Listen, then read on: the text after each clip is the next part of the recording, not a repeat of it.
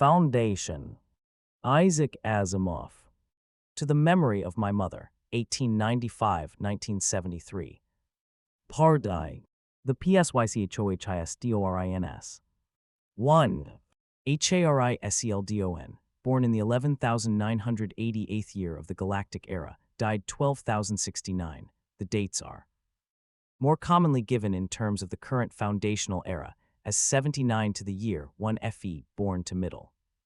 Class parents on Helicon Arcturus sector, where his father, in a legend of doubtful authenticity, was a tobacco grower in the hydroponic plants of the planet. He early showed amazing ability in mathematics.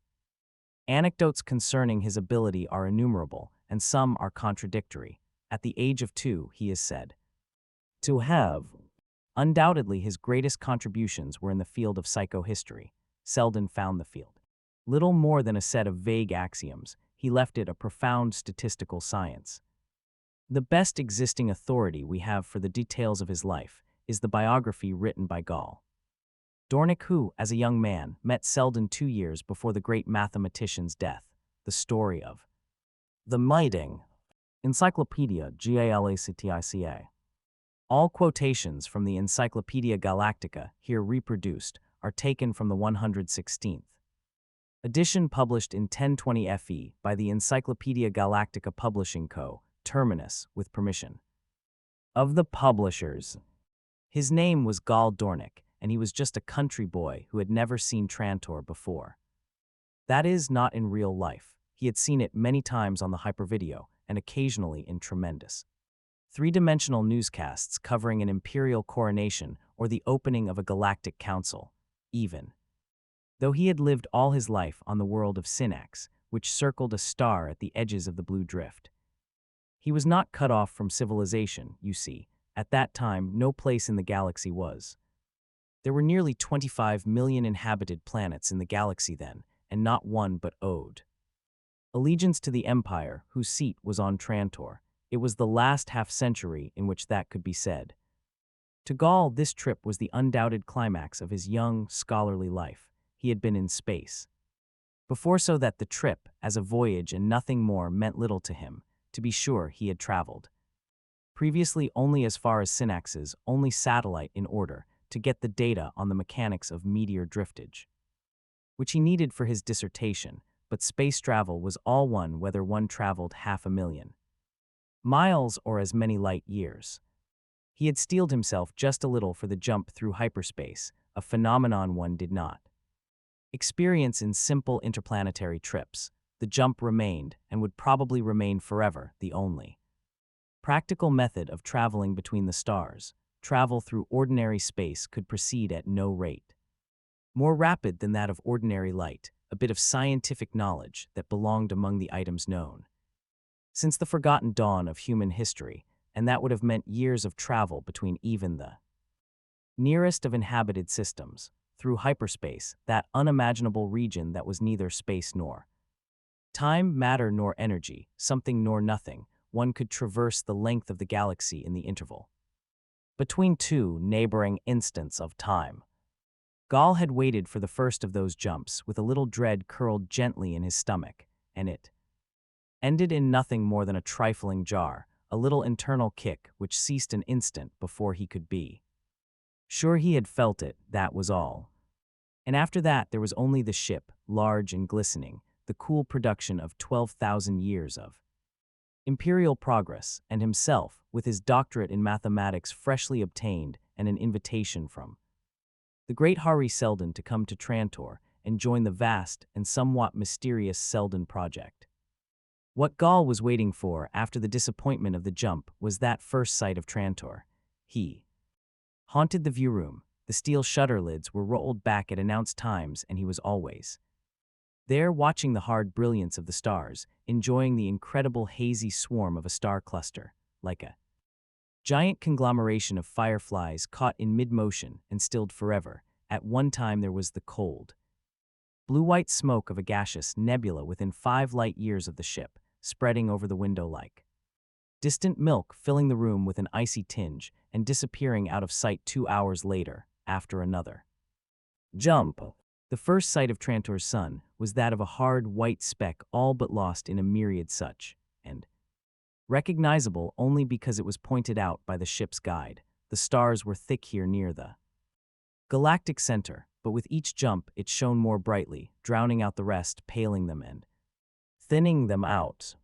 An officer came through and said, "View room will be closed for the remainder of the trip. Prepare for landing." Gall had followed after, clutching at the sleeve of the white uniform with the spaceship and sun of the Empire on it.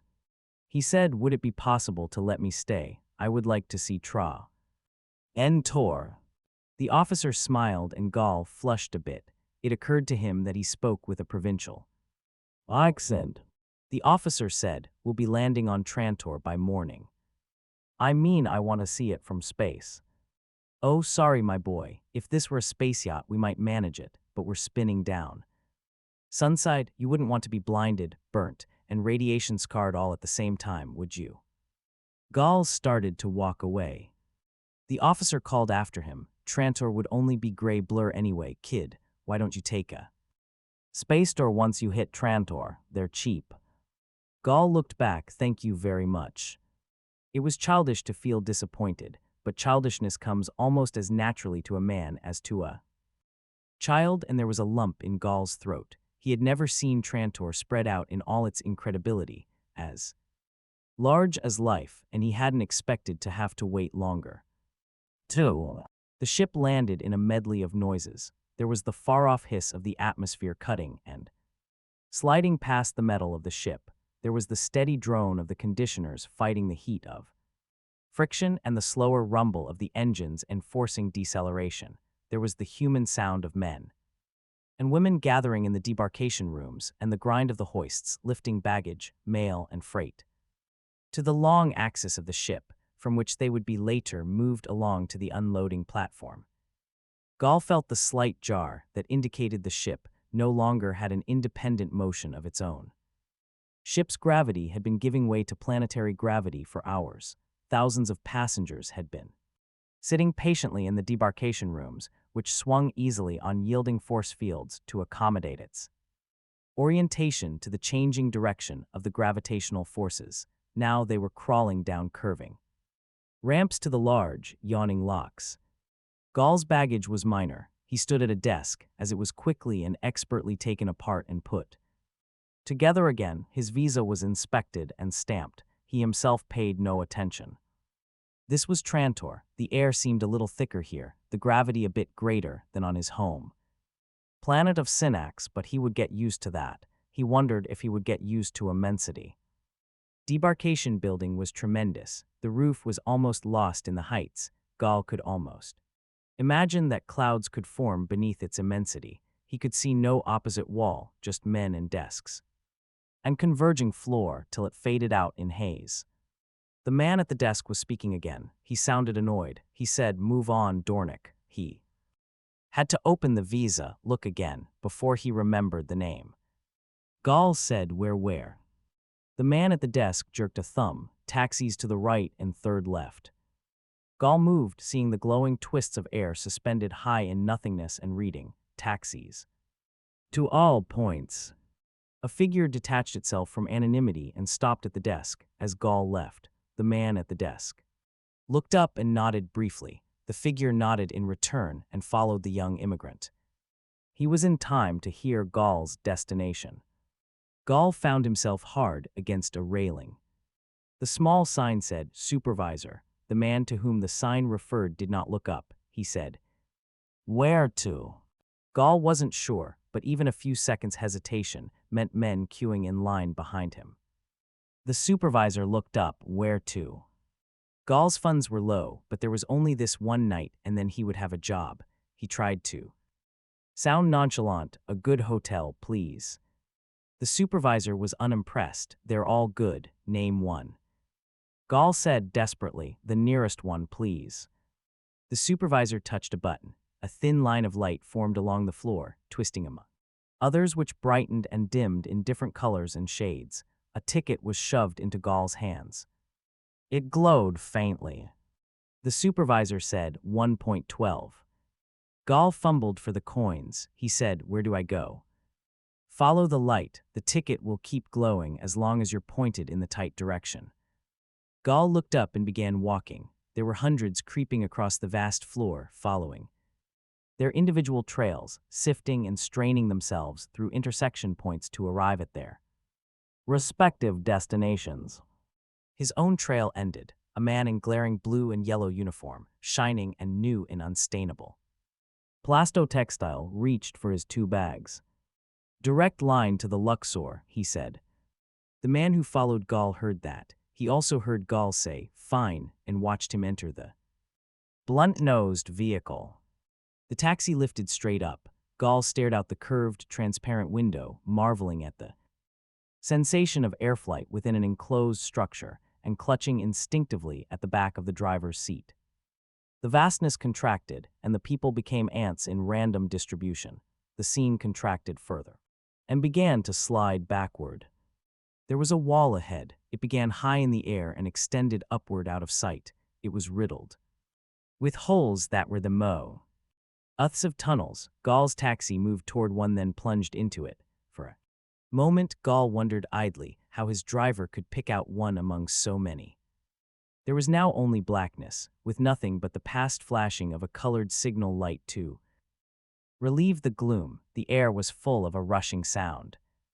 Gall leaned forward against deceleration then, and the taxi popped out of the tunnel and descended to ground level once more.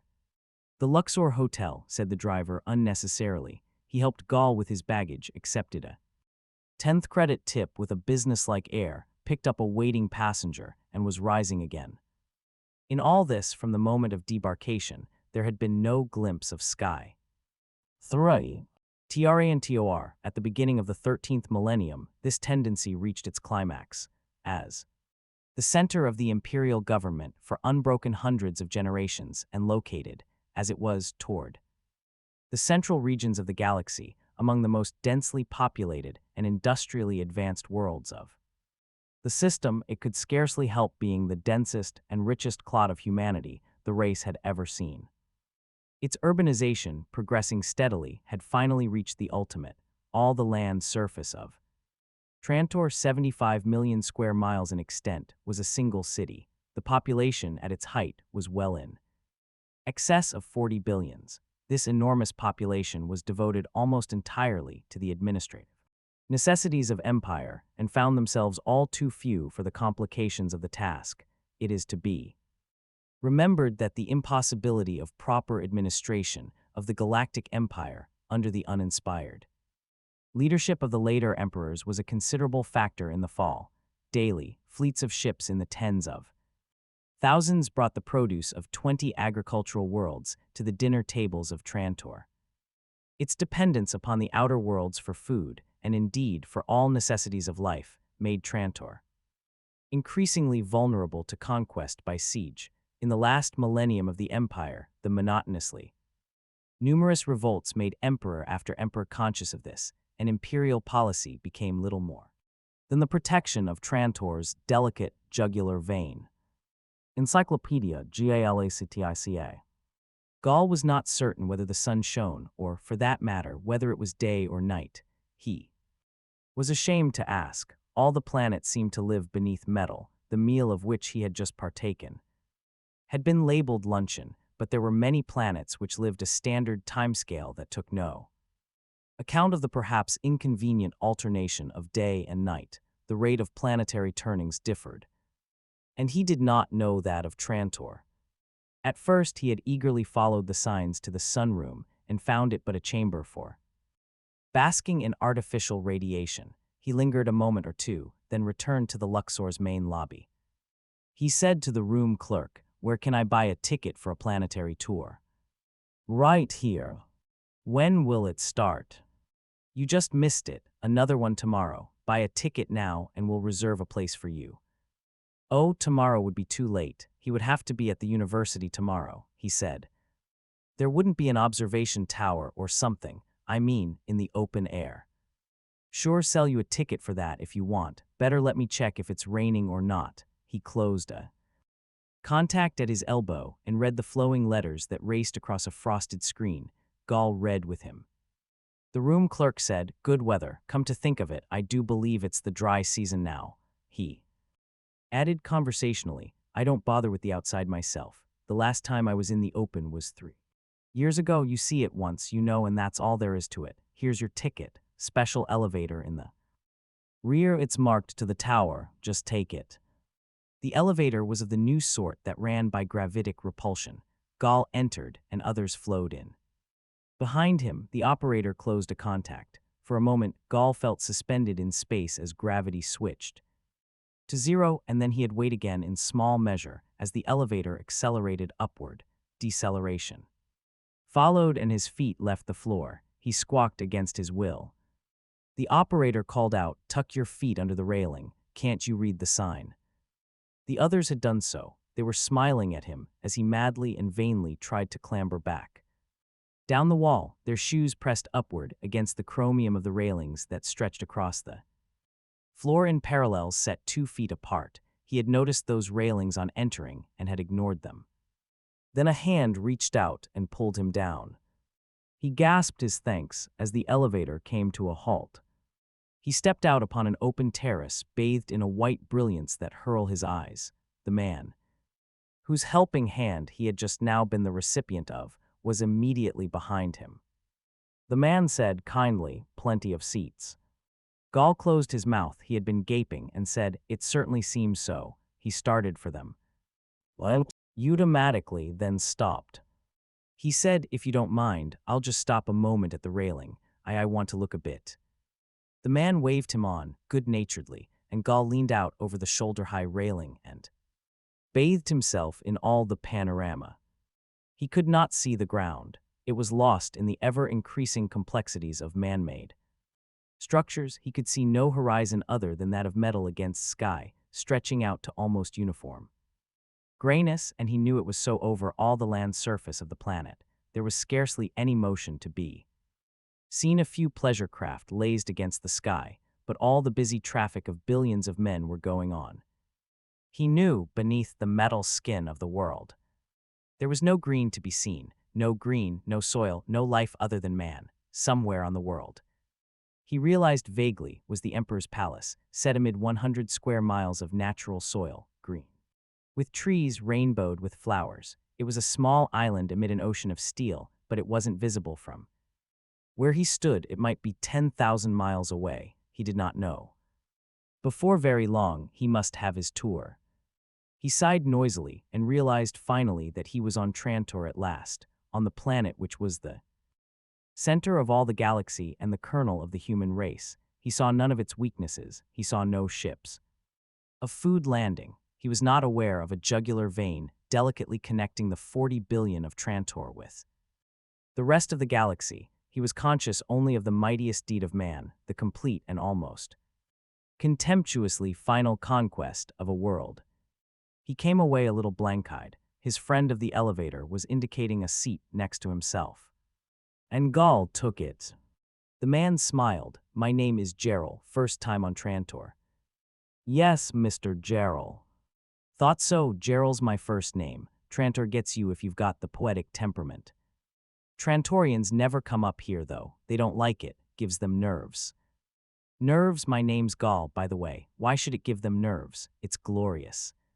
"Subjective matter of opinion, Gall. If you're born in a cubicle and grow up in a corridor and work in a cell and vacation in a crowded sunroom, then coming up into the open with nothing but sky over you might just give you a nervous breakdown. They make the children come up here once a year after they're 5. I don't know if it does any good. They don't get enough of it, really, and the first few times they scream themselves into hysteria. They ought to start as soon as they're weaned and have the trip once a week."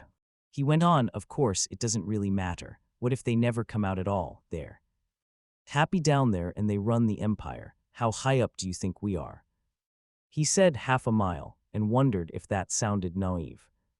It must have, for Gerald chuckled a little. He said, "No, just 500 feet. "What? But the elevator took about—" "I know, but most of the time it was just getting up to ground level. Trantor is tunneled over. Mile down, it's like an iceberg. 9/10 of it is out of sight. It even works itself out a few miles into the Subocean soil at the shorelines. In fact, we're down so low that we can make use of the temperature difference between ground level and a couple of miles under to supply us with all the energy we need. Did you know that? No, I thought you used atomic generators. Did once, but this is cheaper. I imagine so. What do you think of it all? For a moment, the man's good nature evaporated into shrewdness. He looked almost sly. Gall fumbled. Glorious, he said again. Here on vacation, traveling, sightseeing. No, exactly. At least, I've always wanted to visit Trantor, but I came here primarily for a job. Though, Gall felt obliged to explain further, with Dr. Selden's project at the University of Trantor. Raven Selden. Why no, the one I mean is Hari Selden, the psychohistorian Selden. I don't know of any. Raven Selden. Hari's the one I mean. They call him Raven. Slang, you know, he keeps predicting disaster. He does. Gall was genuinely astonished. Surely you must know. Gerald was not smiling. You're coming to work for him, aren't you? Well, yes, I'm a mathematician. Why does he predict disaster? What kind of disaster? What kind would you think? I'm afraid I wouldn't have the least idea. I've read the papers Dr. Selden and his group have published there on mathematical theory. Yes, the ones they publish. Gall felt annoyed. He said, I think I'll go to my room now. Very pleased to have met you. Gerald waved his arm indifferently in farewell. Gall found a man waiting for him in his room. For a moment, he was too startled to put into words. The inevitable, what are you doing here? That came to his lips. The man rose. He was old and almost bald, and he walked with a limp, but his eyes were very bright and blue. He said, I am Hari Selden. An instant before Gall's befuddled brain placed the face alongside. The memory of the many times he had seen it in pictures. 4. Psychohistory, Gall Dornick, using non-mathematical concepts, has defined psychohistory to be that branch of mathematics which deals with the reactions of human conglomerates to fixed social and economic stimuli. Implicit in all these definitions is the assumption that the human conglomerate being dealt with is sufficiently large for valid statistical treatment. The necessary size of such a conglomerate may be determined by Selden's first theorem, which, a further necessary assumption is that the human conglomerate be itself unaware of psychohistoric analysis in order that its reactions be truly random. The basis of all valid psychohistory lies in the development of the Selden functions which exhibit properties congruent to those of such social and economic forces as Encyclopedia Galactica. Good afternoon, sir, said Gall. Aye. You didn't think we were to meet before tomorrow. Ordinarily, we would not have. It is just that. If we are to use your services, we must work quickly. It grows continually more difficult to obtain recruits. I don't understand, sir. You were talking to a man on the observation tower, were you not? Yes, his first name is Gerald. I know no more about him. His name is nothing. He is an agent of the Commission of Public Safety. He followed you from the spaceport. But why? I am afraid I am very confused. Did the man on the tower say nothing about me? Gall hesitated. He referred to you as Raven Selden. Did he say why? He said you predict disaster. I do. What does Trantor mean to you? Everyone seemed to be asking his opinion of Trantor. Gall felt incapable of response beyond the bare word glorious. You say that without thinking. What of psychohistory? I haven't thought of applying it to the problem. Before you're done with me, young man, you will learn to apply psychohistory to all problems. As a matter of course, observe. Selden removed his calculator pad from the pouch at his belt, Men said. He kept one beneath his pillow for use in moments of wakefulness. Its gray, glossy finish was slightly worn. By use, Selden's nimble fingers, spotted now with age, played along the files and rows of buttons that filled its surface. Red symbols glowed out from the upper tier. He said that represents the condition of the Empire at present. He waited. Gall said finally, surely that is not a complete representation. No, not complete, said Selden. I am glad you do not accept my word blindly. However, this is an approximation which will serve to demonstrate the proposition. Will you accept that? Subject to my later verification of the derivation of the function, yes, Gall was carefully avoiding a possible trap. Good, add to this the known probability of imperial assassination, viceregal revolt, the contemporary recurrence of periods of economic depression, the declining rate of planetary explorations. Though, he proceeded, as each item was mentioned, new symbols sprang to life at his touch and melted into the basic function which expanded and changed. Gall stopped him only once. I don't see the validity of that set transformation. Selden repeated it more slowly. Gall said, but that is done by way of a forbidden socioperation. Good, you are quick, but not yet quick enough. It is not forbidden in this connection. Let me do it by expansions. The procedure was much longer, and at its end, Gall said humbly, yes, I see now. Finally, Selden stopped. This is Trantor 3 centuries from now. How do you interpret that?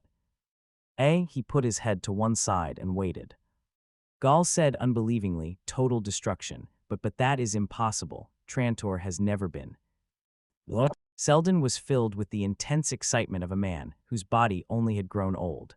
Come, you saw how the result was arrived at. Put it into words. Forget the symbolism for a moment. Gall said as Trantor becomes more specialized, it becomes more vulnerable, less able to defend itself. Further, as it becomes more and more the administrative center of empire, it becomes a greater prize. As the imperial succession becomes more and more uncertain, and the feuds among the great families more rampant, social responsibility disappears. Enough, and what of the numerical probability of total destruction within 3 centuries? I couldn't tell. Surely you can perform a field differentiation. Gall felt himself under pressure. He was not offered the calculator pad. It was held a foot from his eyes. He calculated furiously and felt his forehead grow slick with sweat. He said about 85%. Not bad, said Selden, thrusting out a lower lip, but not good. The actual figure is 92.5%. Gall said, and so you are called Raven Selden. I have seen none of this in the journals. But of course not, this is unprintable. Do you suppose the Imperium could expose its shakiness in this manner? That is a very simple demonstration in psychohistory, but some of our results have leaked out among the aristocracy. That's bad. Not necessarily, all is taken into account. But is that why I'm being investigated? Yes, everything about my project is being investigated. Are you in danger, sir? Oh yes, there is probability of 1.7% that I will be executed, but of course that will not stop the project. We have taken that into account as well. Well, never mind. You will meet me, I suppose, at the university tomorrow. I will, said Gall. 5. Commission of Public Safety. The aristocratic coterie rose to power after the assassination of Cleon I, last of the Entuns. In the main, they formed an element of order during the centuries of instability and uncertainty in the Imperium, usually under the control of the great families of the Chens and the Divarts. It degenerated eventually into a blind instrument for maintenance of the status quo. They were not completely removed as a power in the state until after the accession of the last strong Emperor Cleon H, the first chief commissioner. In a way, the beginning of the commission's decline can be traced to the trial of Hari Selden. 2 years before the beginning of the foundational era, that trial is described in Gall Dornick's biography of Hari Selden. Encyclopedia Galactica. Gall did not carry out his promise. He was awakened the next morning by a muted buzzer. He answered it, and the voice of the desk clerk, as muted, polite, and deprecating as it well might be, informed him that he was under detention at the orders of the Commission of Public Safety. Gall sprang to the door and found it would no longer open. He could only dress and wait. They came for him and took him elsewhere, but it was still detention. They asked him questions. Most politely, it was all very civilized. He explained that he was a provincial of Synax, that he had attended such and such schools, and obtained a Doctor of Mathematics degree on such and such a date. He had applied for a position on Dr. Selden's staff and had been accepted. Over and over again, he gave these details, and over again, they returned to the question of his joining the Selden project. How had he heard of it? What were to be his duties? What secret instructions had he received? What was it all about? He answered that he did not know. He had no secret instructions. He was a scholar and a mathematician. He had no interest in politics.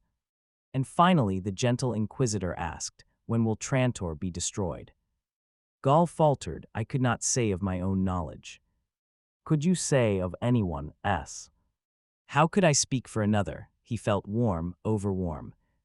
The inquisitor said, "Has anyone told you of such destruction?" Set a date, and as the young man hesitated, he went on, "You have been followed, Doctor. We were at the airport when you arrived, on this observation tower when you waited for your appointment, and of course, we were able to overhear your conversation with Dr. Selden."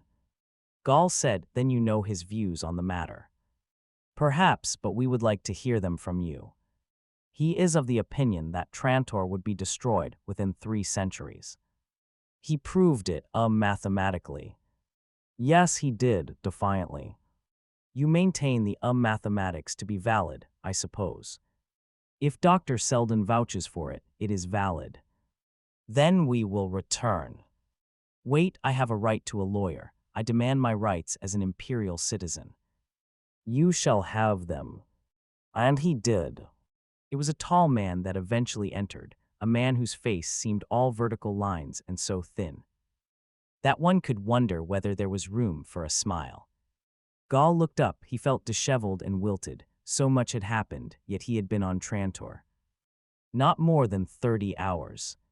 The man said, "I am Lors Avakim. Dr. Selden has directed me to represent you." "Is that so? Well then, look here. I demand an instant appeal to the Emperor. I'm being held without cause. I'm innocent of anything, of anything." He slashed his hands outward, palms down. "You've got to arrange a hearing with the Emperor, instantly." Avakim was carefully emptying the contents of a flat folder onto the floor. If Gall had had the stomach for it, he might have recognized Selamet legal forms, metal thin and tape-like, adapted for insertion within the smallness of a personal capsule. He might also have recognized a pocket recorder. Avakim, paying no attention to Gall's outburst, finally looked up. He said, "The Commission will, of course, have a spy beam on our conversation. This is against the law, but they will use one nevertheless." Gall ground his teeth. "However," and Avakim seated himself deliberately, "the recorder I have on the table, which is a perfectly ordinary recorder to all appearances and performs its duties well, has the additional property of completely blanketing the spy beam. This is something they will not find out at once." "Then I can speak." "Of course." "Then I want T.S. hearing with the Emperor." Avakim smiled frostily, and it turned out that there was room for it on his thin face after all. His cheeks wrinkled to make the room. He said, "You are from the provinces." "I am none the less an imperial citizen, as good a one as you or as any of this commission of public safety." "No doubt, no doubt. It is merely that, as a provincial, you do not understand life on Trantor as it is. There are no hearings before the Emperor. To whom else would one appeal from this commission? Is there other procedure?" "None. There is no recourse in a practical sense. Legalistically, you may appeal to the Emperor, but you would get no hearing. The Emperor today is not the Emperor of an Entun dynasty, you know. Trantor, I am afraid, is in the hands of the aristocratic families, members of which compose the Commission of Public Safety. This is a development which is well predicted by psychohistory." Gall said, "Indeed, in that case, if Dr. Selden can predict the history of Trantor 300 years into the future, he can predict it 1,500 years into the future. Let it be 15,000. Why couldn't he yesterday have predicted the events of this morning?" and warned me, "No, I'm sorry." Gall sat down and rested his head in one sweating palm. "I quite understand that psychohistory is a statistical science and cannot predict the future of a single man with any accuracy. You'll understand that I'm upset. But you are wrong. Dr. Selden was of the opinion that you would be arrested this morning." "What?" "It is unfortunate but true. The Commission has been more and more hostile to his activities. New members joining the group have been interfered with to an increasing extent. The graphs showed that for our purposes, matters might best be brought to a climax now. The Commission of itself was moving somewhat slowly, so Dr. Selden visited you yesterday for the purpose of forcing their hand. No other reason." Gall caught his breath. "I resent." "Please, it was necessary. You were not picked for any personal reasons. You must realize that, Dr. Selden's plans, which are laid out with the developed mathematics of over 18 years, include all eventualities with significant probabilities. This is one of them. I've been sent here for no other purpose than to assure you that you need not fear. It will end well, almost certainly so for the project, and with reasonable probability for you." "What are the figures?" demanded Gall. "For the project, over 99.9%. And for myself, I am instructed that this probability is 77.2%. Then I've got better than one chance in 5 of being sentenced to prison or to death. The last is under 1%. Indeed, calculations upon one man mean nothing. You send Dr. Selden to me." "Unfortunately, I cannot. Dr. Selden is himself arrested." The door was thrown open before the rising Gall could do more than utter the beginning of a cry. A guard entered, walked to the table, picked up the recorder, looked upon all sides of it and put it in his pocket. Avakim said quietly, "I will need that instrument. We will supply you with one, counselor, that does not cast a static field. My interview is done in that case." Gall watched him leave and was alone. Zexel. The trial, Gall supposed it to be one, though it bore little resemblance legalistically to the elaborate trial techniques Gall had read of had not lasted long. It was in its 3rd day, yet already Gall could no longer stretch his memory back far enough to embrace its beginning. He himself had been but little pecked at. The heavy guns were trained on Dr. Selden himself, Hari. Selden, however, sat there unperturbed. To Gall, he was the only spot of stability remaining in the world. The audience was small and drawn exclusively from among the barons of the empire.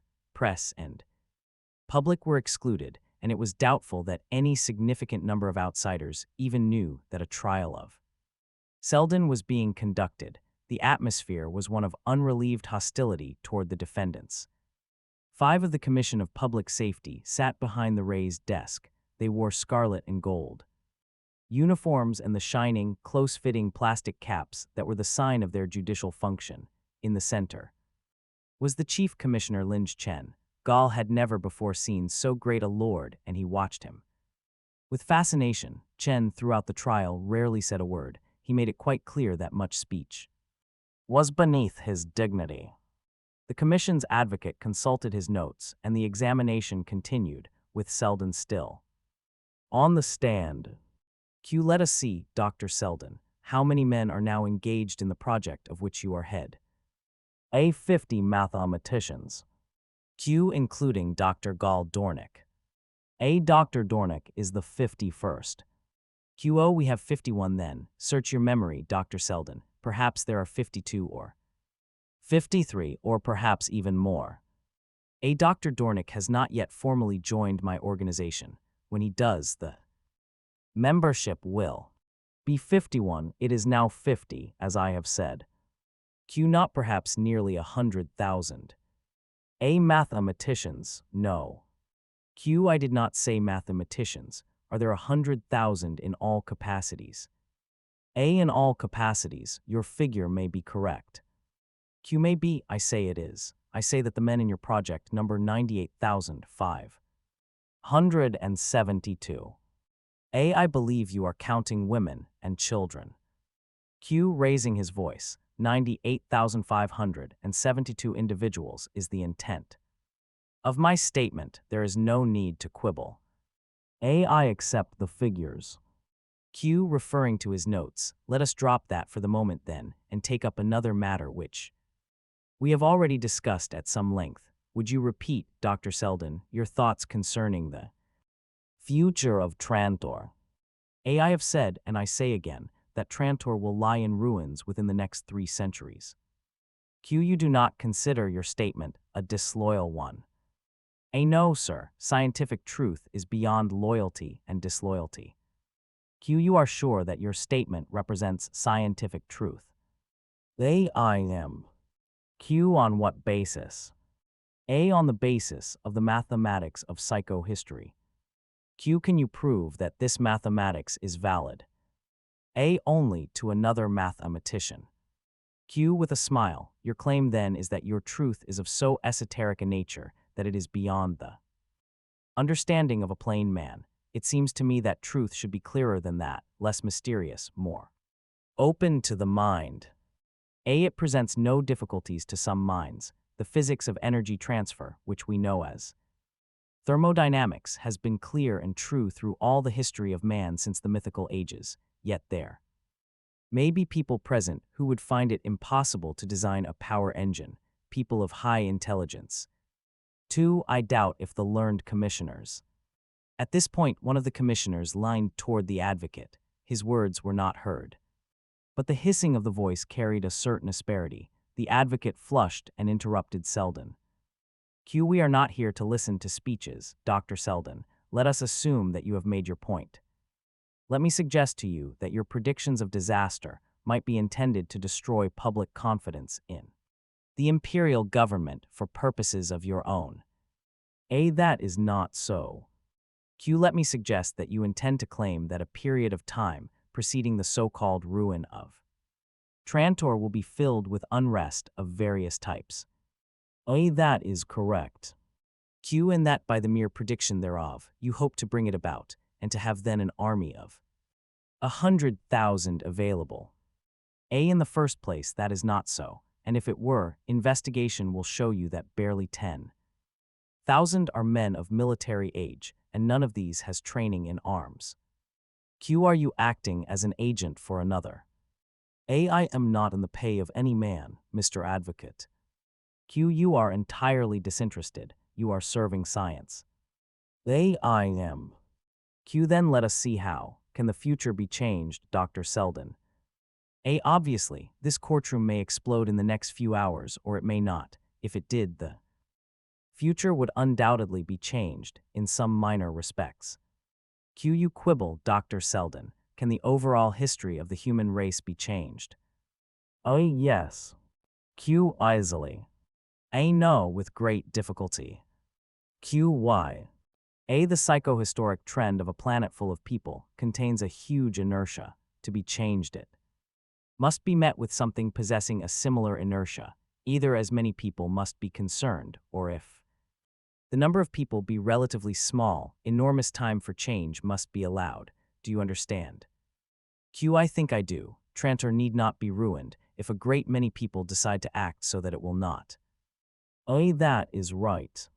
Q. As many as 100,000 people. A. No, sir, that is far too few. Q. You are sure?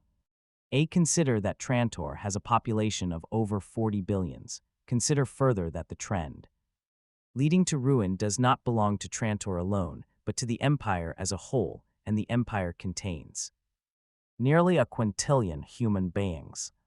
Q. I see, then perhaps 100,000 people can change the trend if they and their descendants labor for 300 years. A. I'm afraid not. 300 years is too short a time. Q. Ah, in that case, Dr. Selden, we are left with this deduction to be made from your statements. You have gathered 100,000 people within the confines of your project.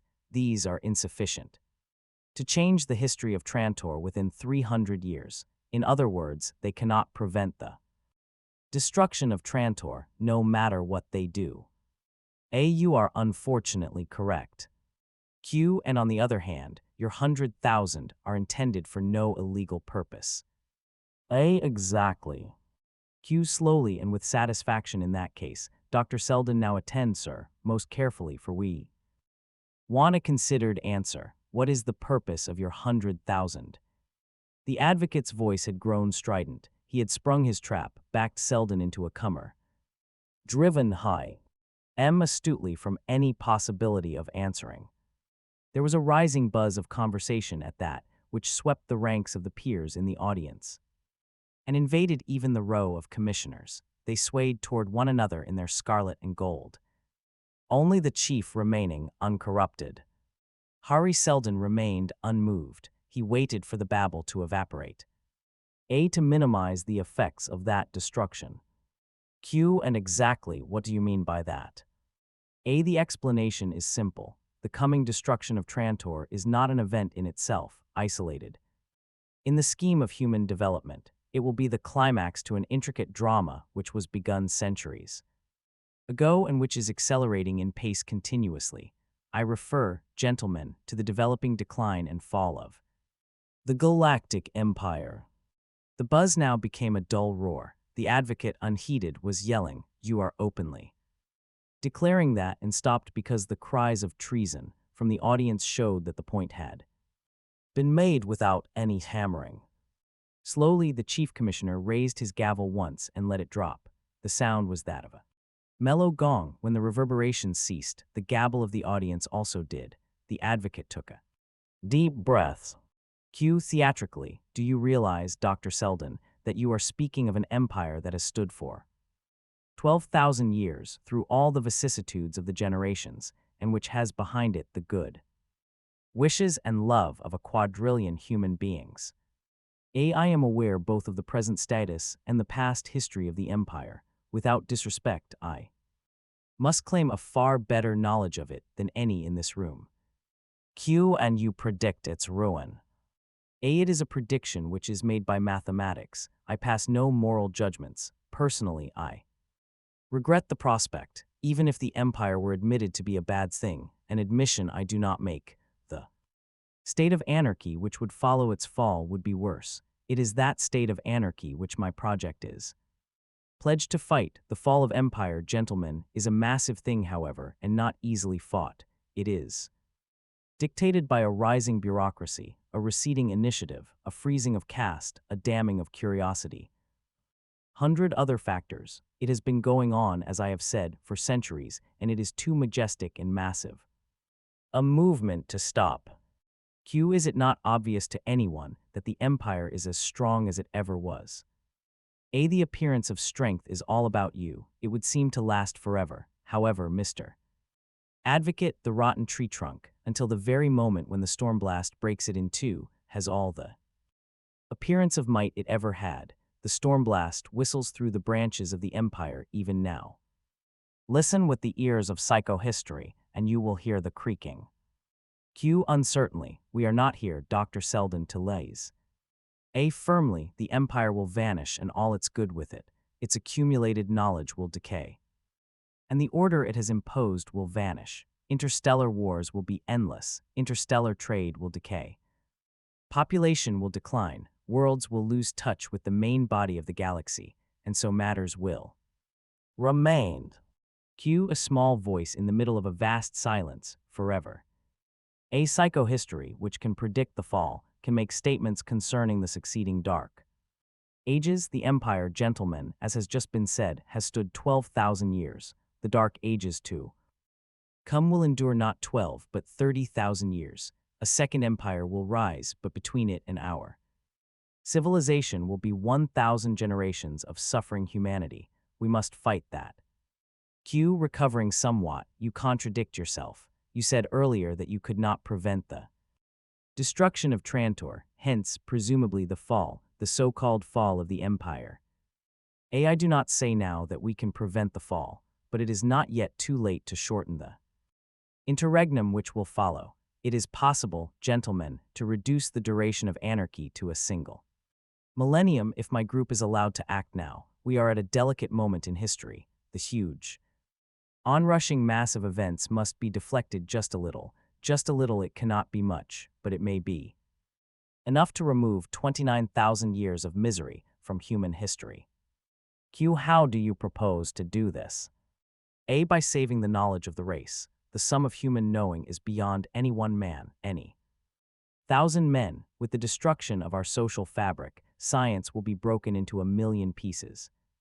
Individuals will know much of exceedingly tiny facets of what there is to know. They will be helpless and useless by themselves. The bits of lore meaningless will not be passed on. They will be lost through the generations. But if we now prepare a giant summary of all knowledge, it will never be lost. Coming generations will build on it and will not have to rediscover it for themselves. 1 millennium will do the work of 30,000. Q. All this. A. All my project, my 30,000 men with their wives and ch. Children are devoting themselves to the preparation of an Encyclopedia Galactica. They will not complete it in their lifetimes. I will not even live to see it fairly begun. But by the time Trantor falls, it will be complete and copies will exist in every major library in the galaxy. The chief commissioner's gavel rose and fell. Hari Seldon left the stand and quietly took his seat next to Gall. He smiled and said, "How did you like the show?" Gall said, "You stole it, but what will happen now? They'll adjourn the trial and try to come to a private agreement with me." "How do you know?" Seldon said, "I'll be honest, I don't know. It depends on the chief commissioner. I have studied him for years. I have tried to analyze his workings, but you know how risky it is to introduce the vagaries of an individual in the psychohistoric equations, yet I have hopes."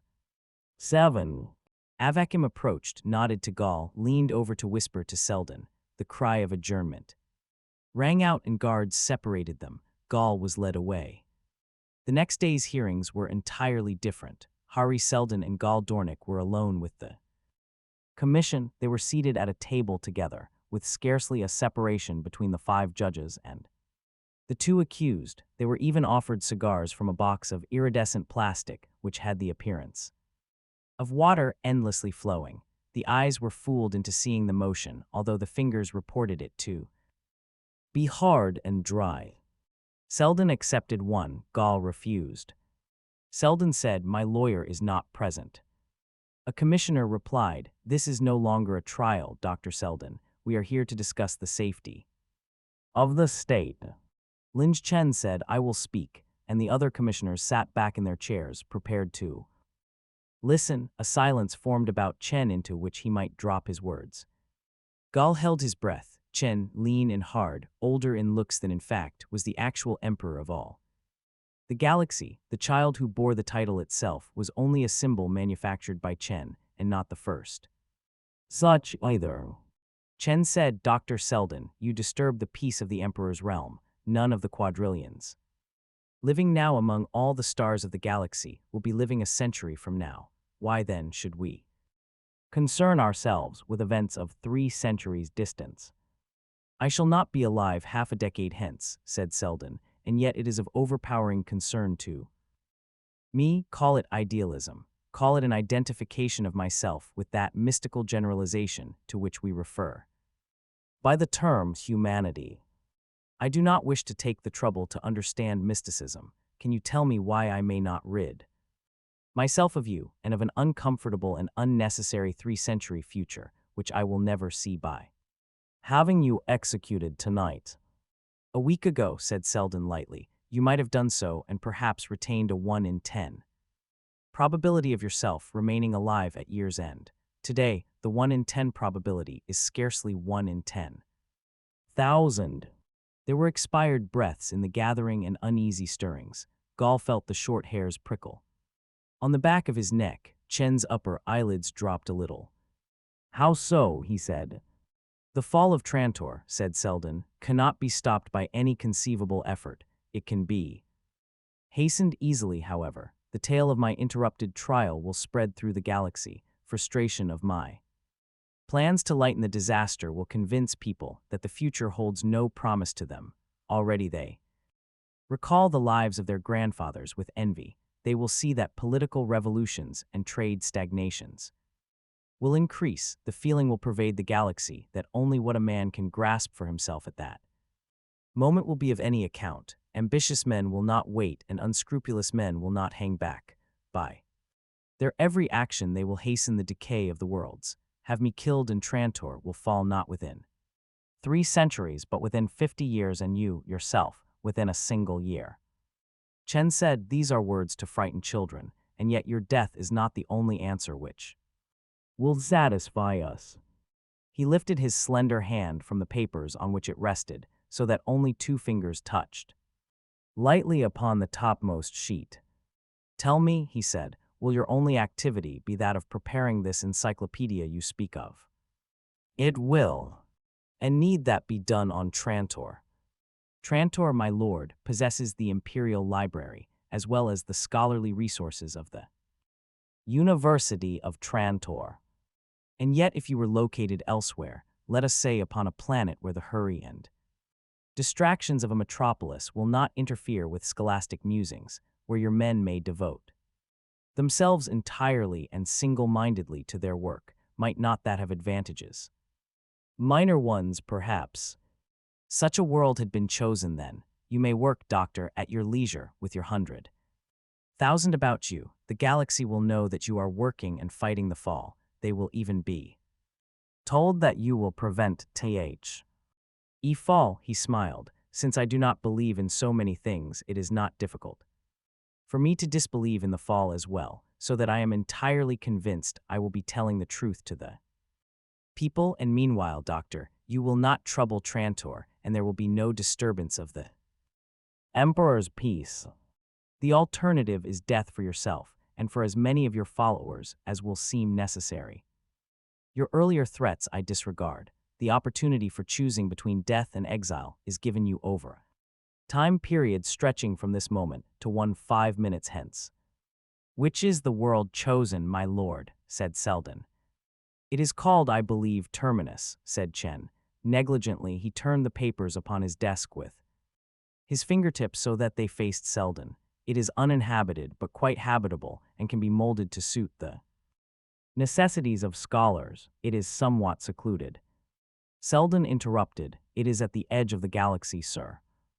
As I have said, somewhat secluded. It will suit your needs for concentration. Come, you have 2 minutes left.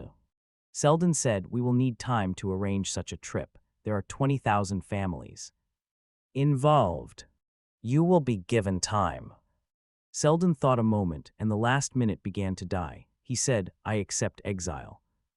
Gall's heart skipped a beat at the words. For the most part, he was filled with a tremendous joy for who would not be to escape death. Yet in all his vast relief, he found space for a little regret that Selden had been defeated. Wait.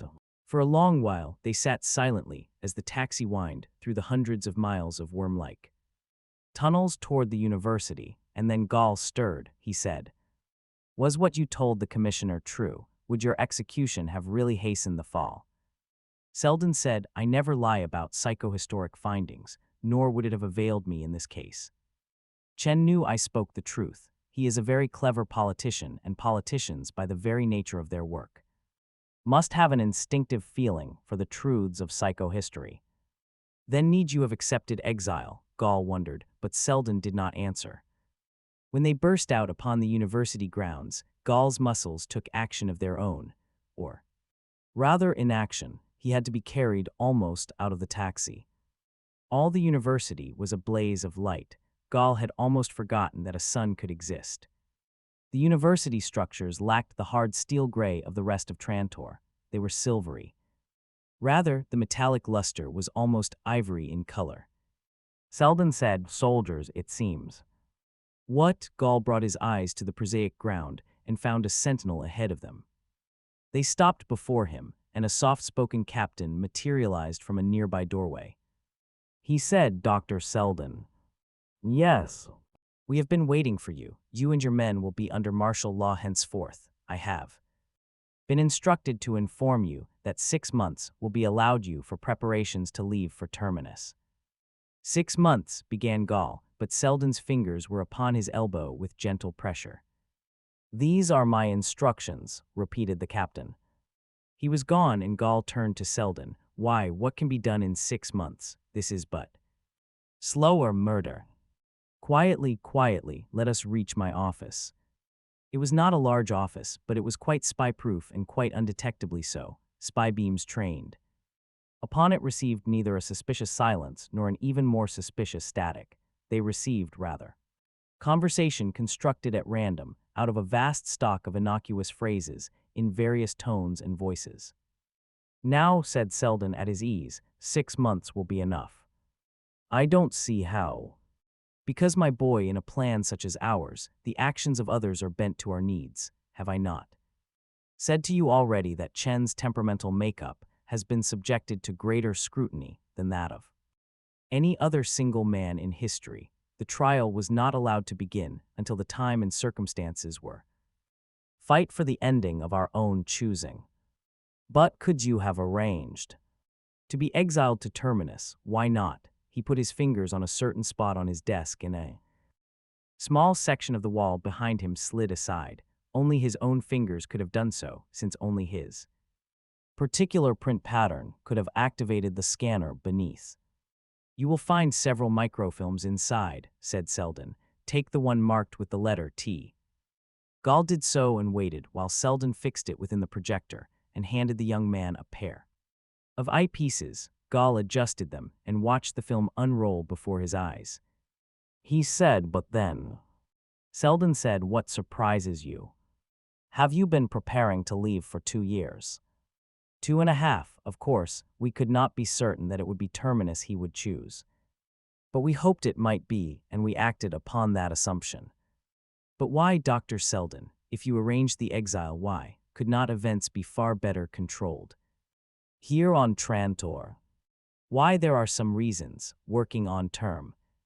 In us we will have imperial support without ever rousing fears that we would endanger imperial safety. Gall said, but you aroused those fears only to force exile. I still do not understand. 20,000 families would not travel to the end of the galaxy of their own will perhaps. But why should they be forced there? Gall paused. May I not know? Selden said, not yet. It is enough for the moment that you know that a scientific refuge will be established on Terminus, and another will be established at the other end of the galaxy, let us say, and he smiled at Star's End, and as for the rest, I will die soon, and you will see more than I know. No, spare me your shock and good wishes. My doctors tell me that I cannot live longer than a year or two, but then I have accomplished in life what I have intended, and under what circumstances may one better die? And after you die, sir, why, there will be successors, perhaps even yourself, and these successors will be able to apply the final touch in the scheme and instigate the revolt on Anacreon at the right time and in the right manner. Thereafter, events may roll unheeded. I do not understand. You will. Selden's lined face grew peaceful and tired, both at once. Most will leave for Terminus, but some will stay. It will be easy to arrange. But as for me, and he concluded in a whisper so that Gall could scarcely hear him, I am finished. Part II. The Encyclopedist. 1. Terminus, its location, CMAP, was an odd one for the role it was called upon to play in galactic history, and yet as many writers have never tired of pointing out, an inevitable one, located on the very fringe of the galactic spiral, an only planet of an isolated sun, poor in resources and negligible in economic value. It was never settled in the 5 centuries after its discovery, until the landing of the encyclopedists. It was inevitable that as a new generation grew, Terminus would become something more than an appendage of the psychohistorians of Trantor, with the Anacreonian revolt and the rise to power of Salver Hardin, first of the great line of Encyclopedia Galactica. Louis Pyern was busily engaged at his desk in the one well-lit corner of the room. Work had to be coordinated, effort had to be organized, threads had to be woven into a pattern. 50 years now, 50 years to establish themselves and set up Encyclopedia Foundation number 1 into a smoothly working unit, 50 years to gather the raw material, 50 years to prepare. It had been done. 5 more years would see the publication of the first volume of the most monumental work the galaxy had ever conceived, and then at 10-year intervals regularly like clockwork, volume after volume, and with them there would be supplements, special articles on events of current interest until Pyern stirred uneasily as the muted buzzer upon his desk muttered peevishly. He had almost forgotten the appointment. He shoved the door release, and out of an abstracted comer of one eye saw the door open and the broad figure of Salvor Hardin enter. Pyern did not look up. Hardin smiled to himself. He was in a hurry, but he knew better than to take offense at Pyern's cavalier treatment of anything or anyone that disturbed him at his work. He buried himself in the chair on the other side of the desk and waited.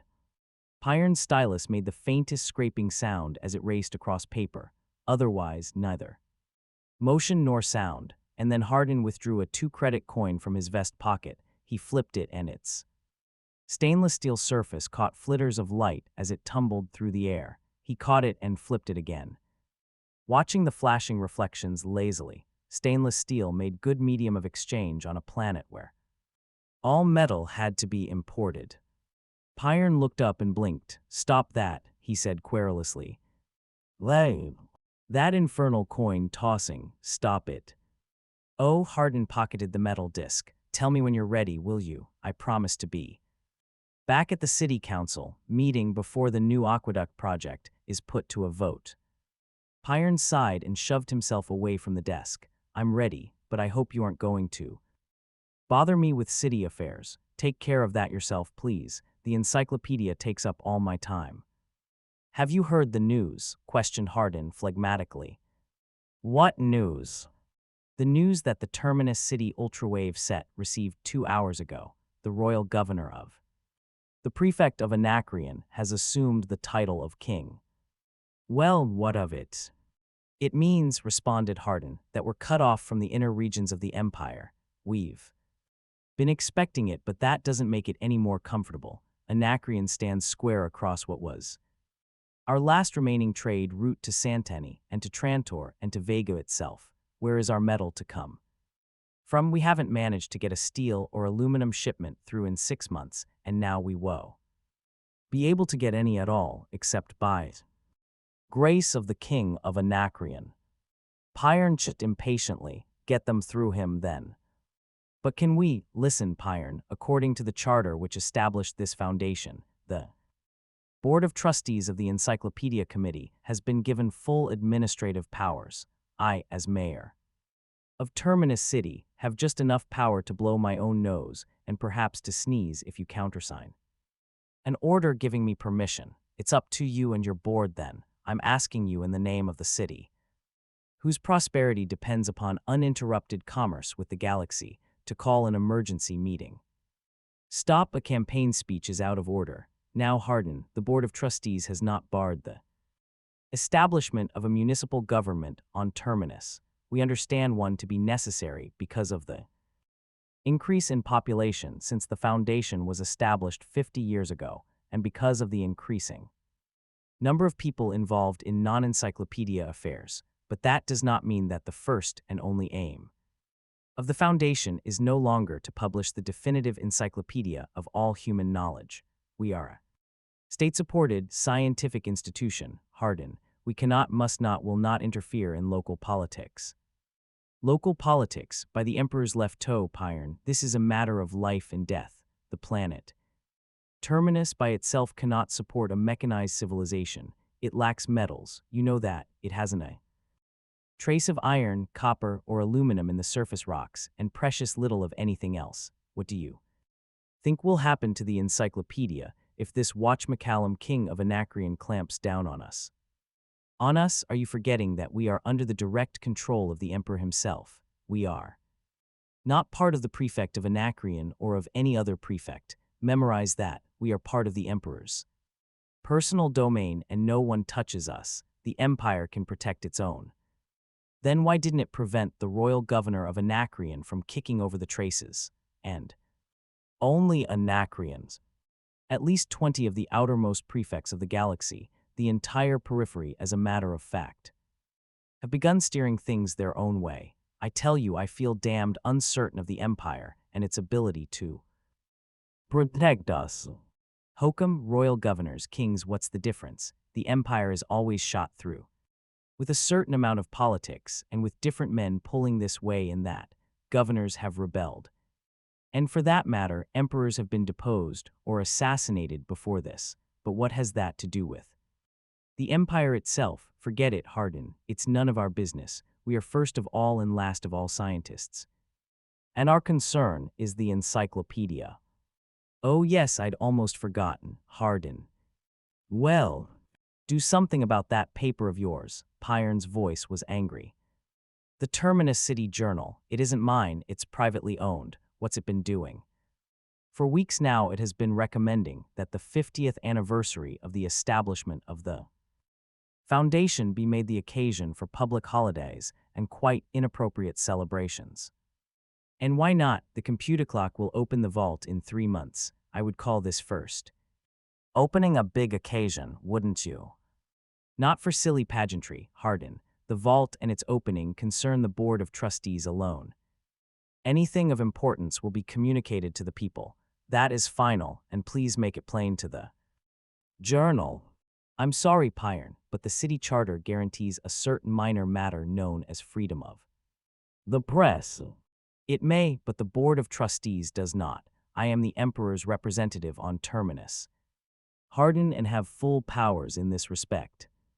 Hardin's expression became that of a man counting to 10 mentally. He said grimly, connection with your status as Emperor's representative, then, I have a final piece of news to give you. About Anacreon, Pyron's lips tightened. He felt annoyed. Yes, a special envoy will be sent to us from Anacreon in 2 weeks. An envoy here from Anacreon, Pyron chewed that. What for? Hardin stood up and shoved his chair back up against the desk. I give you one guess, and he left quite unceremoniously. 2. Anselm Haut Roderick, Haut itself signifying noble blood subprefect of Pluma and envoy. Extraordinary of His Highness of Anacreon plus half a dozen other titles, was met by Salvor Hardin at the spaceport with all the imposing ritual of a state occasion.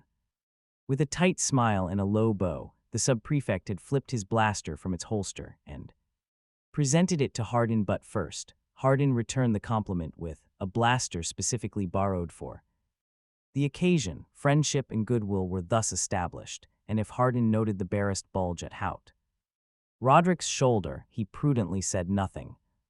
The ground car that received them then proceeded, flanked, and followed by the suitable cloud of minor functionaries, proceeded in a slow, ceremonious manner to Cyclopediask.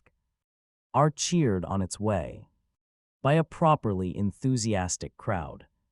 Subprefect Anselm received the cheers with the complacent indifference of a soldier and a nobleman.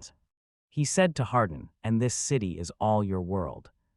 Hardin raised his voice to be heard above the clamor. We are a young world, your eminence. In our short history we have had but few members of the higher nobility visiting our poor planet, hence our enthusiasm. It is certain that higher nobility did not recognize irony when he heard it. He said thoughtfully, founded 50 years ago, you have a great deal of unexploited land here, Mayor. You have never considered dividing it into estates. There is no necessity as yet. We're extremely centralized. We have to be because of the encyclopedia. Someday, perhaps, when our population has grown. A strange world, you have no peasantry. Hardin reflected that it didn't require a great deal of acumen to tell that His Eminence was indulging in a bit of fairly clumsy pumping. He replied casually, no, nor nobility. Haut Roderick's eyebrows lifted, and your leader the man I am to meet. You mean Dr. Pyron? Yes, he is the chairman of the Board of Trustees and a personal representative of the Emperor. Doctor no other title, a scholar, and he rates above the civil authority. Why certainly, replied Hardin amiably, we're all scholars more or less, after all we're not so much a world as a scientific foundation under the direct control of the Emperor. There was a faint emphasis upon the last phrase that seemed to disconcert the subprefect. He remained thoughtfully silent during the rest of the slow way to Cyclopedia Square. If Hardin found himself bored by the afternoon and evening that followed, he had at least the satisfaction of realizing that Pyern and Haut Roderick, having met with loud and mutual protestations of esteem and regard, were detesting each other's company a good deal more.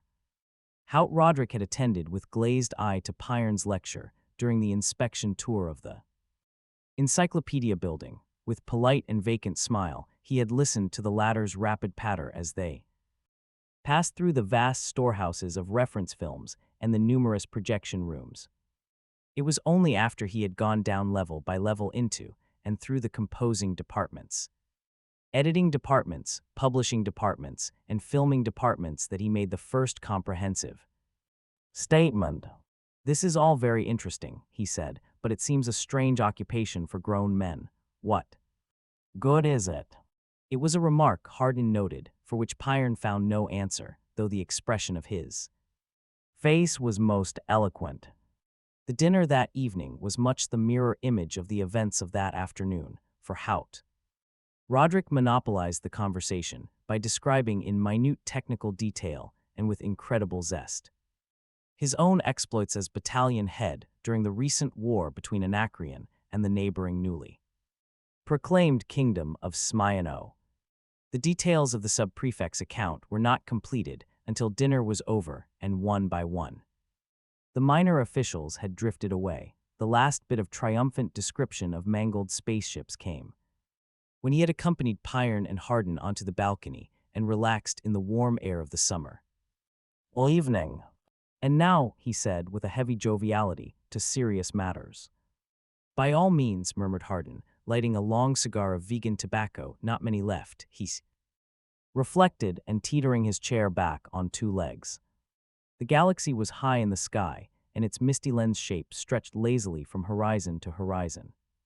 The few stars here at the very edge of the universe were insignificant twinkles in comparison. "Of course," said the sub-prefect, "all the formal discussions, the paper signing, and such dull technicalities, that is, will take place before the what is it you call your council." "The Board of Trustees," replied Pyern coldly. "Queer name, anyway. That's for tomorrow. We might as well clear away some of the underbrush. Man to man right now, though, hey." "And this means," prodded Hardin, "just this: there's been a certain change in the situation out here in the periphery, and the status of your planet has become a trifle uncertain. It would be very convenient if we succeeded in coming to an understanding as to how the matter stands. By the way, Mayor, have you another one of those cigars?" Hardin started and produced one reluctantly. Anselm Haut Roderick sniffed at it and emitted a clucking sound of pleasure. "Vegan tobacco. Where did you get it?" "We received some last shipment. There's hardly any left. Space knows when we'll get more if ever." Pyern scowled. He didn't smoke, and for that matter detested the odor. "Let me understand. This, Your Eminence, your mission is merely one of clarification." Haut Roderick nodded through the smoke of his first lusty puffs. "In that case it is soon over. The situation with respect CT to the Encyclopedia Foundation is what it always has been." "Ah, and what is it that it always has been?" "Just this: a state-supported scientific institution and part of the personal domain of His August Majesty the Emperor." The sub-prefect seemed unimpressed. He blew smoke rings. "That's a nice theory, Dr. Pyern. I imagine you've got charters with the imperial seal upon it, but what's the actual situation? How do you stand with respect to Smyano? You're not 50 parsecs from Smyano's capital, you know, and what about Khanum and Daribo?" Pyern said, "We have nothing to do with any prefect, as part of the emperors." "They're not prefects," reminded Haut Roderick. "They're kingdoms now." "Kingdoms, then, we have nothing to do with them, as a scientific institution." "Science be damned," swore the other. "What the devil has that got to do with the fact that we're liable to see Terminus taken over by Smyano at any time? And the Emperor, he would just sit by." Haut Roderick calmed down and said, "Well now, Dr. Pyern, you respect the Emperor's property. And so does Anacreon, but Smyano might not. Remember, we've just signed a treaty with the Emperor." I'll present a copy to that board of yours tomorrow, which places upon us the responsibility of maintaining order within the borders of the old prefect of Anacreon on behalf of the Emperor. Our duty is clear then, isn't it? Certainly, but Terminus is not part of the prefect of Anacreon. And Smyano. Nor is it part of the prefect of Smyano. It's not part of any prefect. Does Smyano know that? I don't care what it knows. We do, we've just finished a war with her, and she still holds two stellar systems that are ours. Terminus occupies an extremely strategic spot between the two nations. Hardin felt weary. He broke in. What is your proposition, Your Eminence? The sub-prefect seemed quite ready to stop fencing in favor of more direct statements. He said, briskly, it seems perfectly obvious that, since Terminus cannot defend itself, Anacreon must take over the job for its own sake. You understand we have no desire to interfere with internal administration. Grunted Hardin dryly. But we believe that it would be best for all concerned to have Anacreon establish a military base upon the planet.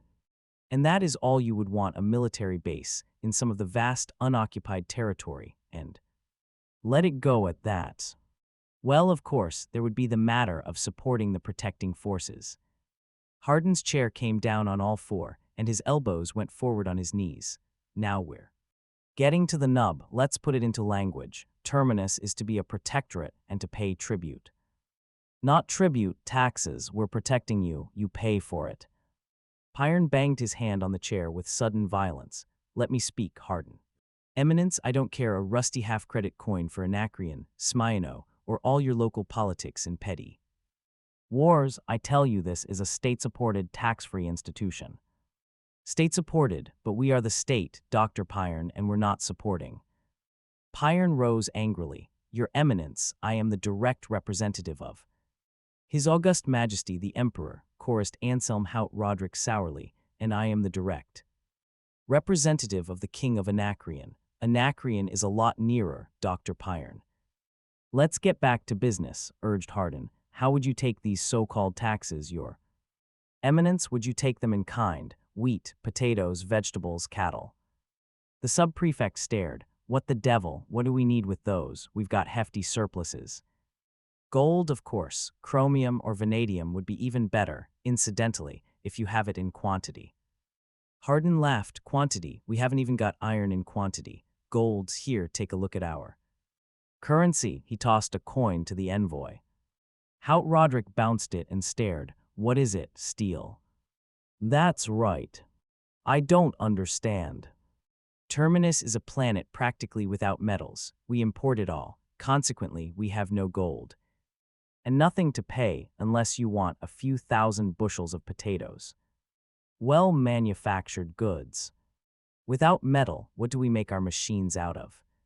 There was a pause and Pyron tried again. This whole discussion is wide of the point. Terminus is not a planet, but a scientific foundation preparing a great encyclopedia. Spaceman, have you no respect for science? Encyclopedias don't win wars. Haut Roderick's brows furrowed. A completely unproductive worlds then, and practically unoccupied at that. Wells, you might pay with land. What do you mean? Asked Pyron. This world is just about empty, and the unoccupied land is probably fertile. There are many of the nobility on Anacreon that would like an addition to their estates. You can't propose any such. There's no necessity of looking so alarmed, Dr. Pyron. There's plenty for all of us, if it comes to what it comes and you cooperate. We could probably arrange it so that you lose nothing. Titles can be conferred and estates granted. You understand me, I think. Pyron sneered, thanks. And then Hardin said ingenuously, could Anacreon supply us with adequate quantities of plutonium for our nuclear power plant? We've only a few years' supply left. There was a gasp from Pyron and then a dead silence for minutes. When Haut Roderick spoke, it was in a voice quite different from what it had been till then. You have nuclear power. Certainly, what's unusual in that? I imagine nuclear power is 50,000 years old now. Why shouldn't we have it, except that it's a little difficult to get plutonium? Yes, yes, the envoy paused and added uncomfortably, well, gentlemen will pursue the subject tomorrow, you'll excuse me. Pyern looked after him and gritted through his teeth, that insufferable, dull-witted donkey. That.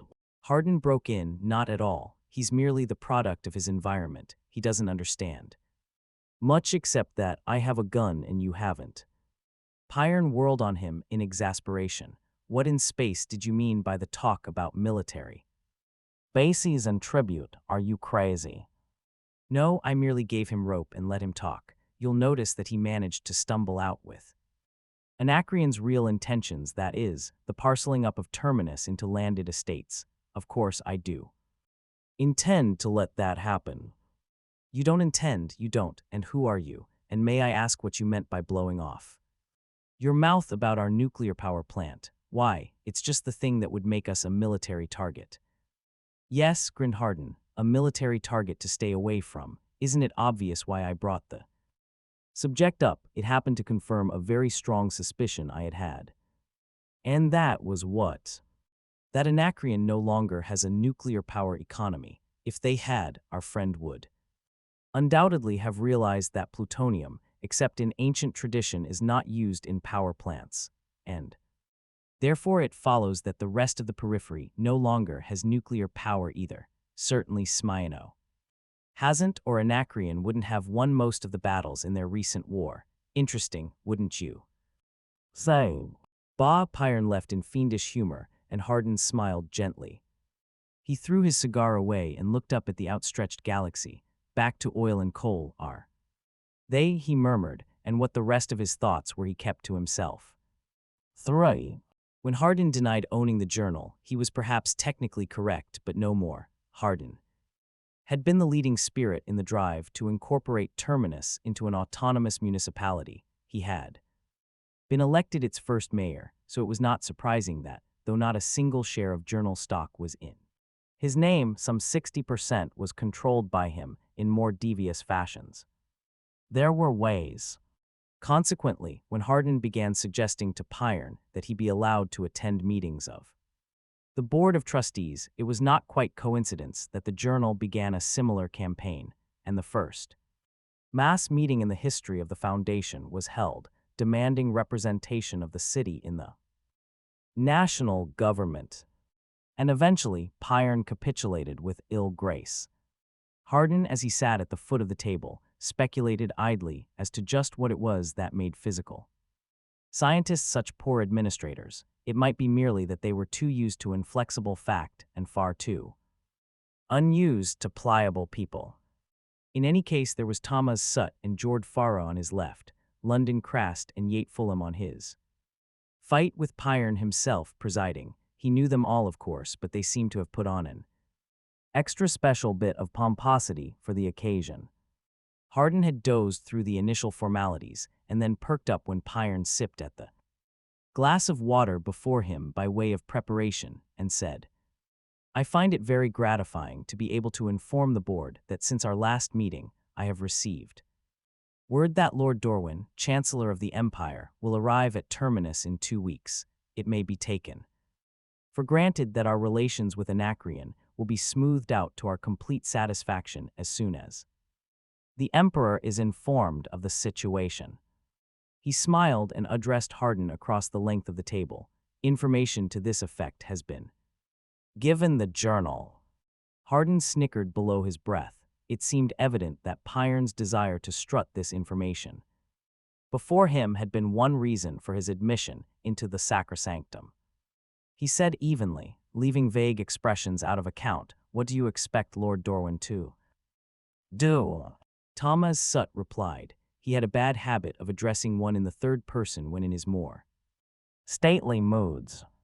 It is quite evident, he observed, that Mayor Hardin is a professional cynic. He can scarcely fail to realize that the Emperor would be most unlikely to allow his personal rights to be infringed. Why, what would he do in case they were?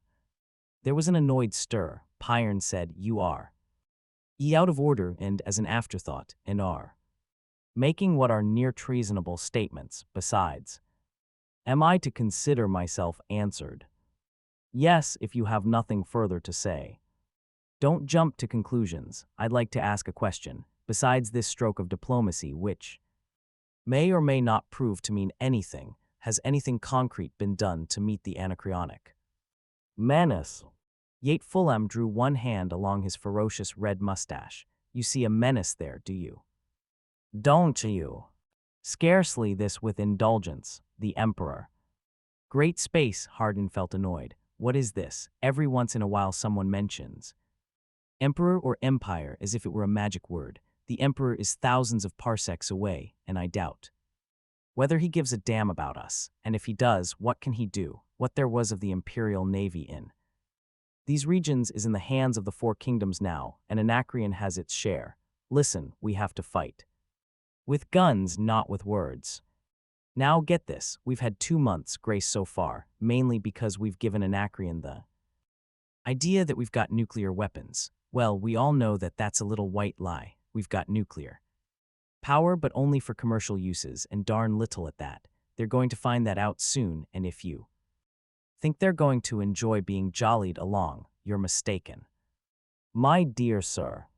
Hold on, I'm not finished. Hardin was warming up. He liked this. It's all very well to drag chancellors into this, but it would be much nicer to drag a few great big siege guns fitted for beautiful nuclear bombs into it. We've lost 2 months, gentlemen, and we may not have another 2 months to lose. What do you propose to do? Said London Crast, his long nose wrinkling angrily. If you're proposing the militarization of the Foundation, I won't hear a word of it. It would mark our open entrance into the field of politics. We, Mr. Mayor, are a scientific foundation and nothing else. Added Sut, he does not realize, moreover, that building armaments would mean withdrawing men, valuable men, from the encyclopedia. That cannot be done, come what may.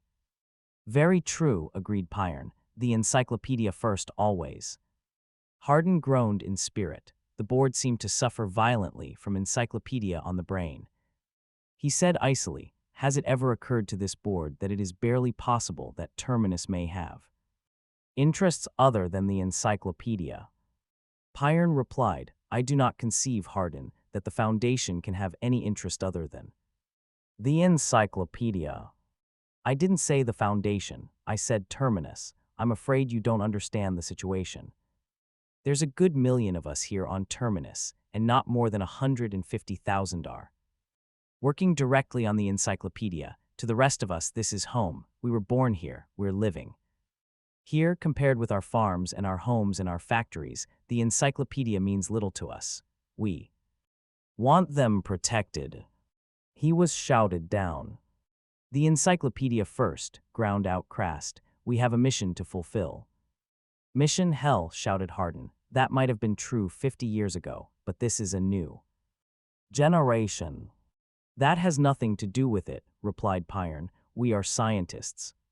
And Hardin leaped through the opening. Are you, though? That's a nice hallucination, isn't it? Your bunch here is a perfect example of what's been wrong with the entire galaxy for thousands of years. What kind of science is it to be stuck out here for centuries classifying the work of scientists of the last millennium? Have you ever thought of working onward, extending their knowledge and improving upon it? No, you're quite happy to stagnate. The whole galaxy is and has been for space knows how long. That's why the periphery is revolting. That's why communications are breaking down. That's why petty wars are becoming eternal. That's why whole systems are losing nuclear power and going back to barbarous techniques of chemical power. If you ask me, he cried, the Galactic Empire is dying. He paused and dropped into his chair to catch his breath, paying no attention to the 2 or 3 that were attempting simultaneously to answer him. Crast got the floor. I don't know what you're trying to gain by your hysterical statements, Mr. Mayor. Certainly, you are adding nothing constructive to the discussion. I move, Mr. Chairman, that the speaker's remarks be placed out of order and the discussion be resumed from the point where it was interrupted. Jord Farah bestirred himself for the first time. Up to this point, Farah had taken no part in the argument even at its hottest, but now his ponderous voice, every bit as ponderous as his 300-pound body, burst its bass way out. Haven't we forgotten something, gentlemen? What? Asked Pyern peevishly. That in a month we celebrate our 50th anniversary. Farah had a trick of uttering the most obvious platitudes with great profundity. What of it? And on that anniversary, continued Farah placidly, Hari Seldon's vault will open. Have you ever considered what might be in the vault? I don't know, routine matters. A stock speech of congratulations, perhaps. I don't think any significance need be placed on the vault, though the journal, and he glared at Hardin, who grinned. Back did try to make an issue of it. I put a stop to that. Ah, said Farah, but perhaps you are wrong. Doesn't it strike you, he paused and put a finger to his round little nose, that the vault is opening at a very convenient time? Very inconvenient time, you mean, muttered Fulham. We've got some other things to worry about. Other things more important than a message from Hari Seldon? I think not. Farah was growing more pontifical than ever, and Hardin eyed him thoughtfully. What was he getting at? In fact, said Farah happily, you all seem to forget that Seldon was the greatest psychologist of our time and that he was the founder of our foundation. It seems reasonable to assume that he used his science to determine the probable course of the history of the immediate future. If he did, as seems likely, I repeat, he would certainly have managed to find a way to warn us of danger, and perhaps to point out a solution. The encyclopedia was very dear to his heart, you know. An aura of puzzled doubt prevailed. Pyern hemmed. Well, now, I don't know. Psychology is a great science, but there are no psychologists among us at the moment, I believe. It seems to me we're on uncertain ground. Farah turned to Hardin. Didn't you study psychology under Alurin? Hardin answered, half in reverie. Yes, I never completed my studies, though. I got tired of theory. I wanted to be a psychological engineer, but we lacked the facilities, so I did the next best thing. I went into politics. It's practically the same thing. Well, what do you think of the vault? And Hardin replied cautiously, I don't know. He did not say a word for the remainder of the meeting, even though it got back to the subject of the Chancellor of the Empire. In fact, he didn't even listen. He'd been put on a new track and things were falling into place. Just little angles were fitting together, one or two. And psychology was the key, he was sure of that. He was trying desperately to remember the psychological theory he had once learned, and from it he got one thing right at the start. A great psychologist such as Seldon could unravel human emotions and human reactions sufficiently to be able to predict broadly the historical sweep of the future. And what would that mean? For Lord Dorwin took snuff. He also had long hair, curled intricately and quite obviously artificially, to which were added a pair of fluffy blonde sideburns, which he fondled affectionately. Then, too, he spoke in over-precise statements and left out all the R's.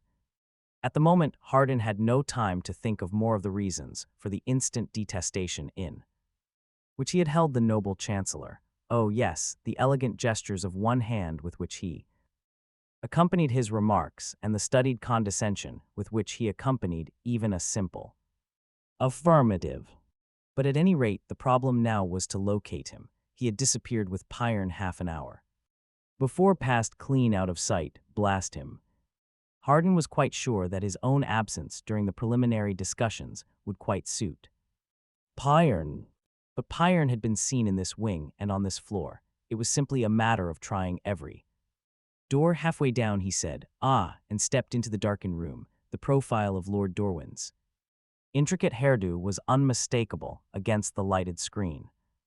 Lord Dorwin looked up and said, ah, Hardin, you are looking for us, no doubt. He held out his snuff-box, over-adorned and poor workmanship at that, noted Hardin, and was politely refused. Whereat he helped himself to a pinch and smiled graciously. Pyern scowled and Hardin met that with an expression of blank indifference. The only sound to break the short silence that followed was the clicking of the lid of Lord Dorwin's snuff-box, and then he put it away and said, a great achievement, this encyclopedia of yours, Hardin. A feat indeed to rank with the most majestic accomplishments of all time. Most of us think so, my lord. It's an accomplishment not quite accomplished as yet, however. Fwam the little I have seen of the efficiency of yo foundation, I have no fees on that sco. And he nodded to Pyern, who responded with a delighted bow. Quite a love feast, thought Hardin. I wasn't complaining about the lack of efficiency, my lord, as much as of the definite excess of efficiency on the part of the Anacreonians, though in another and more destructive direction. Ah yes, Anaquian, a negligent wave of the hand. I have just come from the most Babawas planet. It is thoroughly inconceivable that human beings could live he in the Puafui. The lack of the most elementary requirements of a cultured gentleman, the absence of the most fundamental necessities, faux comfort and convenience, the utter desuetude into which they. Hardin interrupted dryly. The Anacreonians, unfortunately, have all the elementary requirements for warfare and all the fundamental necessities for destruction. Quite, Lord Dorwin seemed annoyed, perhaps at being stopped midway in his sentence. But we aren't to discuss business now, you know. Wheely, I'm otherwise concooned. Dr. Puen aren't. You going to show me the second volume? Do, please. The lights clicked out, and for the next half hour, Hardin might as well have been on Anacreon for all the attention they paid him. The book upon the screen made little sense to him, nor did he trouble to make the attempt to follow, but Lord Dorwin became quite humanly excited at times. Hardin noticed that. During these moments of excitement, the Chancellor pronounced his R's. When the lights went on again, Lord Dorwin said, "Marvelous, truly marvelous, you are not by chance enthused in archaeology, are you, Hardin?" Hardin shook himself out of an abstracted reverie. "No, my lord, can't say I am. I'm a psychologist by original intention and a politician by final decision." No doubt intuisting studies. One myself, you know." He helped himself to a giant pinch of snuff. "Dabble in archaeology." "Indeed." "His lordship," interrupted Pyern, "is most thoroughly acquainted with the field." "Well, perhaps I am, said his lordship complacently. "I have done an awful amount of work in the science, extremely well read, in fact. I've gone through all of Jordan, Abijasi, Cromwell. So, all of them, you know." "I've heard of them, of course," said Hardin, "but I've never read them." "You should some day, my dear fellow. It would amply repay you. Why, I cutely consider it. Well, woos the twip he to the Puafui to see this copy of Lameth. Would you believe it, my liboy? Totally lacks a copy. By the way, Dr. Puen, you have not forgotten yo Piwamais to trans developer. Copy fo me before I leaves. Only too pleased. Lameth, you must know," continued the Chancellor pontifically, "P-wessence anew and most interesting addition to my P-wevious knowledge of the origin question." "Which question?" asked Hardin. "The origin question, the place of the origin of the human species, you know, surely you must know that it is thought that originally the human race occupied only one planetary system." "Well, yes, I know that. Of course, no one knows exactly which system it is lost in the mists of antiquity. Theories, however, serious some say. Authors insist on Alpha Centauri, O on Sol, O on 61 Cygni all. In the Sirius sector, you see. And what does Lameth say?" "Well, he goes off along a new trail completely. He tries to show that archaeological women's on the third planet of the Arcturian system show that humanity existed before wa any indications of space travel. And that means it was humanity's birth planet. Perhaps I must read it closely and weigh the evidence before I can say faux Kutin. One must see just how valuable his observations are." Hardin remained silent for a short while. Then he said, "When did Lameth write his book?" "Oh, I should say about 800 years ago. Of course, he has based it largely on the Paewevius work of Glein. Then why rely on him? Why not go to Arcturus and study the remains for yourself?" Lord Dorwin raised his eyebrows and took a pinch of snuff hurriedly.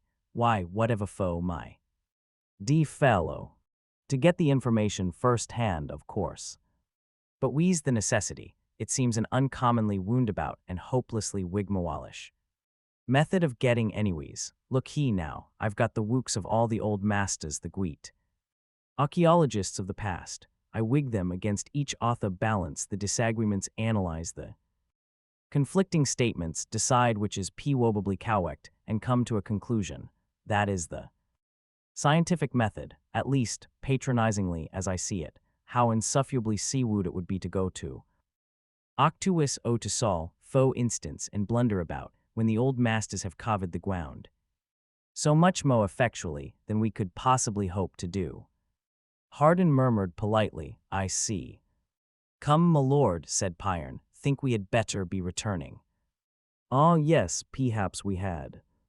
As they left the room, Hardin said suddenly, my lord, may I ask a question? Lord Dorwin smiled blandly and emphasized his answer with a gracious flutter of the hand. Couldn't my dear fellow, only too happy to be of service, if I can help you in any way fwam my poor stow of knowledge. It isn't exactly about archaeology, my lord. No, it's this. Last year we received news here in Terminus about the meltdown of a power plant. On planet V of Gamma Andromeda, we got the barest outline of the accident, no details at all. I wonder if you say would tell me exactly what happened. Pyron's mouth twisted. I wonder you annoy his lordship with questions on totally irrelevant subjects. Not at all, Dr. Puen, interceded the Chancellor. It is quite all white, thee isn't much to say concluding it in any case. The power plant did undergo meltdown, and it was quite a catastrophe. You know, I believe Wadiatson damage. Wheely, the government is seriously considering placing Sevi restrictions upon the indiscriminate use of nuclear power, though that is not a thing for general publication, you know. I understand, said Hardin, but what was wrong with the plant? Well, Wheely, replied Lord Dorwin indifferently, who knows, it had be woken down some years. Obviously, and it is thought that the weplacements and wepia wook were most in fuia. It is so difficult these days to find men who really understand the more technical details of war power systems. And he took a sorrowful pinch of snuff. You realize, said Hardin, that the independent kingdoms of the periphery had lost nuclear power altogether. Have they? I'm not at all surprised. Boboist planets but my dear fellow don't call them independent. They aren't, you know. The treaties we've made with them are p-woof positive of that. They acknowledge the sovereignty of the impure. They'd have to, of course, we wouldn't tweet with them. That may be so, but they have considerable freedom of action. Yes, I suppose so, considerable, but that scarcely matters. The empire is far better off with the purify thrown upon its own wesoses as it is, more or less. They aren't any good to us.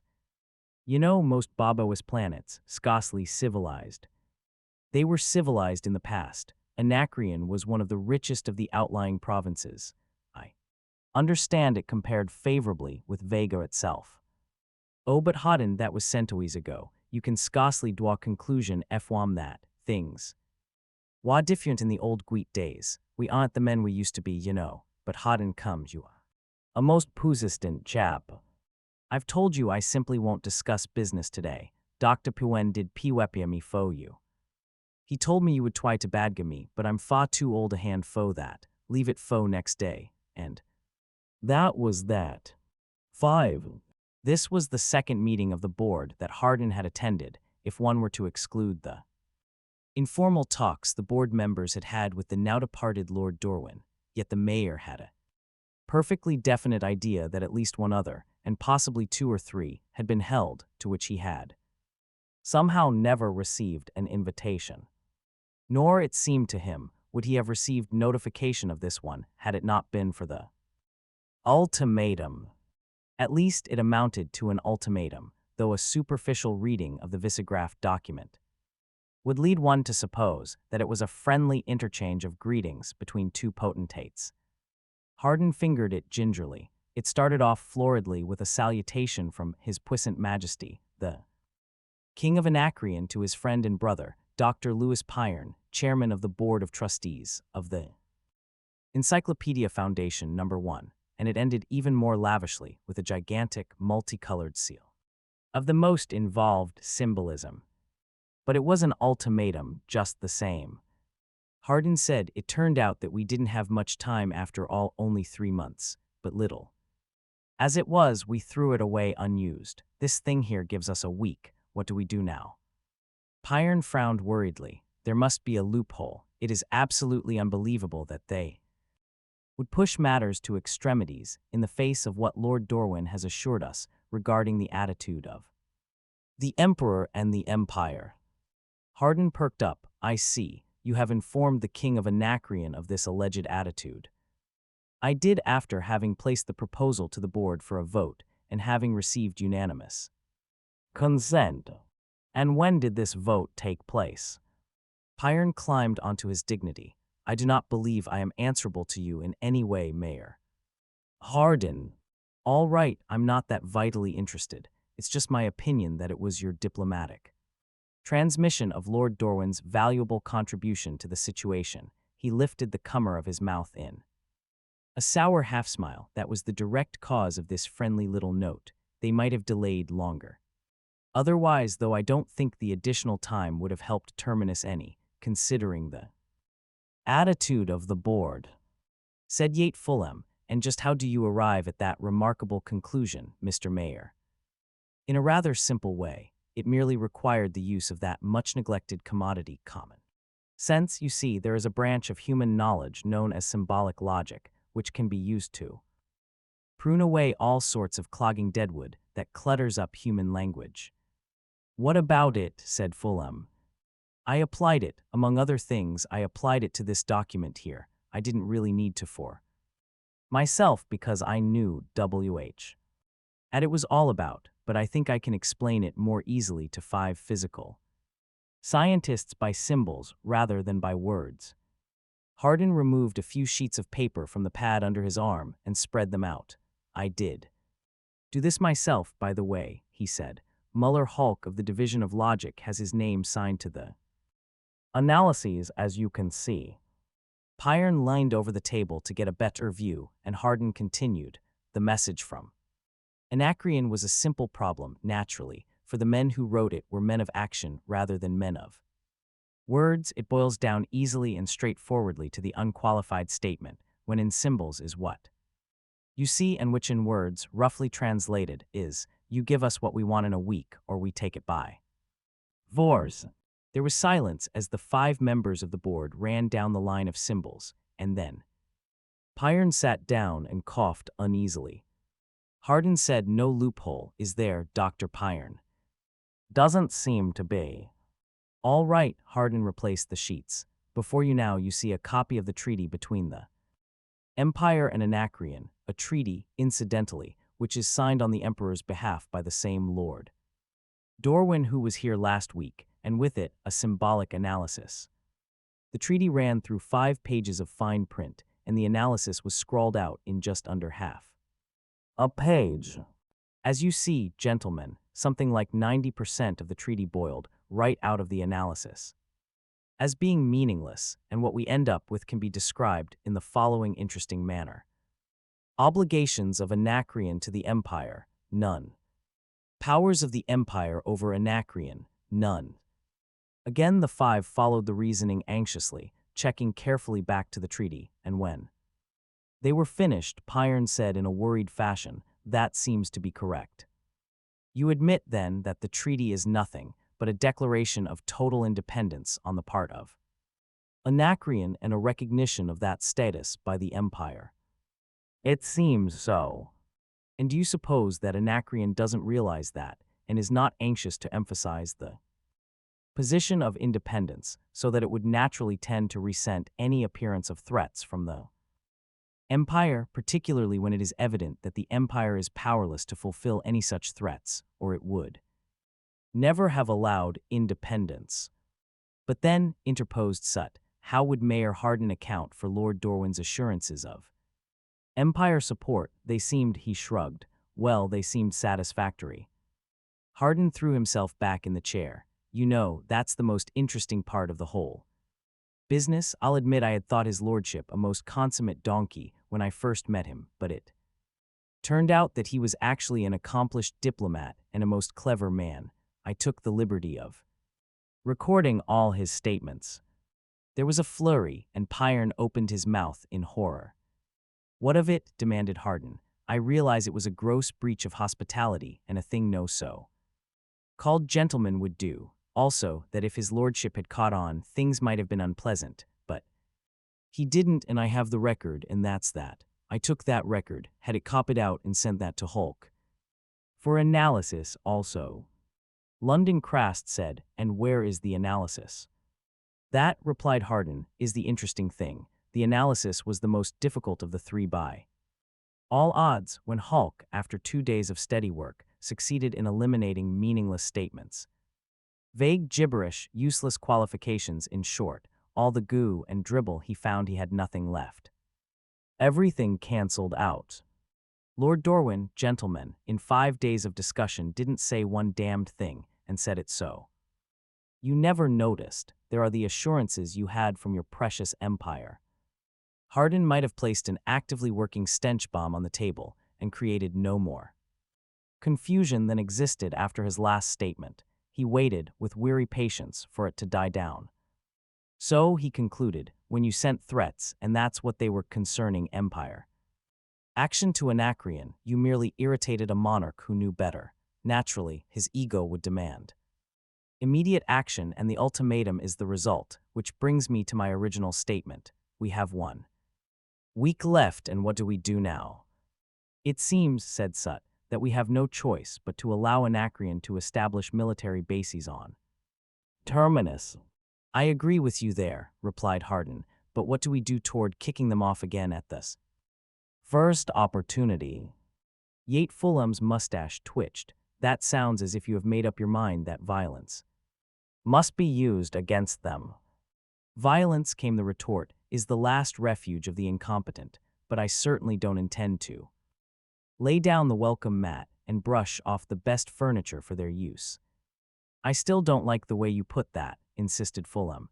"It is a dangerous attitude, the more dangerous because we have noticed lately that a sizable section of the populace seems to respond to all your suggestions just so. I might as well tell you, Mayor Hardin, that the board is not quite blind to your recent activities." He paused, and there was general agreement. Hardin shrugged. Fulham went on, "If you were to inflame the city into an act of violence, you would achieve elaborate suicide, and we don't intend to allow that. Our policy has but one cardinal principle, and that is the encyclopedia. Whatever we decide to do or not to do will be so decided because it will be the measure required to keep that encyclopedia safe." "Then," said Hardin, "you come to the conclusion that we must continue our intensive campaign of doing nothing." Pyern said bitterly, "You have yourself demonstrated that the Empire cannot help us, though. How and why it can be so, I don't understand, if compromise is necessary." Hardin had the nightmare-like sensation of running at top speed and getting nowhere. "There is no compromise. Don't you realize that this bosh about military bases is a particularly inferior grade of drivel? Haut Roderick told us what Anacreon was after outright annexation and imposition of its own feudal system of landed estates and peasant aristocracy economy upon us, what is left of our bluff of nuclear power may force them to move slowly, but they will move nonetheless." He had risen indignantly, and the rest rose with him except for Jord Farah. And then Jord Farah spoke. "Everyone will please sit down. We've gone quite far enough, I think. Come, there's no use looking so furious, Mayor Hardin. None of us have been committing treason." "You'll have to convince me of that." Farah smiled gently. "You know you don't mean that. Let me speak." His little shrewd eyes were half closed, and the perspiration gleamed on the smooth expanse of his chin. "There seems no point in concealing that the board has come to the decision that the real solution to the Anacreonian problem lies in what is to be revealed to us when the vault opens 6 days from now. Is that your contribution to the matter?" "Yes." "We are to do nothing, is that fight, except to wait in quiet serenity and utter faith for the Deus Ex Machina to pop out of the vault. Stripped of your emotional phraseology, that's the idea. Such unsubtle escapism, Really, Dr. Farah, such folly smacks of genius. A lesser mind would be incapable of it.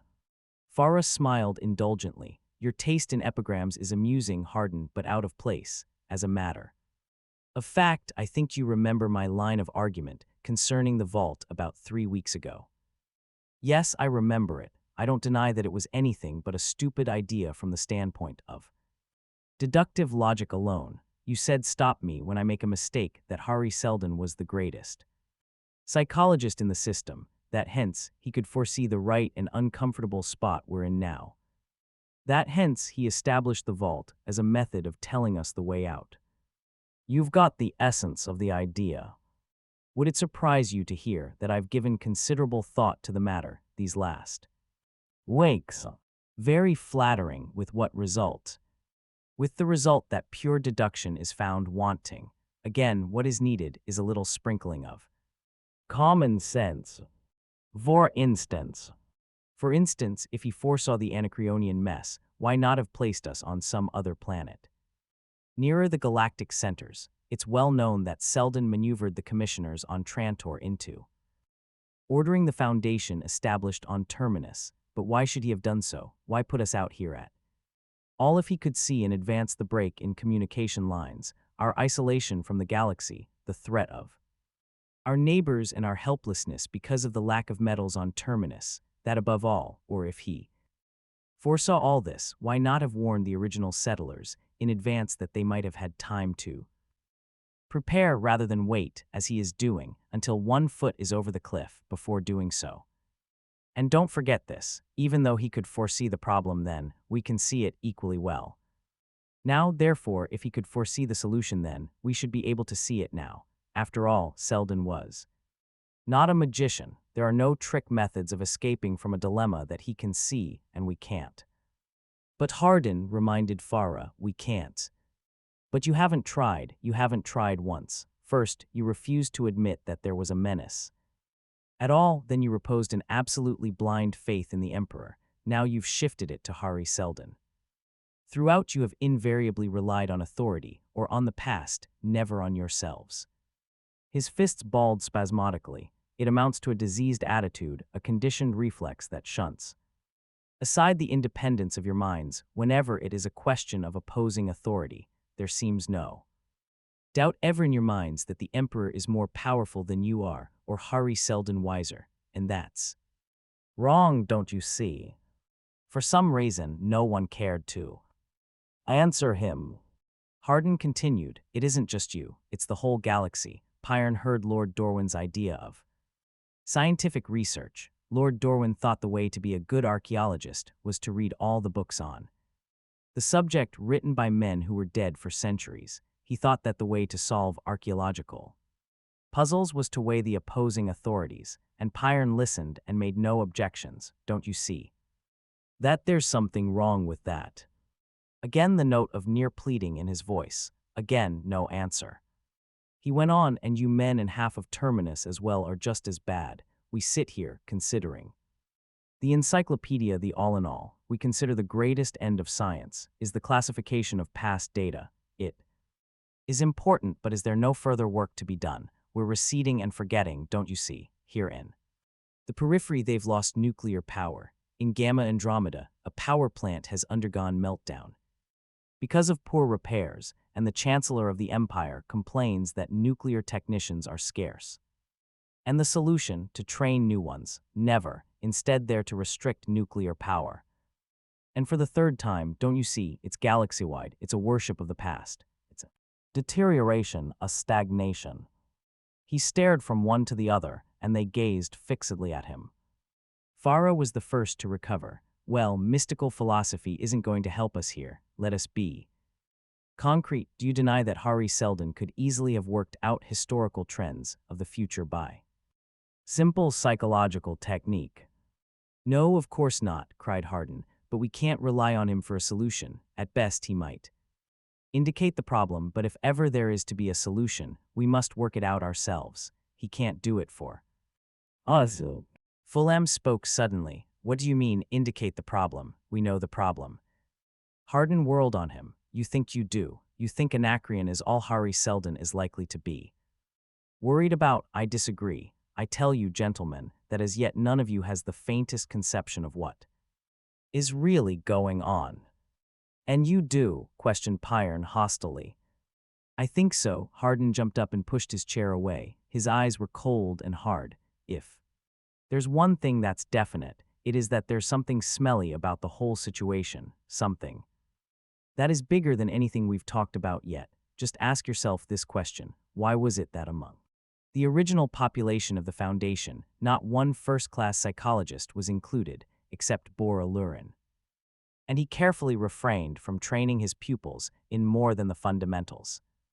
A short silence, and Farah said, "All right, why?" Perhaps because a psychologist might have caught on to what this was all about, and too soon. To suit Hari Seldon, as it is, we've been stumbling about, getting misty glimpses of the truth and no more.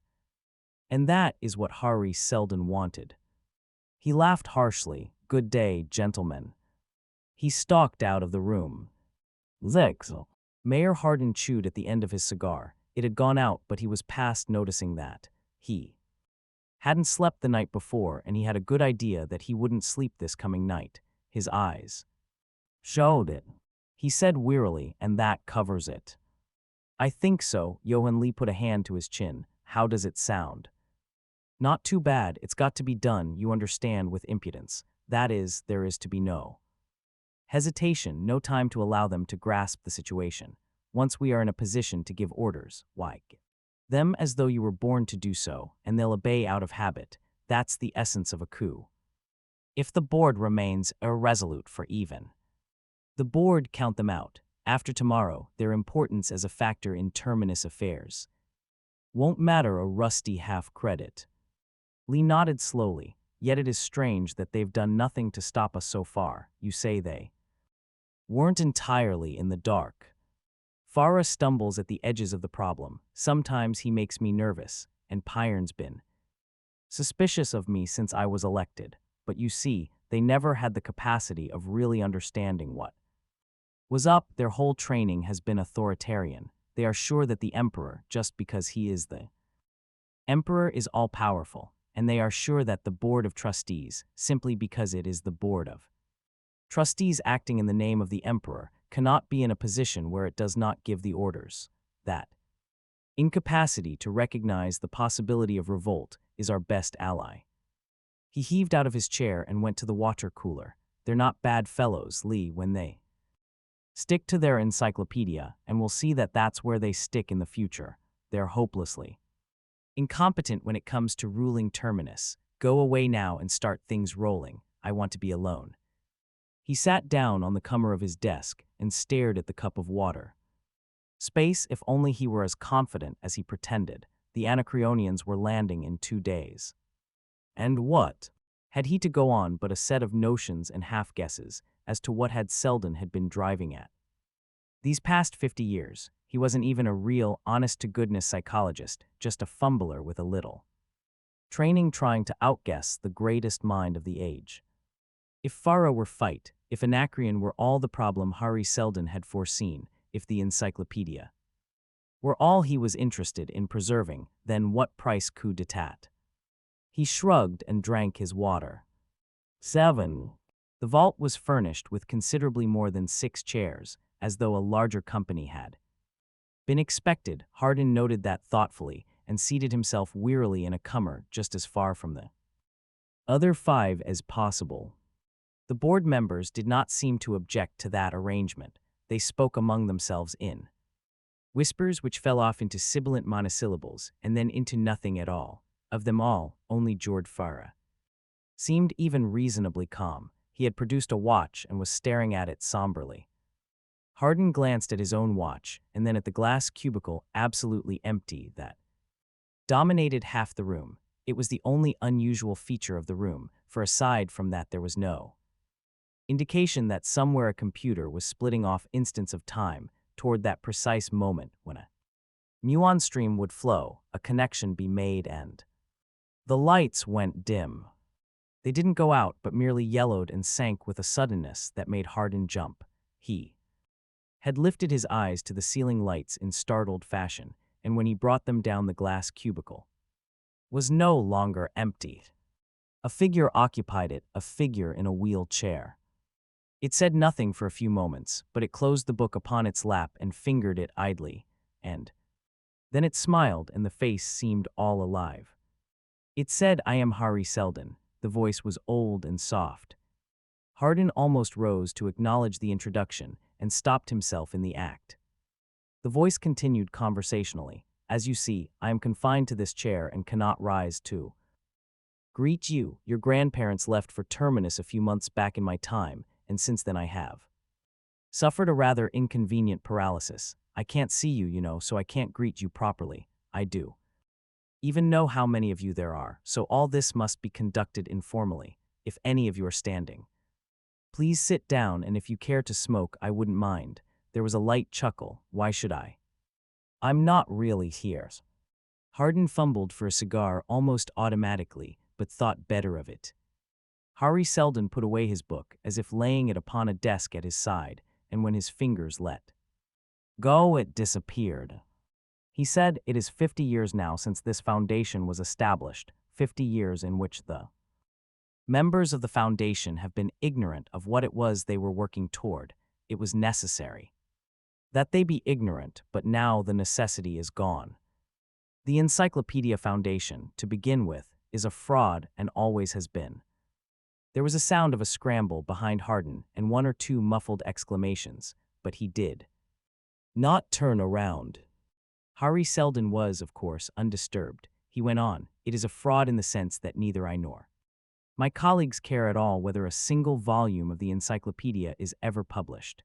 It has served its purpose, since by it we extracted an imperial charter from the emperor, by it we attracted the 100,000 humans necessary for our scheme, and by it we managed to keep them preoccupied while events shaped themselves until it was too late for any of them to draw back. In the 50 years that you have worked on this fraudulent project, there is no use in softening phrases. Your retreat has been cut off, and you have now no choice but to proceed on the infinitely more important project that was and is our real plan. To that end we have placed you on such a planet, and at such a time that in 50 years you were maneuvered to the point where you no longer have freedom of action, from now on and into the centuries. The path you must take is inevitable. You will be faced with a series of crises, as you are now faced with the first, and in each case your freedom of action will become similarly circumscribed, so that you will be forced along one and only one path. It is that path which our psychology has worked out, and for a reason. For centuries, galactic civilization has stagnated and declined, though only a few ever realized that. But now, at last, the periphery is breaking away, and the political unity of the empire is shattered. Somewhere in the 50 years just past is where the historians of the future will place an arbitrary line, and say this marks the fall of the galactic empire. And they will be right, though scarcely any will recognize that fall for additional centuries. And after the fall will come inevitable barbarism, a period which, our psychohistory tells us, should under ordinary circumstances last for 30,000 years. We cannot stop the fall. We do not wish to, for imperial culture has lost whatever virility and worth it once had, but we can shorten the period of barbarism that must follow down to a single 1,000 of years. The ins and outs of that shortening we cannot tell you, just as we could not tell you the truth about the Foundation 50 years ago. Were you to discover those ins and outs, our plan might fail, as it would have had you penetrated the fraud of the encyclopedia earlier, for then, by knowledge, your freedom of action would be expanded, and the number of additional variables introduced would become greater than our psychology could handle. But you won't, for there are no psychologists on Terminus, and never were, but for Alurin, and he was one of us. But this I can tell you, Terminus and its companion foundation at the other end of the galaxy are the seeds of the Renaissance and the future founders of the Second Galactic Empire, and it is the present crisis that is starting Terminus off to that climax. This, by the way, is a rather straightforward crisis, much simpler than many of those that are ahead. To reduce it to its fundamentals, it is this: you are a planet suddenly cut off from the still civilized centers of the galaxy and threatened by your stronger neighbors. You are a small world of scientists. Surrounded by vast and rapidly expanding reaches of barbarism, you are an island of nuclear power, growing ocean of more primitive energy, but are helpless despite that because of your lack of metals. You see then that you are faced by hard necessity, and that action is forced on you, the nature of that action, that is, the solution to your dilemma is, of course, obvious. The image of Hari Seldon reached into open air, and the book once more appeared in his hand. He opened it and said, "But whatever devious course your future history may take, impress it always upon your descendants that the path has been marked out, and that at its end is new and greater empire." And as his eyes bent to his book, he flicked into nothingness, and the lights brightened once more. Hardin looked up to see Pyern facing him, eyes tragic and lips trembling. The chairman's voice was firm but toneless. "You were right, it seems, if you will see us tonight. At 6, the board will consult with you as to the next move." They shook his hand, each one, and left, and Hardin smiled to himself. They were fundamentally sound at that, for they were scientists enough to admit that they were wrong, but for them, it was too late. He looked at his watch. By this time, it was all over. Lee's men were in control, and the board was giving orders no longer. The Anacreonians were landing their first spaceships tomorrow, but that was all right, too. In 6 months, they would be giving orders no longer. In fact, as Hari Seldon had said, and as Salvor Hardin had guessed since the day that Anselm Hout Roderick had first revealed to him Anacreon's lack of nuclear power, the solution to this first crisis was obvious. Obvious as all hell. Part III. The MAYORS. 1. The Four Kingdoms, the name given to those portions of the province of Anacreon which broke away from the First Empire in the early years of the foundational era to form independent and short-lived kingdoms. The largest and most powerful of these was Anacreon itself, which in area, undoubtedly the most interesting aspect of the history of the Four Kingdoms, involves the strange society forced temporarily upon it during the administration of Salvor Hardin. Encyclopedia GALACTICA. A deputation. That Salvor Hardin had seen it coming made it none the more pleasant. On the contrary, he found anticipation distinctly annoying.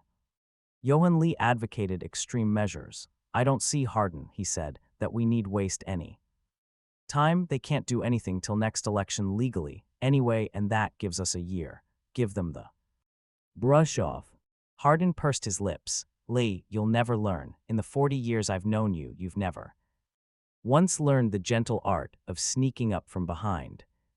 "It's not my way of fighting," grumbled Lee. "Yes, I know that. I suppose that's why you're the one man I trust." He paused and reached for a cigar. "We've come a long way, Lee, since we engineered our coup against the encyclopedists way back. I'm getting old, 62. Do you ever think how fast those 30 years went?"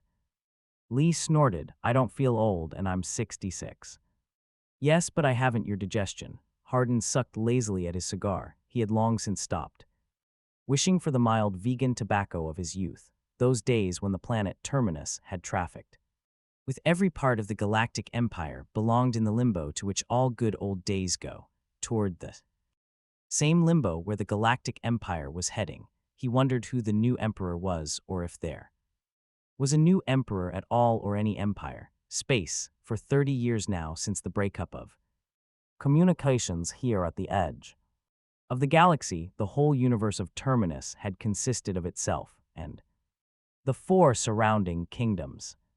How the mighty had fallen. Kingdoms, they were prefects in the old days, all part of the same province, which in turn had been part of a sector, which in turn had been part of a quadrant, which in turn had been part of the all-embracing galactic empire. And now that the empire had lost control over the farther reaches of the galaxy, these little splinter groups of planets became kingdoms with Kamakapra, kings and nobles and petty, meaningless wars, and a life that went on pathetically among the ruins. A civilization falling, nuclear power forgotten, science fading to mythology until the Foundation had stepped in, the foundation that Hari Seldon had established for just that purpose here on Terminus. Lee was at the window and his voice broke in on Hardin's reverie. "They've come," he said, in a late-model ground car, the young pups. He took a few uncertain steps toward the door and then looked at Hardin. Hardin smiled and waved him back. "I've given orders to have them brought up here." "Here, what for? You're making them too important." "Why go through all the ceremonies of an official mayor's audience? I'm getting too old for red tape. Besides which, flattery is useful when dealing with youngsters, particularly when it doesn't commit you to anything." He winked. "Sit down, Lee, and give me your moral backing. I'll need it with this young Cermak." "That fellow Cermak," said Lee heavily, "is dangerous. He's got a following." Hardin, "So do underestimate him." "Have I ever underestimated anybody?" "Well then, arrest him. You can accuse him of something or other afterward." Hardin ignored that last bit of advice. "There they are, Lee." In response to the signal, he stepped on the pedal beneath his desk, and the door slid aside. They filed in, the four that composed the deputation, and Hardin waved them gently to the armchairs that faced his desk in a semicircle. They bowed and waited for the mayor to speak first. Hardin flicked open the curiously carved silver lid of the cigar box that had once belonged to Jord Farah of the old Board of Trustees in the long-dead days of the encyclopedists. It was a genuine empire. Product from Santeni, though the cigars it now contained were homegrown, one by one with grave solemnity. The four of the deputation accepted cigars and lit up in ritualistic fashion. Sef Cermak was second from the right, the youngest of the young group and the most interesting.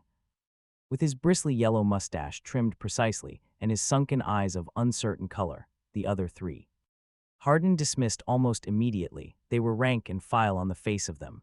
It was on Cermak that he concentrated, the Cermak who had already, in his first term in the city council, turned that sedate body topsy-turvy more than once, and it was to Cermak that he said, "I've been particularly anxious to see you, councilman, ever since your very excellent speech last month. Your attack on the foreign policy of this government was a most capable one."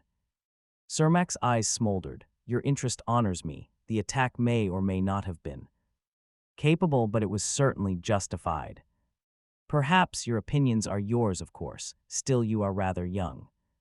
Dryly, "It is a fault that most people are guilty of at some period of their life. You became mayor of the city when you were 2 years younger than I am now." Hardin smiled to himself. The yearling was a cool customer. He said, "I take it now that you have come to see me concerning this same foreign policy that annoys you so greatly in the council chamber. Are you speaking for your three colleagues, or must I listen to each of you separately?" There were quick mutual glances among the four young men, a slight flickering of eyelids. Cermak said grimly, "I speak for the people of Terminus, a people who are not now truly represented in the rubber-stamp body they call the council." "I see. Go ahead, then." "It comes to this, Mr. Mayor. We are dissatisfied." "By we you mean the people, don't you?" Cermak stared hostilely, sensing a trap, and replied coldly, "I believe that my views reflect those of the majority of the voters of Terminus. Does that suit you?" "Well, a statement like that is all the better for proof, but go on anyway. You are dissatisfied." "Yes, dissatisfied with the policy which for 30 years had been stripping Terminus defenseless against the inevitable attack from outside." "I see, and therefore, go on, go on. It's nice of you to anticipate, and therefore we are forming a new political party, one that will stand for the immediate needs of Terminus and not for a mystic, manifest destiny of future empire. We are going to throw you and your lickspittle clique of appeasers out of City Holland that soon. Unless there's always an unless, you know. Not much of one in this case, unless you resign now. I'm not asking you to change your policies. I wouldn't trust you that far. Your promises are worth nothing. An outright resignation is all we'll take." "I see." Hardin crossed his legs and teetered his chair back on 2 legs. "That's your ultimatum. Nice of you to give me warning, but you see, I rather think I'll ignore it." Don't think it was a warning, Mr. Mayor. It was an announcement of principles and of action. The new party has already been formed, and it will begin its official activities tomorrow. There is neither room nor desire for compromise, and frankly, it was only our recognition of your services to the city that induced us to offer the easy way out. I didn't think you'd take it, but my conscience is clear. The next election will be a more forcible and quite irresistible reminder that resignation is necessary. He rose and motioned the rest up. Hardin lifted his arm. Hold on, sit down. Seth Cermak seated himself once more with just a shade too much alacrity, and Hardin smiled. Behind a straight face, in spite of his words, he was waiting for an offer. Hardin said, in exactly what way do you want our foreign policy changed? Do you want us to attack the four kingdoms, now, at once, and all four simultaneously? I make no such suggestion, Mr. Mayor. It is our simple proposition that all appeasement cease. Immediately, throughout your administration, you have carried out a policy of scientific aid to the kingdoms. You have given them nuclear power. You have helped rebuild power plants on their territories. You have established medical clinics, chemical laboratories, and factories. Well, and your objection.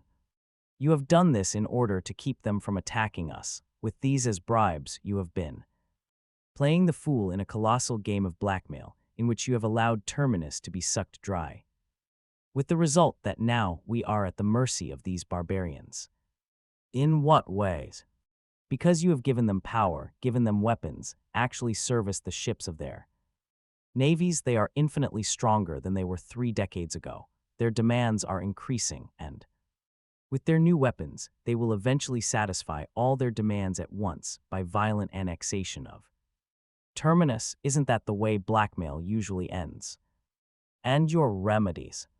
Stop the bribes immediately, and while you can, spend your effort in strengthening Terminus itself and attack first. Hardin watched the young fellow's little blonde mustache with an almost morbid interest. Cermak felt sure of himself, or he wouldn't talk so much. There was no doubt that his remarks were the reflection of a pretty huge segment of the population. Pretty huge.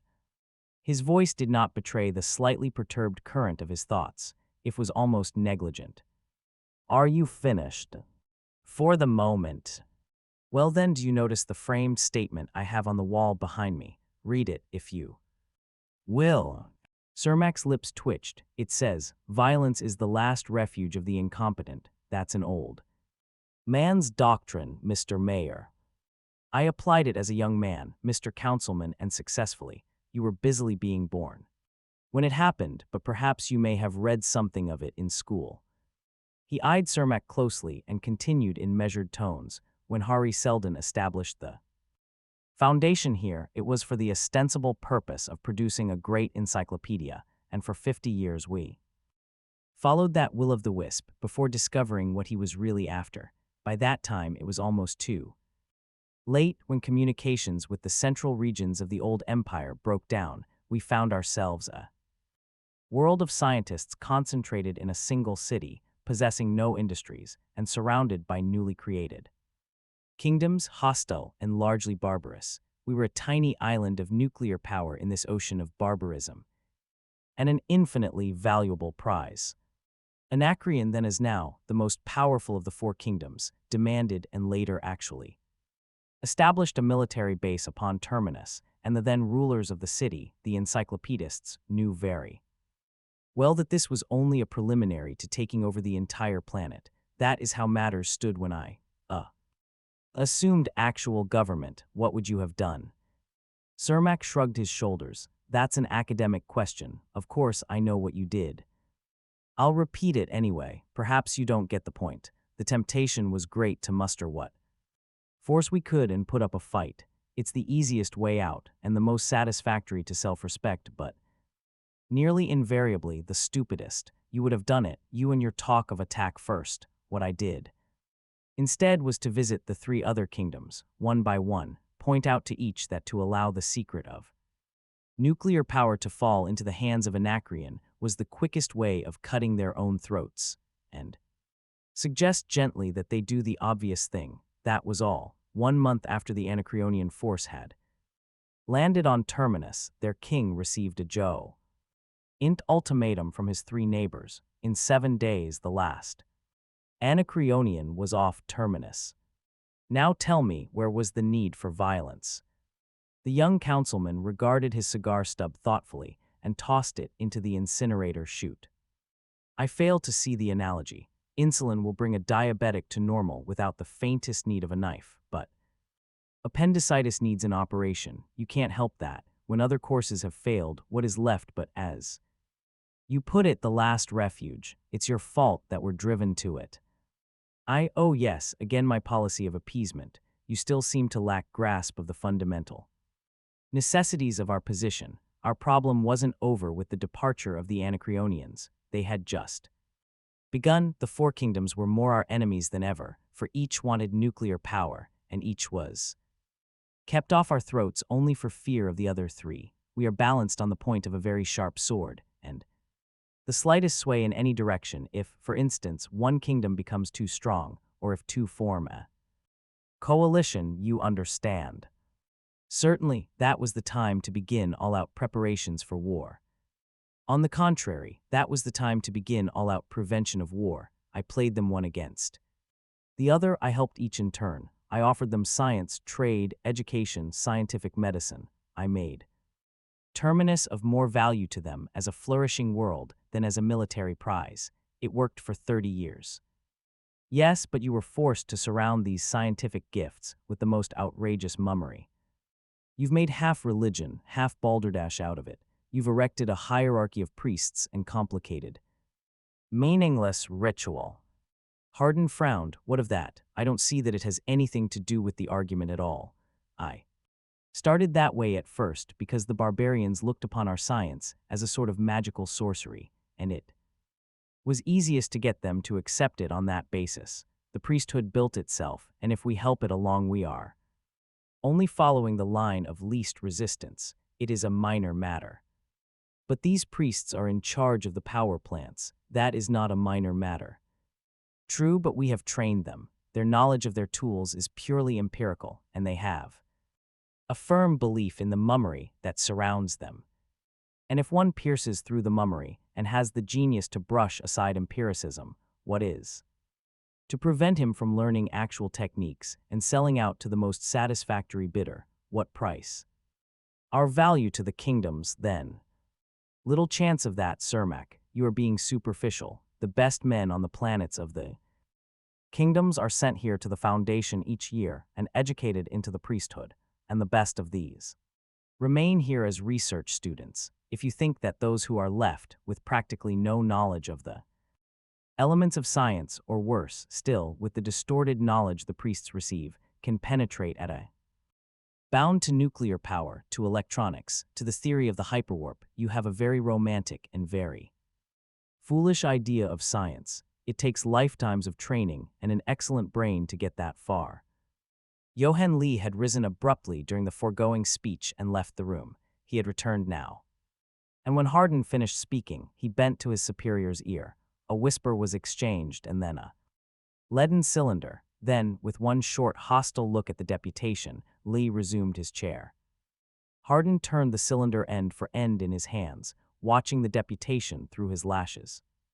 And then he opened it with a hard, sudden twist, and only Cermak had the sense not to throw a rapid look at the rolled paper that fell out.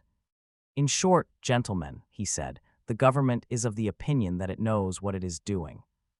He read as he spoke. There were the lines of intricate, meaningless code that covered the page and the 3 penciled words scrawled in one comer that carried the message. He took it in at a glance and tossed it casually into the incinerator shaft.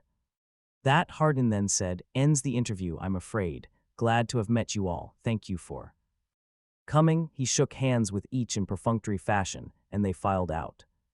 Hardin had almost gotten out of the habit of laughing, but after Cermak and his 3 silent partners were well out of earshot, he indulged in a dry chuckle and bent an amused look on Lee. How did you like that battle of bluffs, Lee? Lee snorted grumpily. I'm not sure that he was bluffing. Treat him with kid gloves and he's quite liable to win the next election, just as he says. Oh, quite likely if nothing happens first. Make sure they don't happen in the wrong direction this time, Hardin. I tell you this Cermak has a following. What if he doesn't wait till the next election? There was a time when you and I put things through violently, in spite of your slogan about what violence is. Hardin cocked an eyebrow. You are pessimistic today, Lee, and single.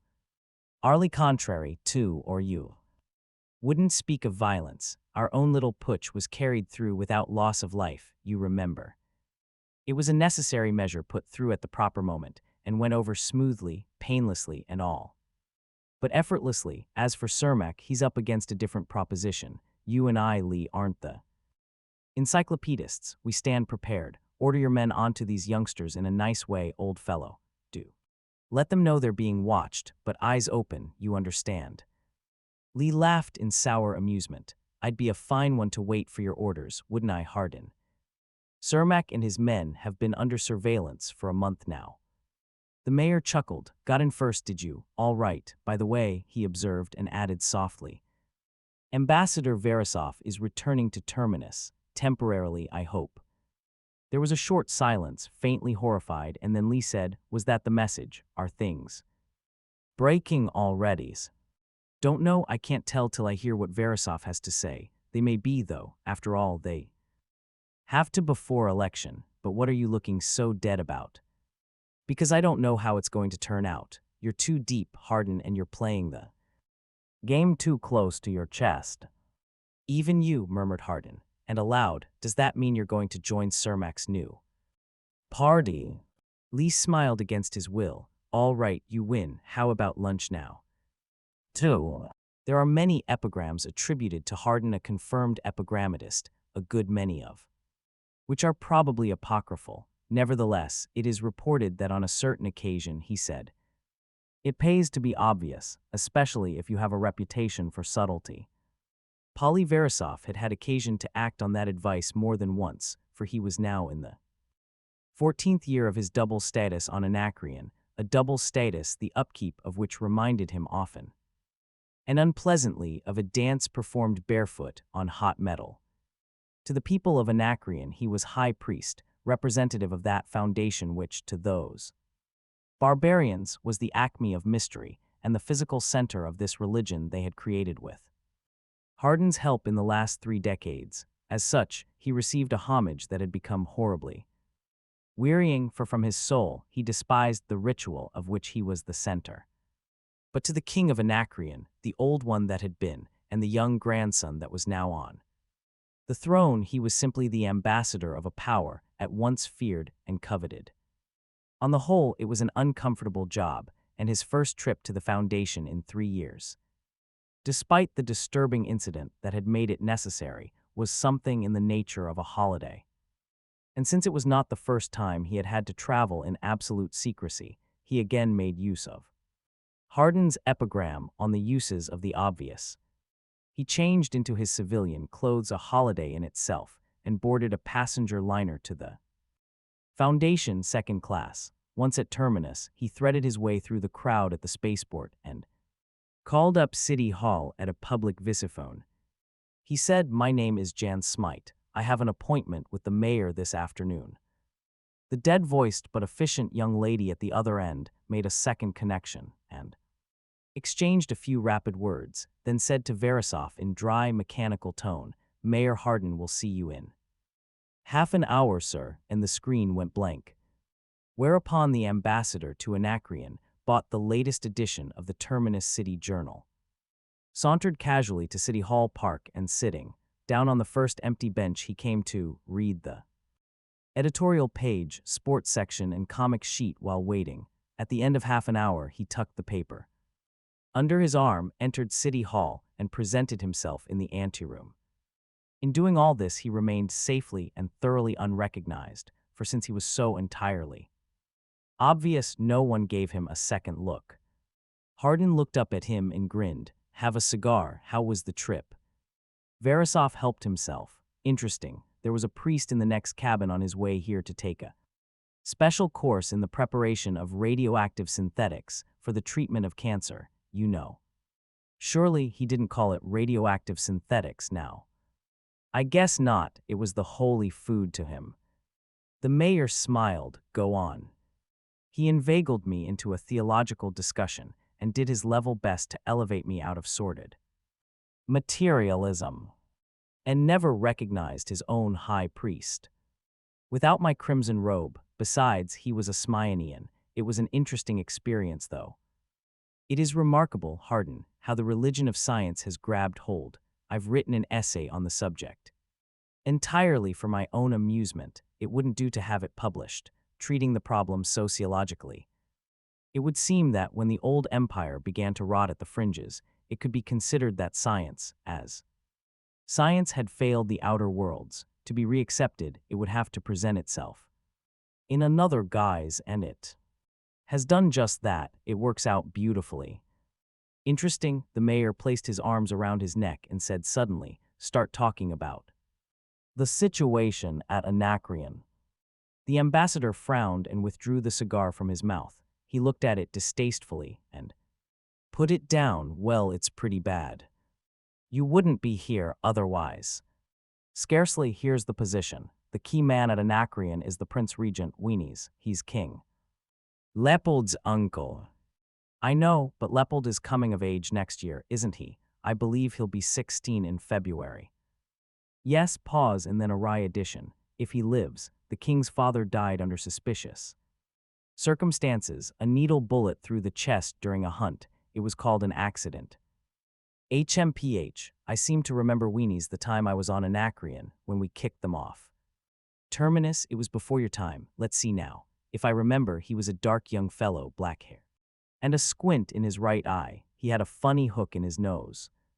Same fellow, the hook and the squint are still there, but his hair's gray now. He plays the game dirty. Luckily, he's the most egregious fool on the planet. Fancies himself as a shrewd devil, too, which mades his folly the more transparent.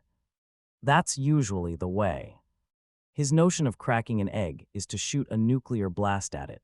Witness the tax on temple property he tried to impose just after the old king died 2 years ago, remember? Hardin nodded thoughtfully, then smiled. The priests raised a howl. They raised one you could hear way out to Lucrezia. He's shown more caution in dealing with the priesthood since, but he still manages to do things the hard way. In a way, it's unfortunate for us. He has unlimited self-confidence. Probably an overcompensated inferiority complex. Younger sons of royalty get that way, you know. But it amounts to the same thing. He's foaming at the mouth with eagerness to attack the Foundation. He scarcely troubles to conceal it, and he's in a position to do it, too, from the standpoint of armament. The old king built up a magnificent navy, and Weenies hasn't been sleeping the last 2 years. In fact, the tax on temple property was originally intended for further armament, and when that fell through, he increased the income tax twice. Any grumbling at that? None of serious importance. Obedience to appointed authority was the text of every sermon in the kingdom for weeks, not that Weenies showed any gratitude. All right, I've got the background. Now what happened? 2 weeks ago, an Anacreonian merchant ship came across a derelict battle cruiser of the old Imperial Navy. It must have been drifting in space for at least 3 centuries. Interest flickered in Hardin's eyes. He sat up. Yes, I've heard of that. The Board of Navigation has sent me a petition asking me to obtain the ship for purposes of study. It is in good condition, I understand.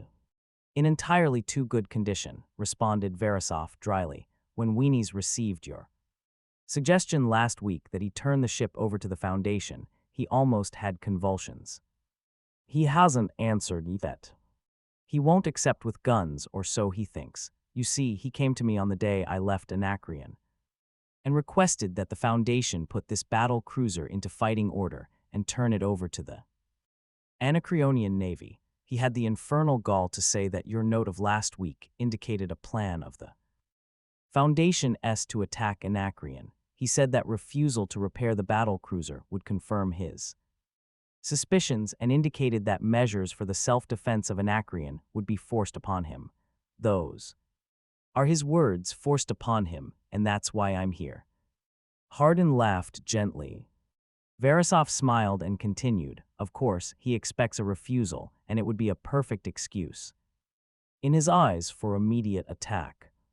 I see that, Verisov. Well, we have at least 6 months to spare, so have the ship fixed up and present it with my compliments. Have it renamed the Weenies as a mark of our esteem and affection. He laughed again. And again Verisov responded with the faintest trace of a smile. I suppose it's the logical step. Hardin, but I'm worried. What about? It's a ship they could build in those days. Its cubic capacity is half again that of the entire Anacreonian Navy. It's got nuclear blasts capable of blowing up a planet and a shield that could take a Q beam without working up radiation. Too much of a good thing, Hardin. Superficial, Verisov, superficial. You and I both know that the armament he now has could defeat Terminus handily, long before we could repair the cruiser for our own use. What does it matter, then, if we give him the cruiser as well? You know it won't ever come to actual war. I suppose so, yes, the ambassador looked up, but Hardin. Well, why do you stop? Go ahead. Look, this isn't my province, but I've been reading the paper. He placed the journal on the desk and indicated the front page. What's this all about? Hardin dropped a casual glance. A group of councilmen are forming a new political party. That's what it says, Verisov fidgeted. I know you're in better touch with internal matters than I am, but they're attacking you with everything short of physical violence. How strong are they? Damned strong. They'll probably control the council after next election. Not before, Verisov looked at the mayor obliquely. There are ways of gaining control besides elections. Do you take me for Wennies? No, but repairing the ship will take months, and an attack after that is certain. Our yielding will be taken as a sign of appalling weakness, and the addition of the Imperial cruiser will just about double the strength of Weenie's navy. He'll attack as sure as I'm a high priest. Why take chances? Do one of two things: either reveal the plan of campaign to the council, or force the issue with Anacreon now. Hardin frowned. Force the issue now, before the crisis comes. It's the one thing I mustn't do. There's Hari Seldon and the plan, you know. Verisov hesitated, then muttered, You're absolutely sure, then, that there is a plan? There can scarcely be any doubt, came the stiff reply. I was present at the opening of the time. Vault and Seldon's recording revealed it then.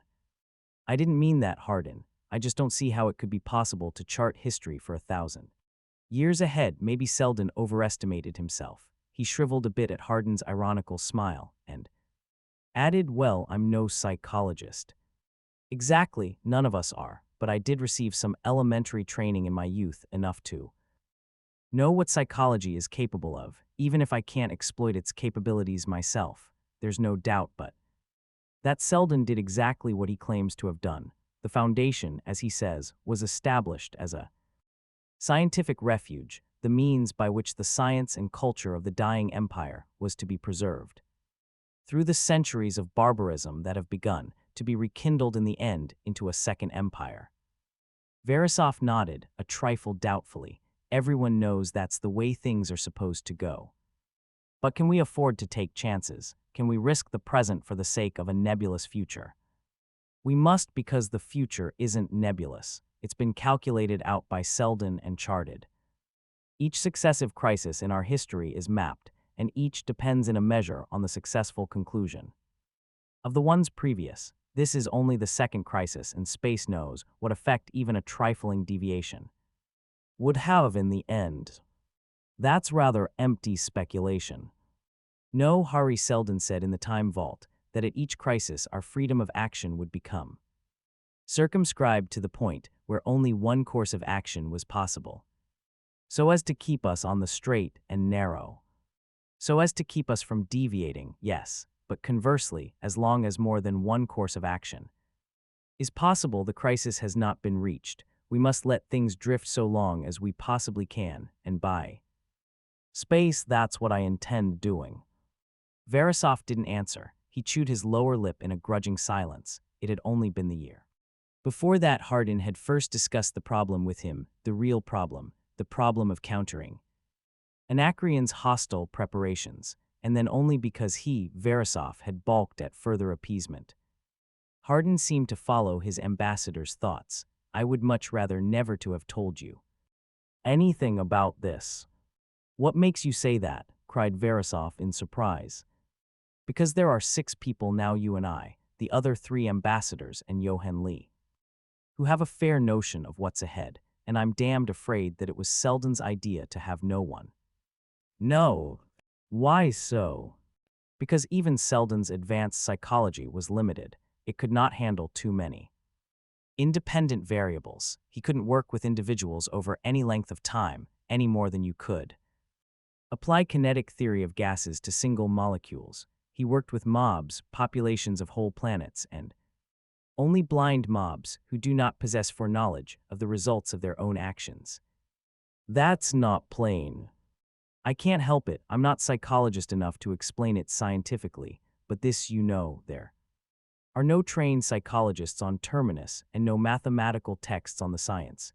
It is plain that he wanted no one on Terminus capable of working out the future in advance. Selden wanted us to proceed blindly and therefore correctly, according to the law of mob psychology.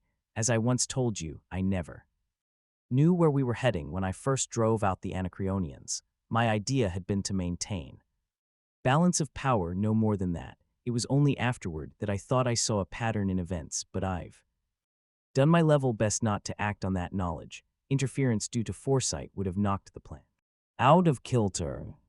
Verisov nodded thoughtfully. I've heard arguments almost as complicated in the temple's back on Anacreon. How do you expect to spot the fight moment of action? It's spotted already. You admit that once we repair the battle cruiser, nothing will stop weenies from attacking us. There will no longer be any alternative in that respect. Yes. All right, that accounts for the external aspect. Meanwhile, you'll further admit that the next election will see a new and hostile council that will force action against Anacreon. There is no alternative. There. Yes. And as soon as all the alternatives disappear, the crisis has come. Just the same, I get worried. He paused and Verisov waited. Slowly, almost reluctantly, Hardin continued, I've got the idea. Just a notion that the external and internal pressures were planned to come to a head simultaneously. As it is, there's a few months difference. Weenies will probably attack before spring, and elections are still a year off. That doesn't sound important. I don't know. It may be due merely to unavoidable errors of calculation, or it might be due to the fact that I knew too much. I tried never to let my foresight influence my action, but how can I tell? And what effect will the discrepancy have? Anyway, he looked up. There's one thing I've decided. And what's that? When the crisis does begin to break, I'm going to Anacreon. I want to be on the spot. Oh, that S. Enough, Verisov. It's getting late. Let's go out and make a night of it. I want some relaxation. Then get it right here, said Verisov. I don't want to be recognized, or you know what this new party your precious councilmen are forming would say. Call for the brandy. And Hardin did, but not for too much. 3. In the ancient days when the Galactic Empire had embraced the galaxy, and Anacreon had been the richest of the prefects of the periphery, more than one emperor had visited the viceregal palace in state. And not one had left without at least one effort to pit his skill with air speedster and needle gun against the feathered flying fortress they call the Nyack bird. The fame of Anacreon had withered to nothing with the decay of the times. The viceregal palace was a drafty mass of ruins, except for the wing that Foundation workmen had restored, and no emperor had been seen in Anacreon for 200 years. But Nyack hunting was still the royal sport, and a good eye with the needle gun still the first requirement of Anacreon's kings. Leopold I, king of Anacreon, and as was invariably, but untruthfully added Lord of the Outer Dominions, though not yet 16, had already proved his skill many times over. He had brought down his first Nyack when scarcely 13, had brought down his 10th the week after his accession to the throne, and was returning now from his 46th. 50 before I come of age, he had exulted. Who'll take the wager? But courtiers don't take wagers against the king's skill. There is the deadly danger of winning, so. No one did, and the king left to change his clothes in high spirits. Leopold. The king stopped mid-step at the one voice that could cause him to do so. He turned sulkily. Weenie stood upon the threshold of his chambers and beetled at his young nephew. Send them away, he motioned impatiently. Get rid of them. The king nodded curtly and the two chamberlains bowed and backed down the stairs. Leopold entered his uncle's room. Weenie stared at the king's hunting suit morosely. You'll have more important things to tend to than Nyack hunting soon enough. He turned his back and stumped to his desk. Since he had grown too old for the rush of air, the perilous dive within wingbeat of the Nyack, the roll and climb of the speedster at the motion of a foot, he had soured upon the whole sport. Leopold appreciated his uncle's sour grapes attitude, and it was not without malice that he began. Enthusiastically, but you should have been with us today, uncle. We flushed one in the wilds of Sarnia that was a monster, and game as they come. We had it out for 2 hours over at least 70 square miles of ground, and then I got to sunwards. He was motioning graphically, as though he were once more in his speedster and dived torquoise, caught him on the rise just under the left wing at quarters. It maddened him and he canted athwart. I took his dare and veered a left, waiting for the plummet. Sure enough, down he came. He was within wing beat before I moved, and then Leopold. Well, I got him. I'm sure you did. Now will you attend? The king shrugged and gravitated to the end table, where he nibbled at a lira nut in quite an unregal sulk. He did not dare to meet his uncle's eyes. Weenie said by way of preamble, I've been to the ship today. What ship? There is only one ship, the one the Foundation is repairing for the Navy, the old Imperial cruiser. Do I make myself sufficiently plain? That one, you see, I told you the Foundation would repair it if we asked them to. It's all poppycock, you know that story of yours about their wanting to attack us, because if they did, why would they fix the ship? It doesn't make sense, you know. Leopold, you're a fool. The king, who had just discarded the shell of the lira nut and was lifting another to his lips, vlushed. Well, now look here, he said, with anger that scarcely rose above peevishness. I don't think you ought to call me that. You forget yourself. I'll be of age in 2 months, you know. Yes, and you're in a fine position to assume regal responsibilities if you spent half the time on public affairs that you do on Nyack hunting. I'd resign the regency directly with a clear conscience.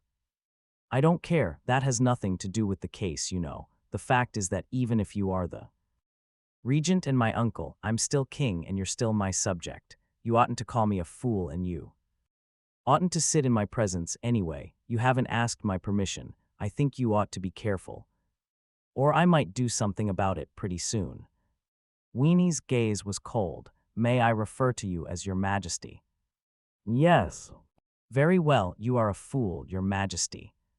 His dark eyes blazed from beneath his grizzled brows, and the young king sat down slowly. For a moment there was sardonic satisfaction in the regent's face, but it faded quickly. His thick lips parted in a smile, and one hand fell upon the king's shoulder. Never mind, Leopold, I should not have spoken harshly to you. It is difficult sometimes to behave with true propriety when the pressure of events is such as you understand. But if the words were conciliatory, there was something in his eyes that had not softened. Leopold said uncertainly, yes, affairs of state are deuced difficult, you know. He wondered not, without apprehension, whether he were not in for a dull siege of meaningless details on the year's trade with Smyrno and the long, wrangling dispute over the sparsely settled worlds on the Red Corridor. Weenie's was speaking again. My boy, I had thought to speak of this to you earlier, and perhaps I should have, but I know that your youthful spirits are impatient of the dry detail of statecraft. Leopold nodded. Well, that's all right. His uncle broke in firmly and continued, however, you will come of age in 2 months. Moreover, in the difficult times that are coming, you will have to take a full and active part. You will be king henceforward, Leopold. Again Leopold nodded, but his expression was quite blank. There will be war, Leopold. War, but there's been truce with Smyano. Not Smyano, the Foundation itself. But uncle, they've agreed to repair the ship, you said. His voice choked off at the twist of his uncle's lip. Leopold, some of the friendliness had gone. We are to talk man to man. There is to be war. With the Foundation, whether the ship is repaired or not, all the sooner, in fact, since it is being repaired. The Foundation is the source of power and might, all the greatness of Anacreon, all its ships and its cities. And its people and its commerce depend on the dribbles and leavings of power that the Foundation have. Given us grudgingly, I remember the time I myself, when the cities of Anacreon were warmed by the burning of coal and oil, but never mind that, you would have no conception of it. It seems, suggested the king timidly, that we ought to be grateful. Grateful, roared Weenies, grateful that they begrudge us the merest dregs while keeping space. Knows what for themselves, and keeping it with what purpose in mind, why, only that they may some day rule the galaxy. His hand came down on his nephew's knee, and his eyes narrowed. Leopold, you are king of Anacreon. Your children and your children's children may be kings of the universe, if you have the power that the Foundation is keeping from us. There's something in that. Leopold's eyes gained a sparkle and his back straightened. After all, what right have they to keep it to themselves? Not fair, you know. Anacreon counts for something, too. You see, you're beginning to understand. And now, my boy, what if Smyano decides to attack the Foundation for its own part, and thus gains all that power? How long do you suppose we could escape becoming a vassal power? How long would you hold your throne? Leopold grew excited. Space, yes, you're absolutely right, you know, we must strike first. It's simply self-defense. Weenie's smile broadened slightly. Furthermore, once, at the very beginning of the reign of your grandfather, Anacreon actually established a military base on the Foundation's planet, Terminus, a base vitally needed for national defense. We were forced to abandon that base as a result of the machinations of the leader of that Foundation, a sly cur, a scholar with not a drop of noble blood in his veins. You understand, Leopold, your grandfather was humiliated by this commoner. I remember him. He was scarcely older than myself when he came to Anacreon with his devil's smile and devil's brain and the power of the other three kingdoms behind him, combined in cowardly union against the greatness of Anacreon. Leopold flushed and the sparkle in his eyes blazed. By Selden, if I had been my grandfather, I would have fought even so. No, Leopold, we decided to wait to wipe out the insult at a fitter time. It had been your father's hope before his untimely death that he might be the one to well. Weenies turned away for a moment, then, as if stifling emotion, he was my brother, and yet, if his son were. Yes, uncle, I'll not fail him. I have decided. It seems only proper that Anacreon wipe out this nest of troublemakers, and that immediately. No, not immediately. First, we must wait for the repairs of the battle cruiser to be completed. Mere fact that they are willing to undertake these repairs proves that they fear us. The fools attempt to placate us, but we are not to be turned from our path, are we? And Leopold's fist slammed against his cupped palm. Not while I am king in Anacreon. Weenie's lip twitched sardonically, besides which we must wait for Salvor Hardin to arrive. Salvor Hardin, the king grew suddenly round-eyed, and the youthful contour of his beardless face lost the almost hard lines into which they had been compressed. Yes, Leopold, the leader of the Foundation himself, is coming to Anacreon on your birthday. Probably to soothe us with buttered words, but it won't help him. Salvor Hardin, it was the merest murmur.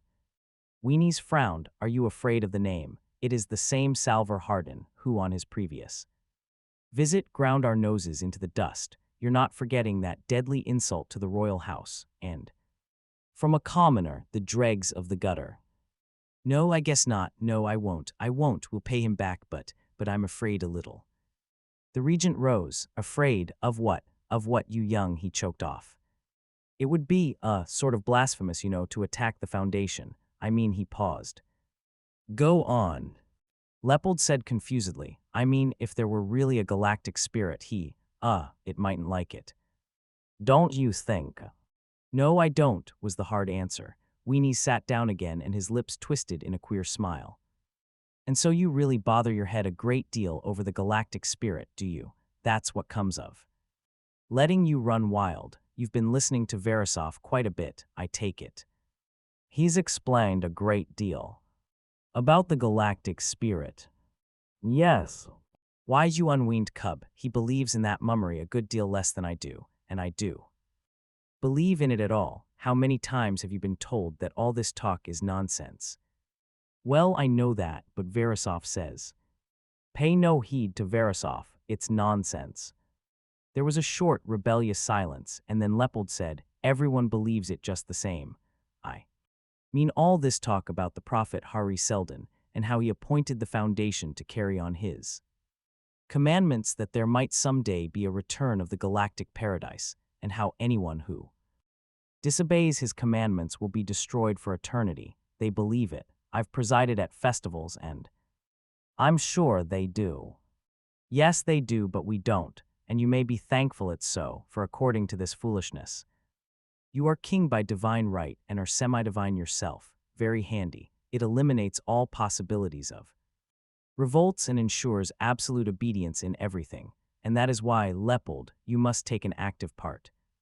In ordering the war against the Foundation, I am only regent and quite human. You are king and more than half a god to them. But I suppose I'm not really, said the king reflectively. No, not really, came the sardonic response, but you are to everyone but the people of the Foundation, get that, to everyone but those of the Foundation. Once they are removed, there will be no one to deny you the Godhead, think of that. And after that we will ourselves be able to operate the power boxes of the temples and the ships that fly without men and the holy food that cures cancer and all the rest. Verisov said only those blessed with the galactic spirit could. Yes, Verisov said. Verisov, next to Salvar Hardin, is your greatest enemy. Stay with me, Leopold. And don't worry about them. Together we will recreate an empire, not just the kingdom of Anacreon but one comprising every one of the billions of sons of the empire. Is that better than a wordy galactic paradise? Yes. Can Verisov promise more? No. Very well, his voice became peremptory. I suppose we may consider the matter settled. He waited for no answer. Get along, I'll be down later, and just one thing, Leopold. The young king turned on the threshold. Weenies was smiling with all but his eyes. Be careful on these Nyack hunts, my boy. Since the unfortunate accident to your father, I have had the strangest presentiments concerning you, at times. In the confusion, with needle guns thickening the air with darts, one can never tell. You will be careful, I hope. And you'll do as I say about the Foundation, won't you? Leopold's eyes widened and dropped away from those of his uncle. Yes, certainly. Good, he stared after his departing nephew, expressionlessly, and returned to his desk. And Leopold's thoughts as he left were somber and not unfearful. Perhaps it would be best to defeat the Foundation and gain the power Weenies spoke of. But afterward, when the war was over and he was secure on his throne, he became acutely conscious of the fact that Weenies and his two arrogant sons were at present next in line to the throne. But he was king, and kings could order people executed. Even uncles and cousins. 4.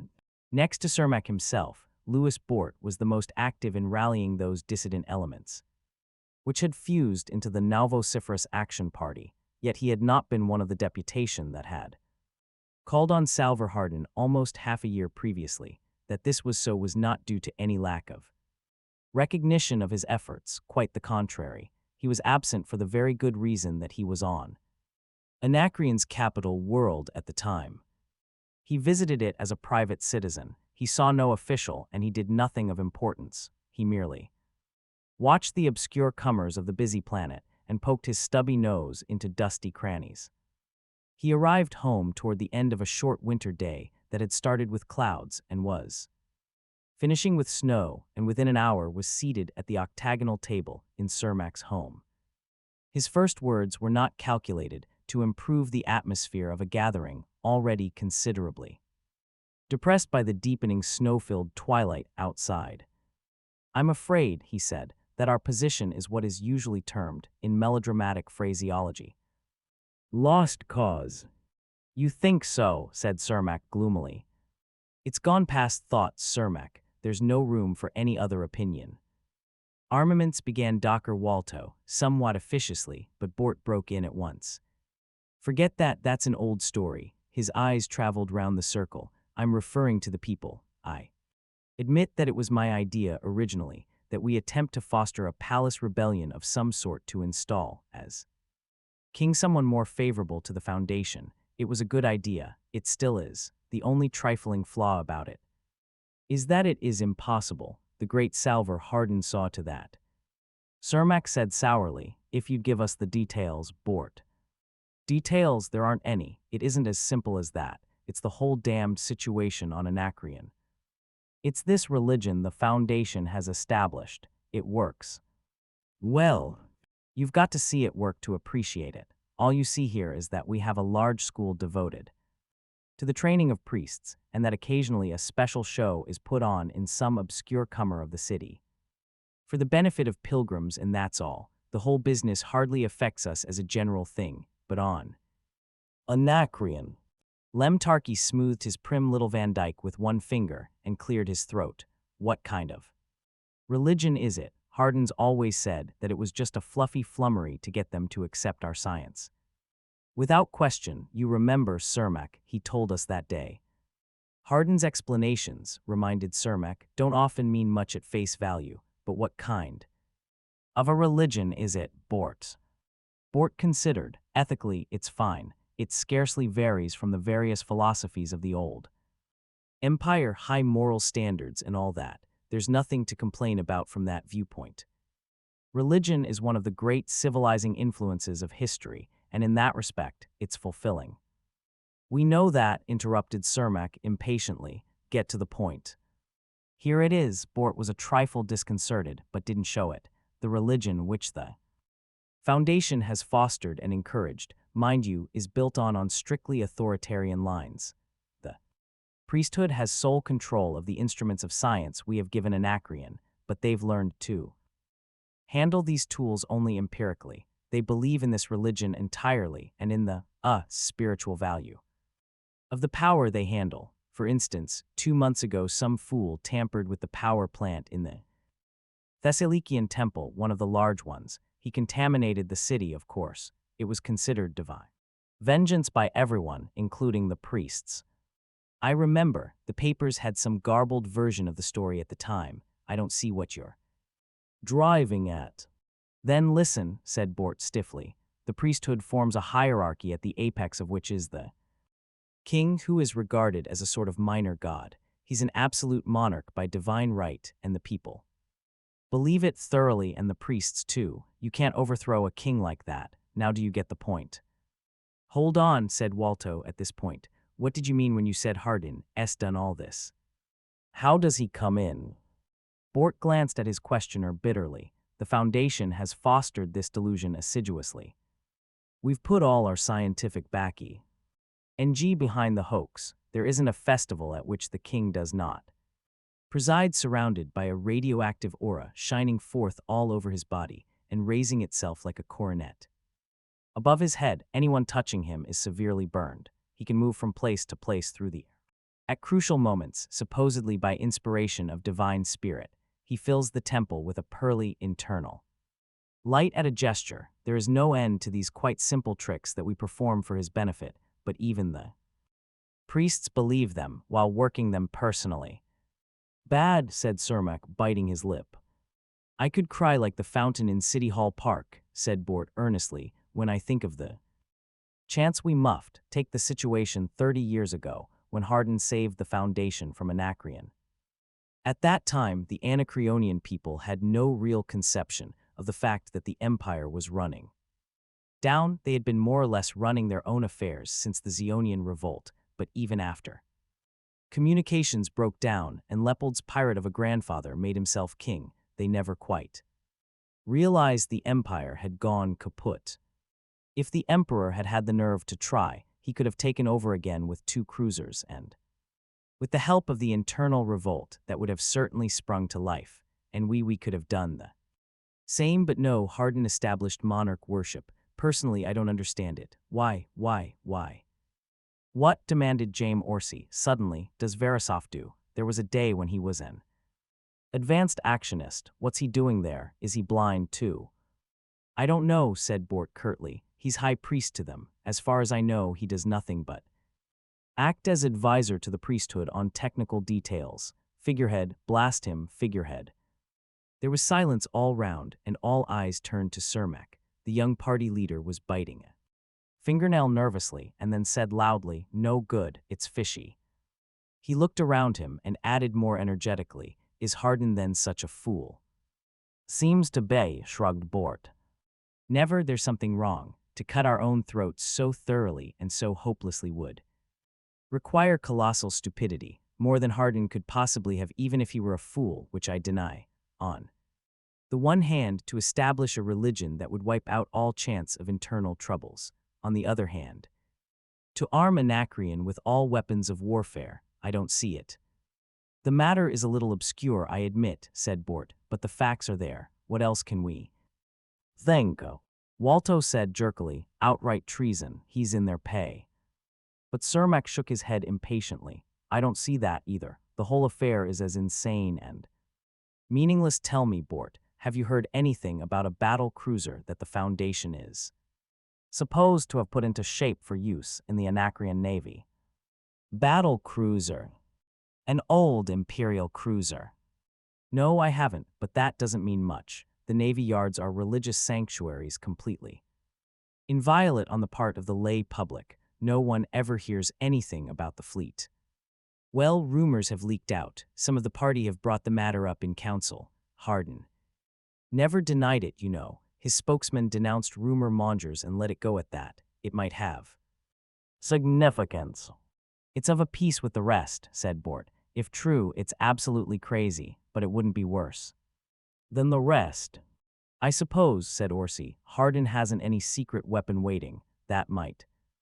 Yes, said Cermak viciously, a huge jack-in-the-box that will jump out at the psychological moment and scare old weenies into fits. The Foundation may as well blow itself out of existence and save itself the agony of suspense if it has to depend on any secret weapon.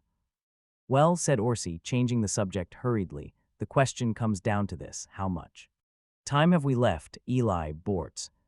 All fight, it is the question, but don't look at me, I don't know. The Anacreonian press never mentions the Foundation at all. Right now, it's full of the approaching celebrations and nothing else. Leopold is coming of age next week, you know. We have months then. Walto smiled for the first time that evening. That gives us time. That gives us time, my foot, ground out Bort impatiently. The king's a god, I tell you, do you suppose he has to carry on a campaign of propaganda to get his people into fighting spirit? Do you suppose he has to accuse us of aggression and pull out all stops on cheap emotionalism when the time comes to strike? Leopold gives the order and the people fight, just like that. That's the damnness of the system. You don't question a god. He may give the order tomorrow for all I know, and you can wrap tobacco round that and smoke it. Everyone tried to talk at once, and Cermak was slamming the table for silence when the front door opened and Levi Norest stamped in. He bounded up the stairs, overcoat on, trailing snow. Look at that, he cried, tossing a cold, snow-speckled newspaper onto the table. The Visicasters are full of it, too. The newspaper was unfolded, and 5 heads bent over it. Cermak said in a hushed voice, Great space, he's going to Anacreon, going to Anacreon. It is treason, squeaked Tarki in sudden excitement. I'll be damned if Walto isn't right. He's sold us out, and now he's going there to collect his wage. Cermak had risen. We've no choice now. I'm going to ask the council tomorrow that Hardin be impeached, and if that fails, 5. The snow had ceased, but it caked the ground deeply now, and the sleek ground car advanced through the deserted streets with lumbering effort. The murky gray light of incipient dawn was cold, not only in the poetical sense, but also in a very literal way, and even in the then turbulent state of the Foundation's politics, no one, whether actionist or pro-Hardin, found his spirits sufficiently ardent to begin street activity that early. Johann Lee did not like that, and his grumblings grew audible. It's going to look bad, Hardin. They're going to say you sneaked away. Let them say it if they wish. I've got to get to Anacreon, and I want to do it without trouble. Now. That's enough, Lee. Hardin leaned back into the cushioned seat and shivered slightly. It wasn't cold inside the well. Heated car, but there was something frigid about a snow-covered world, even through glass, that annoyed him. He said reflectively, someday when we get around to it, we ought to weather condition. Terminus, it could be done. I, replied Lee, would like to see a few other things done first. For instance, what about weather? Conditioning Cermak, a nice, dry cell fitted for 25 centigrade all year round would be just fight. And then I'd really need bodyguards, said Hardin, and not just those two. He indicated two of Lee's bully boys sitting up front with the driver, hard eyes on the empty streets, ready hands at their atom. Blasts, you evidently want to stir up civil war. I do, there are other sticks in the fire and it won't require much stirring, I can tell you. He counted off on blunt fingers. 1. Cermak raised hell yesterday in the city council and called for an impeachment. He had a perfect right to do so, responded Hardin coolly, besides which his motion was defeated 206 to 184. Certainly, a majority of 22 when we had counted on 60 as a minimum. Don't deny it. You know you did. It was close, admitted Hardin. All right, and 2. After the vote, the 59 members of the Actionist Party reared upon their hind legs and stamped out of the council chambers. Hardin was silent and Lee continued, and 3. Before leaving, Cermak howled that you were a traitor, that you were going to Anacreon to collect your payment, that the chamber majority in refusing to vote impeachment had participated in the treason, and that the name of their party was not Actionist for nothing. What does that sound like? Trouble, I suppose. And now you're chasing off at daybreak like a criminal. You ought to face them, Hardin, and if you have to, declare martial law by space. Violence is the last refuge of the incompetent, bah. All right, we'll see. Now listen to me carefully, Lay. 30 years ago, the time vault opened. And on the 50th anniversary of the beginning of the Foundation, there appeared a Hari Seldon recording to give us our first idea of what was really going on. I remember, Lee nodded reminiscently, with a half smile. It was the day we took over the government. That's right, it was the time of our first major crisis. This is our second and 3 weeks from. Today will be the 80th anniversary of the beginning of the Foundation. Does that strike you as in any way significant? You mean he's coming again? I'm not finished. Seldon never said anything about returning, you understand, but that's a piece with his whole plan. He's always done his best to keep all foreknowledge from us, nor is there any way of telling whether the computer is set for further openings, short of dismantling the vault, and it's probably set to destroy itself if we were to try that. I've been there every anniversary since the first appearance, just on the chance. He's never shown up, but this is the first time since then that there's really been a crisis. Then he'll come. Maybe, I don't know. However, this is the point. At today's session of the council, just after you announce that I have left for Anacreon, you will further announce officially that on March 14th next there will be another Hari Seldon recording containing a message of the utmost importance regarding the recent successfully concluded crisis. That's very important, Lay. Don't add anything more no matter how many questions are asked. Lay stared. Will they believe it? That doesn't matter. It will confuse them, which is all I want, between wondering whether it is true and what I mean by it. If it isn't, they'll decide to postpone action till after March 14th. I'll be back considerably before then. Lee looked uncertain, but that's successfully concluded. That's bull. Highly confusing bull. Here's the airport. The waiting spaceship bulked somberly in the dimness. Hardin stamped through the snow toward Eden at the open airlock turned about with outstretched hand. Goodbye, Lee. I hate to leave you in the frying pan like this, but there's not another I can trust. Now please keep out of the fire. Don't worry, the frying pan is hot enough. I'll follow orders. He stepped back in the airlock. Closed. Zexel.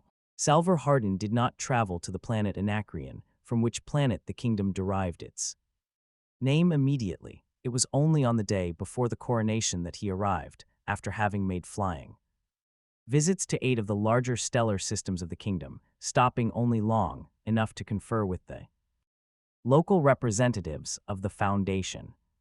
The trip left him with an oppressive realization of the vastness of the kingdom. It was a little splinter and insignificant fly speck compared to the inconceivable reaches of the galactic empire of which it had once formed so distinguished a part, but to one whose habits of thought had been built around a single planet, and a sparsely settled one at that. Anacreon's size in area and population was staggering. Following closely the boundaries of the old prefect of Anacreon, it embraced 25 stellar systems, 6 of which included more than one inhabited world. The population of 19 billion, though still far less than it had been in the Empire's heyday, was rising rapidly with the increasing scientific development fostered by the Foundation. And it was only now that Hardin found himself floored by the magnitude of that task. Even in 30 years, only the capital world had been powered. The outer provinces still possessed immense stretches where nuclear power had not yet been reintroduced. Even the progress that had been made might have been impossible had it not been for the still workable relics left over by the ebbing tide of empire. When Hardin did arrive at the capital world, it was to find all normal business at an absolute standstill. In the outer provinces there had been and still were celebrations, but here on the planet Anacreon, not a person, but took feverish part in the hectic religious pageantry that heralded the coming of age of their god-king, Leopold. Hardin had been able to snatch only half an hour from a haggard and harried Verisov before his ambassador was forced to rush off to supervise still another temple festival, but the half hour was a most profitable one, and Hardin prepared himself for the night's fireworks well satisfied.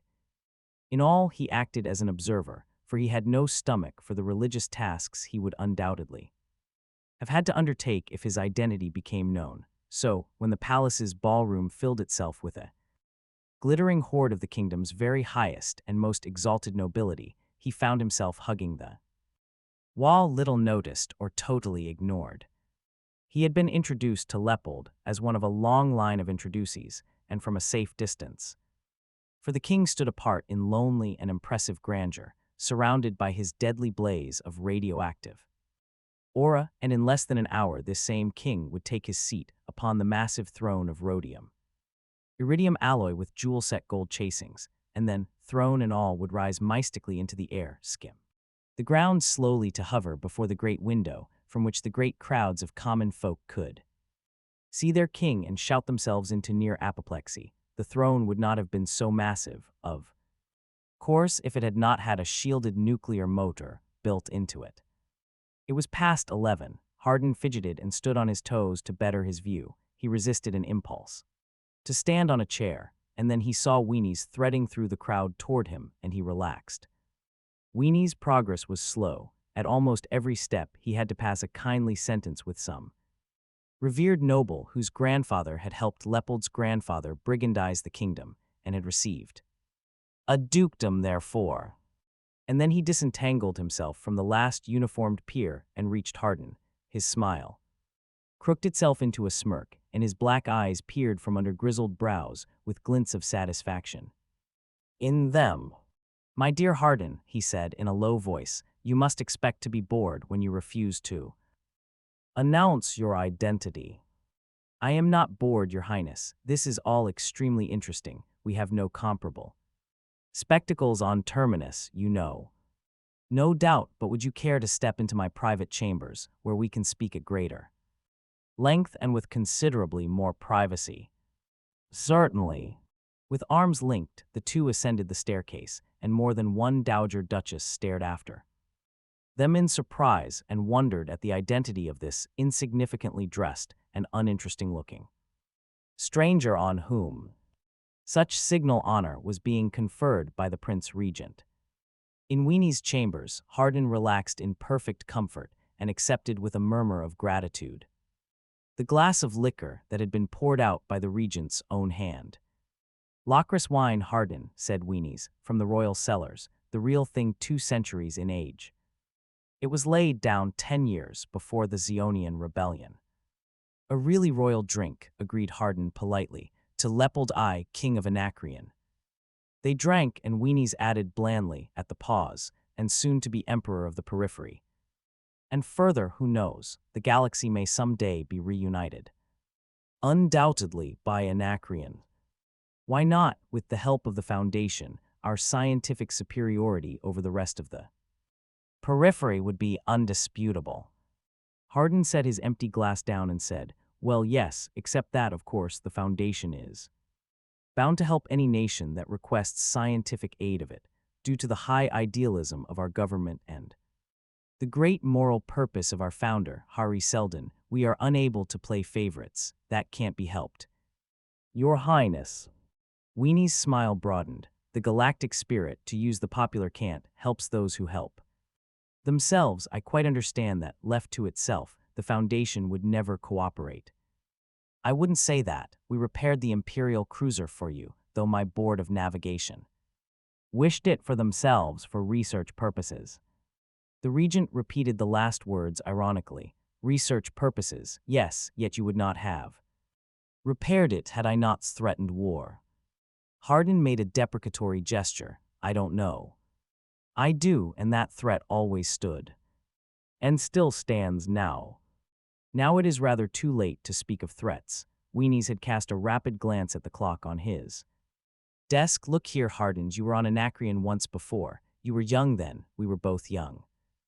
But even then we had entirely different ways of looking at things. You're what they call a man of peace. Aren't you?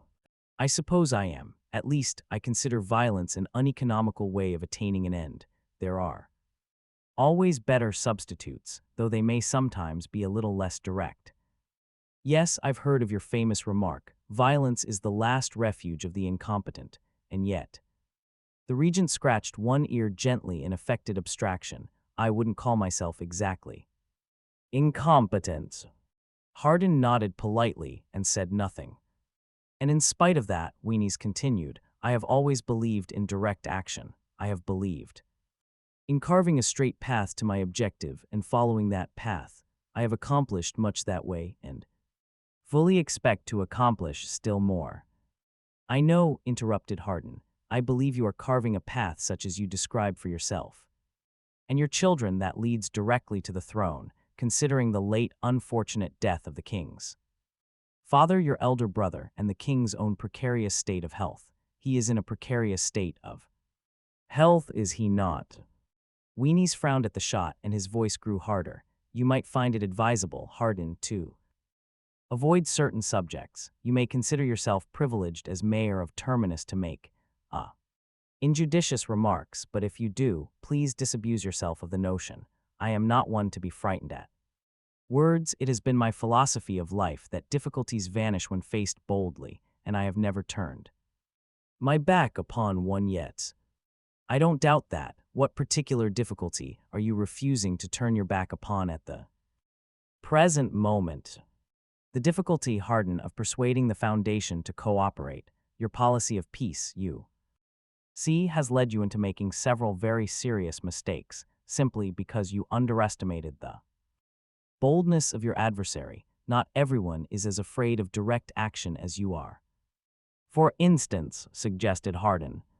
For instance, you came to Anacreon alone and accompanied me to my chambers alone. Hardin looked about him, and what is wrong with that? Nothing, said the Regent, except that outside this room are 5 police guards, well armed and ready to shoot. I don't think you can leave, Hardin. The mayor's eyebrows lifted. I have no immediate desire to leave. Do you then fear me so much? I don't fear you at all, but this may serve to impress you with my determination. Shall we call it a gesture? Call it what you please, said Hardin indifferently. I shall not discommode myself over the incident, whatever you choose to call it. I'm sure that attitude will change with time, but you have made another error, Harden a more serious one. It seems that the planet Terminus is almost wholly undefended. Naturally, what have we to fear? We threaten no one's interest and serve all alike. And while remaining helpless, Weenies went on, you kindly helped us to arm ourselves, aiding us particularly in the development of a navy of our own, a great navy. In fact, a navy which, since your donation of the Imperial cruiser, is quite irresistible. Your Highness, you are wasting time. Harden made as if to rise from his seat. If you mean to declare war and are informing me of the fact, you will allow me to communicate with my government at once. Sit down, Harden. I am not declaring war, and you are not communicating with your government at all. When the war is fought, not declared, Harden fought, the Foundation will be informed of it in due time by the nuclear blasts of the Anacreonian Navy, under the lead of my own son, upon the flagship. Weenies wants a cruiser of the Imperial Navy. Harden frowned. When will all this happen? If you're really interested, the ships of the fleet left Anacreon exactly 50 minutes ago, at 11. And the first shot will be fired as soon as they sight Terminus, which should be at noon tomorrow. You may consider yourself a prisoner of war. That's exactly what I do consider myself, Your Highness, said Harden, still frowning, but I'm disappointed. Weenies chuckled contemptuously. Is that all?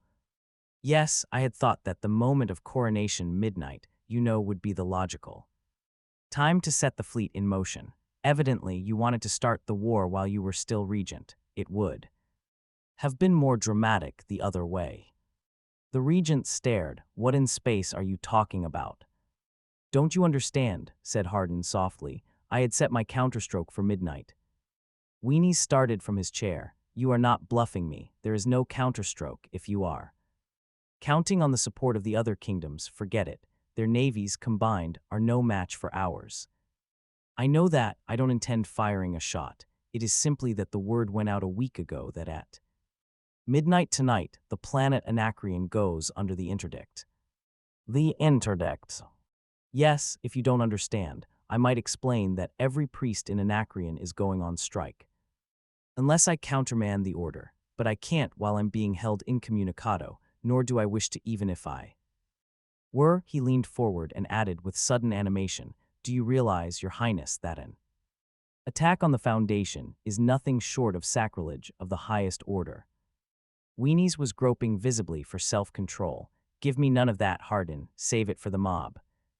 My dear Weenies, whoever do you think I am saving it for? I imagined that for the last half hour. Every temple on Anacreon has been the center of a mob, listening to a priest, exhorting them upon that very subject. There's not a man or woman on Anacreon that doesn't know that their government has launched vicious, unprovoked attack upon the center of their religion, but it lacks only 4 minutes of midnight. Now you'd better go down to the ballroom to watch events. I'll be safe here with 5 guards outside the door. He leaned back in his chair, helped himself to another glass of Lacris wine, and gazed at the ceiling with perfect indifference. Weenies, suddenly furious, rushed out of the room. A hush had fallen over the elite in the ballroom as a broad path was cleared for the throne. Leopold sat on it now, hands solidly on its arms, head high, face frozen. The huge chandeliers had dimmed, and in the diffused multicolored light from the tiny nucleobulbs that bespangled the vaulted ceiling, the royal aura shone out bravely, lifting high above his head to form a blazing coronet. Weenies paused on the stairway. No one saw him. All eyes were on the throne. He clenched his fists and remained where he was. Harden would not bluff him into action. And then the throne stiffed. Noiselessly it lifted upward and drifted, off the dais, slowly down the steps, and then horizontally, 5 centimeters off the floor, it worked itself toward the huge, open window. At the sound of the deep-toned bell that signified midnight, it stopped before the window, and the king's aura died. For a frozen split second, the king did not move, face twisted in surprise, without an aura, merely human, and then the throne wobbled and dropped to the floor with a crashing thump, just as every light in the palace went out. Through the shrieking din and confusion, Weenie's bull voice sounded. Get the flares, get the flares. He buffeted right and left through the crowd and forced his way to the door, from without palace. Guards had streamed into the darkness. Somehow the flares were brought back to the ballroom, flares that were to have been used in the gigantic torchlight procession through the streets of the city after the coronation. Back to the ballroom, guardsmen swarmed with torches blue, green, and red, where the strange light lit up frightened, confused faces. There is no harm done, shouted Weenies. Keep your places, power will return in a moment. He turned to the captain of the guard, who stood stiffly at attention. What is it, Captain? Your Highness, was the instant response. The palace is surrounded by the people of the city. What do they want? Snarled Weenies. A priest is at the head. He has been identified as High Priest Polly Verisov. He demands the immediate release of Mayor Salvar Hardin and cessation of the war against the Foundation. The report was made in the expressionless tones of an officer, but his eyes shifted uneasily. Weenies cried, if any of the rabble attempt to pass the palace gates, blast them out of existence.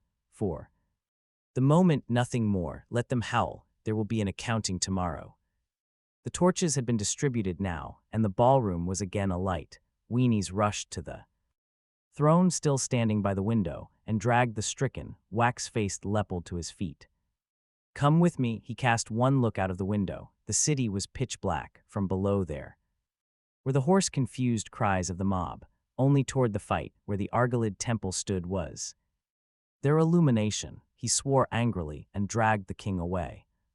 Weenies burst into his chambers, the 5 guardsmen at his heels. Leopold followed, wide-eyed, scared, speechless. Hardin, said Weenies huskily, you are playing with forces too great for you. The mayor ignored the speaker. In the pearly light of the pocket nucleo bulb at his side, he remained quietly seated, a slightly ironic smile on his face. Good morning, Your Majesty, he said to Leopold. I congratulate you on your coronation.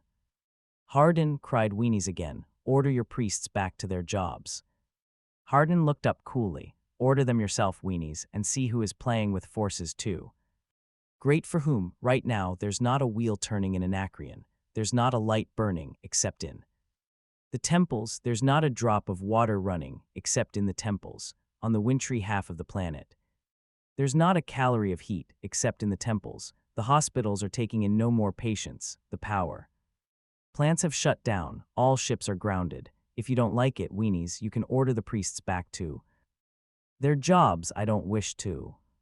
By space, Hardin, I will. If it's to be a showdown, so be it. We'll see if your priests can withstand the army. Tonight, every temple on the planet will be put under army supervision. Very good, but how are you going to give the orders? Every line of communication on the planet is shut down. You'll find that neither wave nor hyperwave will work. In fact, the only communicator of the planet that will work outside of the temples, of course, is the televisor right here in this room, and I've fitted it only for reception. Weenies struggled vainly for breath, and Hardin continued, if you wish, you can order your army into the Argolid temple just outside the palace, and then use the ultrawave sets there to contact other portions of the planet. But if you do that, I'm afraid the army contingent will be cut to pieces by the mob. And then what will protect your palace, Weenies, and your lives, Weenies? Weenies said thickly, we can hold out, devil, we'll last the day. Let the mob howl and let the power die, but we'll hold out. And when the news comes back that the Foundation has been taken, your precious mob will find upon what vacuum their religion has been built, and they'll desert your priests and turn against them. I give you until noon tomorrow, Hardin, because you can stop the power on Anacreon. But you can't stop my fleet. His voice croaked exultantly. They're on their way, Hardin, with the great cruiser you yourself ordered repaired at the head. Hardin replied lightly, yes, the cruiser I myself ordered repaired, but in my own way. Tell me, Weenies, have you ever heard of a hyperwave relay? No, I see you haven't. Well, in about 2 minutes, you'll find out what one can do. The televisor flashed to life as he spoke, and he amended, no, in 2 seconds. Sit down, Weenies, and listen. 7. Theoporet was one of the very highest-ranking priests of Anacreon. From the standpoint of precedence alone, he deserved his appointment as head priest attendant upon the flagship Weenies. But it was not only rank or precedence. He knew the ship. He had worked directly under the Holy Men from the Foundation itself in repairing the ship. He had gone over the motors under their orders. He had rewired the visors, revamped the communication system, replated the punctured hull, reinforced the beams. He had even been permitted to help, while the wise men of the Foundation had installed a device so holy it had never been placed in any previous ship, but had been reserved only for this magnificent colossus of a vessel, a hyperwave relay. It was no wonder that he felt heartsick over the purposes to which the glorious ship was perverted.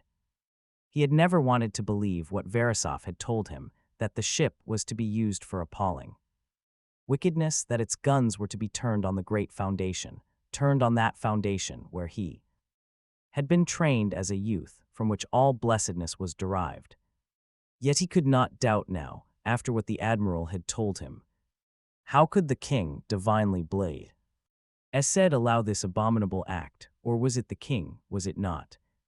Perhaps an action of the accursed regent, Weenies, without the knowledge of the king at all, and it was the son of this same Weenies that was the admiral who 5 minutes before had told him, "Attend to your souls and your blessings, priest, I will attend to my ship." Aporet smiled crookedly. He would attend to his souls and his blessings, and also to his cursings, and Prince Lefkin would whine soon enough. He had entered the general communications room now. His acolyte preceded him, and the two officers in charge made no move to interfere. The head priest-attendant had the right of free entry anywhere on the ship. Close the door, Aporet ordered, and looked at the chronometer. It lacked 5 minutes of 12. He had timed it well. With quick practiced motions, he moved the little levers that opened all communications so that every part of the 2-mile-long ship was within reach of his voice and his image. Soldiers of the royal flagship Weenies, attend. It is your priest-attendant that speaks. The sound of his voice reverberated, he knew, from the stem atom blast in the extreme rear to the navigation tables in the prow. Your ship, he cried, is engaged in sacrilege. Without your knowledge, it is performing such an act as will doom the soul of every man among you to the eternal frigidity of space. Listen, it is the intention of your commander to take this ship to the Foundation, and there to bombard that source of all blessings into submission to his sinful will, and since that is his intention, I, in the name of the galactic spirit, remove him from his command, for there is no command where the blessing of the galactic spirit has been withdrawn. The divine king himself may not maintain his kingship without the consent of the spirit. His voice took on a deeper tone, while the acolyte listened with veneration, and the two soldiers with mounting fear. And because this ship is upon such a devil's errand, the blessing of the spirit is removed from it as well. He lifted his arms solemnly, and before 1,000 televisors throughout the ship, soldiers cowered as the stately image of their priest-attendant spoke. In the name of the galactic spirit and of his prophet, Hari Seldon, and of his interpreters, the holy men of the Foundation, I curse this ship. Let the televisors of this ship, which are its eyes, become blind.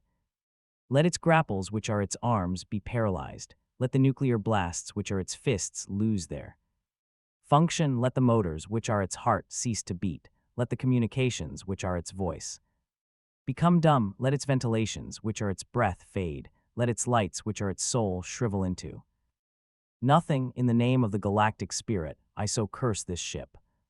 And with his last word, at the stroke of midnight, a hand, light years distant in the Argolid temple, opened an ultrawave relay, which at the instantaneous speed of the ultrawave, opened another on the flagship Weenies. And the ship died.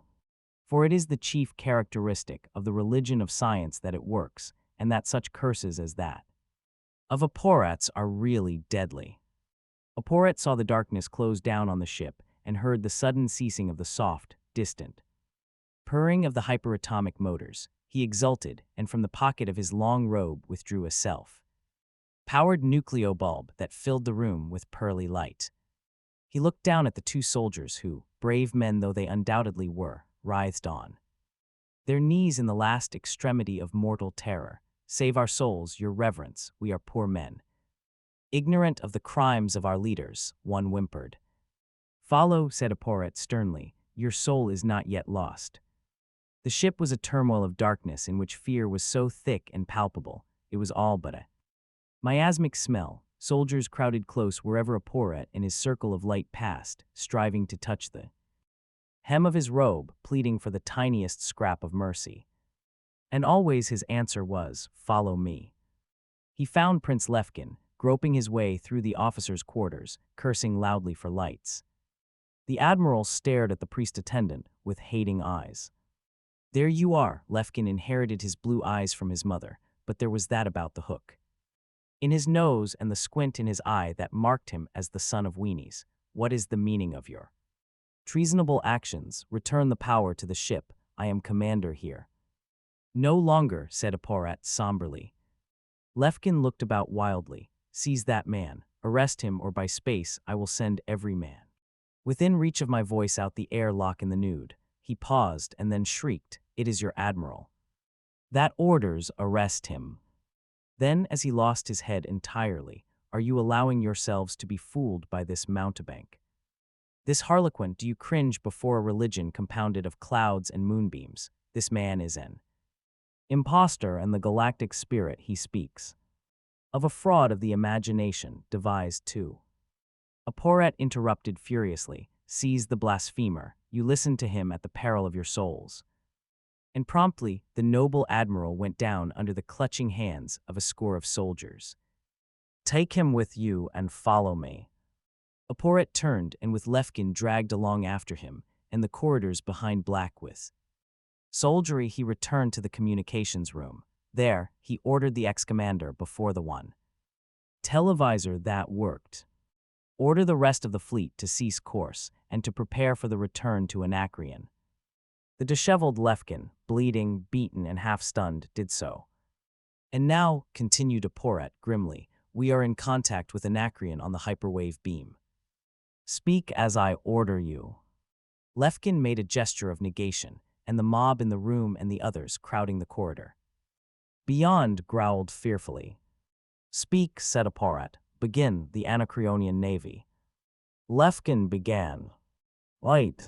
There was absolute silence in Weenie's chambers when the image of Prince Lefkin appeared at the televisor. There had been one startled gasp from the regent at the haggard face and shredded uniform of his son, and then he collapsed into a chair, face contorted with surprise and apprehension.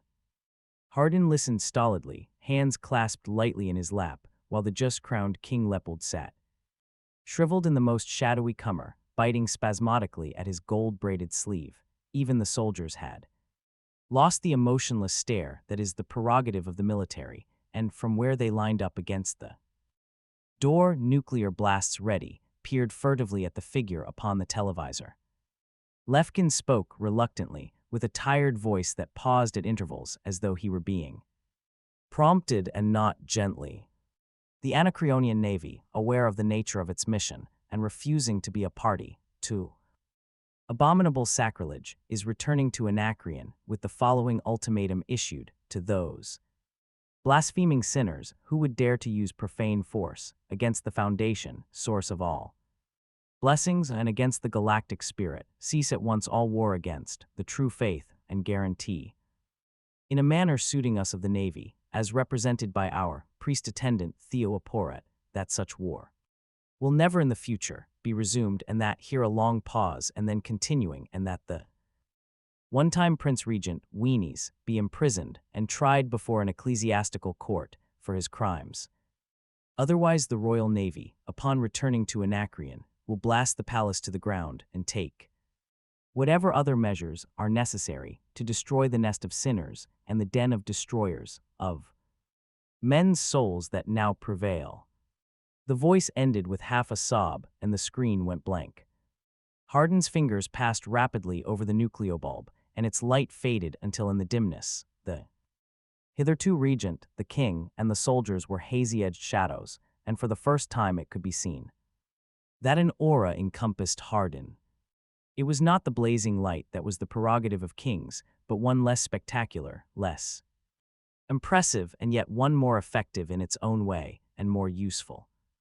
Hardin's voice was softly ironic as he addressed the same weenies who had 1 hour earlier declared him a prisoner of war and terminus on the point of destruction, and who now was a huddled shadow, broken and silent.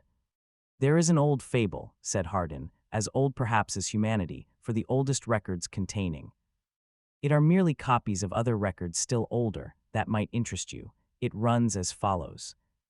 A horse having a wolf as a powerful and dangerous enemy lived in constant fear of his life.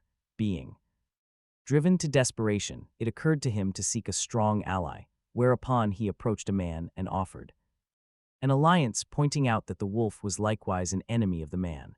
The man accepted the partnership at once and offered to kill the wolf immediately if his new partner would only cooperate by placing his greater speed at the man's disposal. The horse was willing and allowed the man to place bridle and saddle upon him. The man mounted, hunted down the wolf, and killed him. The horse, joyful and relieved, thanked the man and said, "Now that our enemy is dead, remove your bridle and saddle and restore my freedom."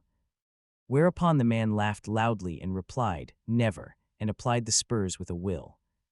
Silent still, the shadow that was Weenie's did not stir. Hardin continued quietly, "You see the analogy, I hope, in their anxiety to cement forever domination over their own people. The kings of the 4 kingdoms accepted the religion of science that made them divine, and that same religion of science was their bridle and saddle, for it placed the lifeblood of nuclear power in the hands of the priesthood, who took their orders from us, be it noted, and not from you. You killed the wolf, but could not get rid of the Weenie sprang to his feet, and in the shadows, his eyes were maddened hollows. His voice was thick, incoherent, "And yet I'll get you. You won't escape. You'll rot. Let them blow us up. Let them blow everything up. You'll rot. I'll get you. Soldiers," he thundered hysterically, "shoot me down that devil. Blast him. Blast him." Hardin turned about in his chair to face the soldiers and smiled. One aimed his nuclear blast and then lowered it. The others never budged. Salvor Hardin, mayor of Terminus, surrounded by that soft aura, smiling so confidently, and before whom all the power of Anacreon had crumbled to powder, was too much for them, despite the orders of the shrieking maniac just beyond. Weenies shouted incoherently and staggered to the nearest soldier. Wildly, he wrested the nuclear blast from the man's hand, aimed it at Hardin, who didn't stir, shoved the lever and held it contacted. The pale, continuous beam impinged upon the force field that surrounded the mayor of Terminus and was sucked harmlessly to neutralization. Weenies pressed harder and laughed tearingly. Hardin still smiled, and his force field aura scarcely brightened as it absorbed the energies of the nuclear blast. From his comer, Leppold covered his eyes and moaned. And with a yell of despair, Weenies changed his aim and shot again, and toppled to the floor with his head blown into nothingness. Hardin winced at the sight and muttered, "A man of direct action to the end, the last refuge." 9. The time vault was filled far beyond the available seating capacity, and men lined the back of the room, 3 deep. Salvor Hardin compared this large company with the few men attending the first appearance of Hari Seldon 30 years earlier. There had only been 6 then, the 5 old encyclopedists all dead now, and himself the young figurehead of a mayor. It had been on that day that he, with Johann Lee's assistants, had removed the figurehead stigma from his office. It was quite different now, different in every respect. Every man of the city council was awaiting Seldon's appearance. He himself was still mayor, but all-powerful now, and since the utter rout of Anacreon, all popular. When he had returned from Anacreon with the news of the death of Weenies, and thus new treaty signed with the trembling Leppold, he was greeted with a vote of confidence of shrieking unanimity, when this was followed in rapid order by similar treaties signed with each of the other 3 kingdoms, treaties that gave the foundation powers, such as would forever prevent any attempts at attack. similar to that of Anacreon's torchlight processions, had been held in every city street of Terminus. Not even Hari Seldon's name had been more loudly cheered. Hardin's lips twitched. Such popularity had been his after the first crisis also.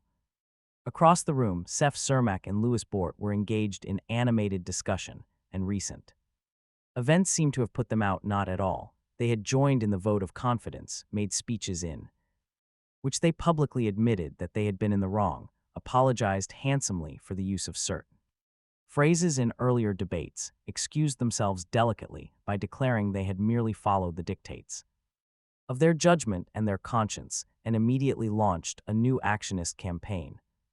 Johann Lee touched Hardin's sleeve and pointed significantly to his watch. Hardin looked up. "Hello there, Lee. Are you still sour? What's wrong now?" "He's due in 5 minutes, isn't he?" "I presume so. He appeared at noon last time." "What if he does? Are you going to wear me down with your worries all your life? If he doesn't, he won't." Lee frowned and shook his head slowly. "If this thing flops, we're in another mess. Without Seldon's backing for what we've done, Cermak will be free to start all over. He wants outright annexation of the Four Kingdoms and immediate expansion of the Foundation by force, if necessary. He's begun his campaign already. I know a fire-eater must eat fire even if he has to kindle it himself, and you, Lee, have got to worry even if you must kill yourself to invent something to worry about." Lee would have answered, but he lost his breath at just that moment as the lights yellowed and went dim. He raised his arm to point to the glass cubicle that dominated half the room and then collapsed into a chair with a windy sigh. Hardin himself straightened at the sight of the figure that now filled the cubicle, a figure in a wheelchair. He alone, of all those present, could remember the day, decades ago, when that figure had appeared first. He had been young then and the figure old. Since then, the figure had not aged a day, but he himself had in turn grown old. The figure stared straight ahead, hands fingering a book in its lap. It said, "I am Hari Seldon." The voice was old and soft. There was a breathless silence in the room, and Hari Seldon continued conversationally, "This is the second time I've been here. Of course, I don't know if any of you were here the first time. In fact, I have no way of telling by sense perception that there is anyone here at all, but that doesn't matter. If the second crisis has been overcome safely, you are bound to be here. There is no way out. If you are not here, then the second crisis has been too much for you." He smiled engagingly. "I doubt that, however, for my figures show a 98.4% probability there is to be no significant deviation from the plan in the first 80 years. According to our calculations, you have now reached domination of the barbarian kingdoms immediately surrounding the Foundation. Just as in the first crisis, you held them off by use of the balance of power, so in the second, you gained mastery by use of the spiritual power as against the temporal. However, I might warn you here against overconfidence. It is not my way to grant you any foreknowledge in these recordings, but it would be safe to indicate that what you have now achieved is merely a new balance, though one in which your position is considerably better. The spiritual power, while sufficient to ward off attacks of the temporal, is not sufficient to attack in turn, because of the invariable growth of the counteracting force known as regionalism or nationalism. The spiritual power cannot prevail. I am telling you nothing new, I'm sure. You must pardon me, by the way, for speaking to you in this vague way. The terms I use are at best mere approximations, but none of you is qualified to understand the true symbology of psychohistory. And so I must do the best I can. In this case, the Foundation is only at the start of the path that leads to the Second Galactic Empire. The neighboring kingdoms, in manpower and resources, are still overwhelmingly powerful as compared to yourselves. Outside them lies the vast tangled jungle of barbarism that extends around the entire breadth of the galaxy. Within that rim there is still what is left of the Galactic Empire, and that, weakened and decaying though it is still incomparably mighty. At this point, Hari Seldon lifted his book and opened it. His face grew solemn. "And never forget There was another foundation established 80 years ago, a foundation at the other end of the galaxy, at Star's End. They will always be there for consideration. Gentlemen, 920 years of the plans stretch ahead of you, the problem is yours. He dropped his eyes to his book and flicked out of existence, while the lights brightened too. Fullness in the babble that followed, Lee leaned over to Hardin's ear. He didn't say when he'd be back. Hardin replied, I know, but I trust he won't return until you and I are safely and cozily dead. Part IV. The Traitors. 1. TRADRS, and constantly in advance of the political hegemony of the Foundation were the traitors reaching out tenuous fingerholds through the tremendous distances of the periphery. Months or years might pass between landings on Terminus. Their ships were often nothing more than patchquilts of homemade repairs and improvisations. Their honesty was none of the highest, their daring. Through it all they forged an empire more enduring than the pseudo-religious despotism of the Four Kingdoms.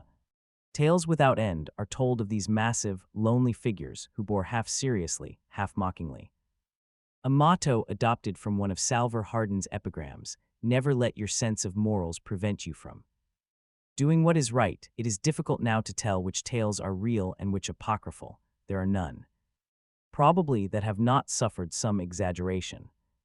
Encyclopedia Galactica.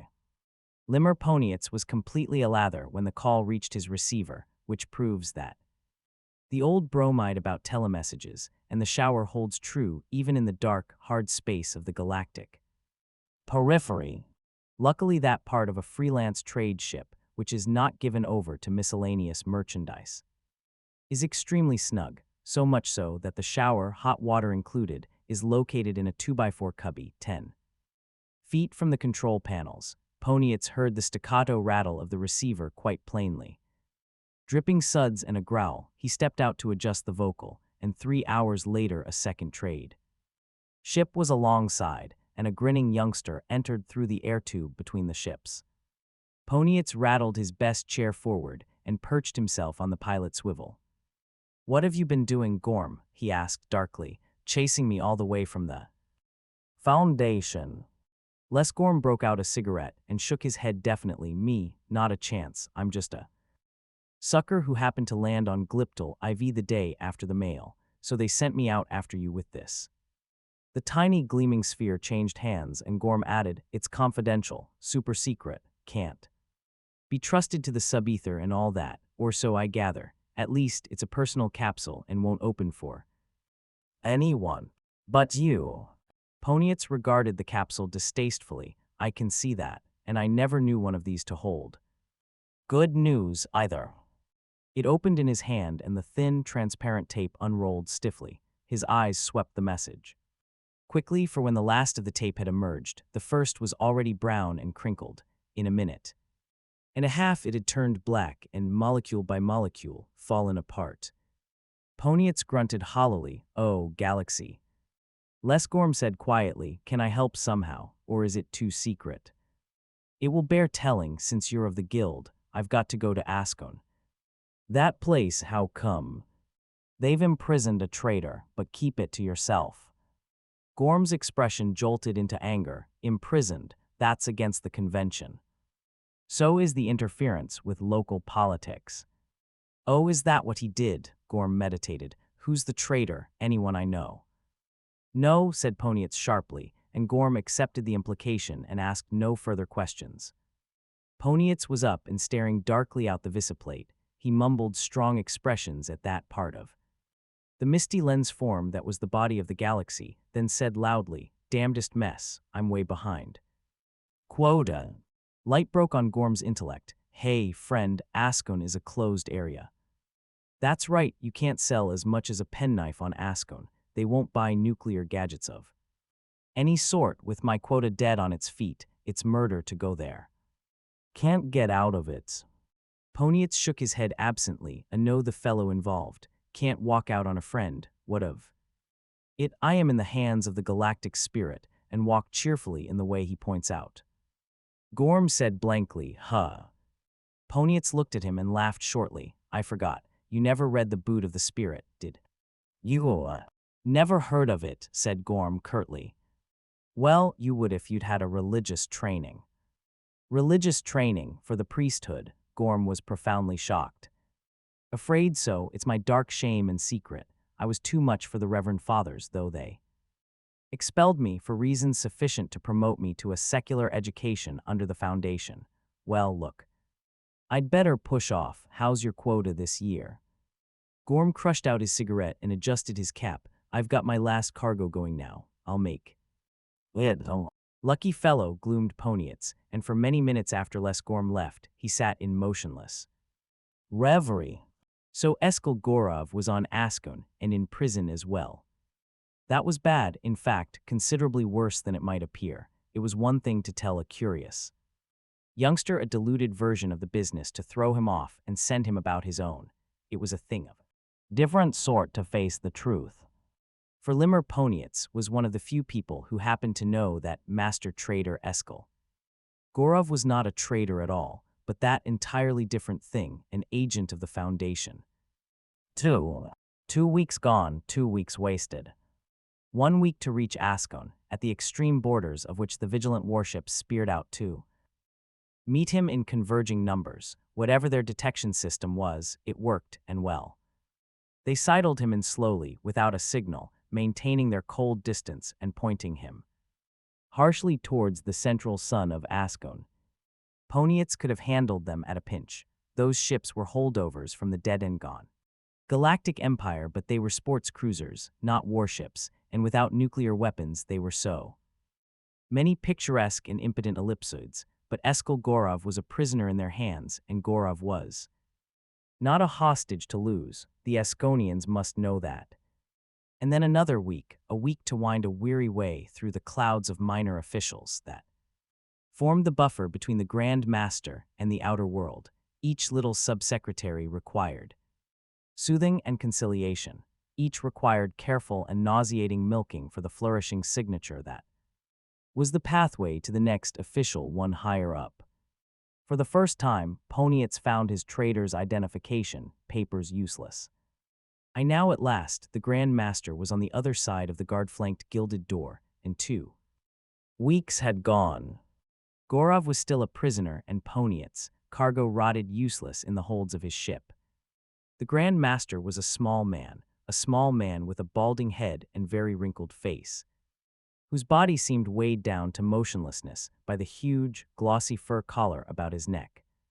His fingers moved on either side, and the line of armed men backed away for a passage, along which Poniatz strode to the foot of the chair of state. Don't speak, snapped the Grand Master, and Poniatz, opening lips, closed tightly. That's right, the Askonian ruler relaxed visibly. I can't endure useless chatter. You cannot threaten, and I won't abide flattery, nor is there room for injured complaints. I have lost count of the times. You wanderers have been warned that your devil's machines are not wanted anywhere in Askon. Sir, said Poniatz quietly, there is no attempt to justify the trader in question. It is not the policy of traders to intrude where they are not wanted, but the galaxy is great, and it has happened before that a boundary has been trespassed unwittingly. It was a deplorable mistake.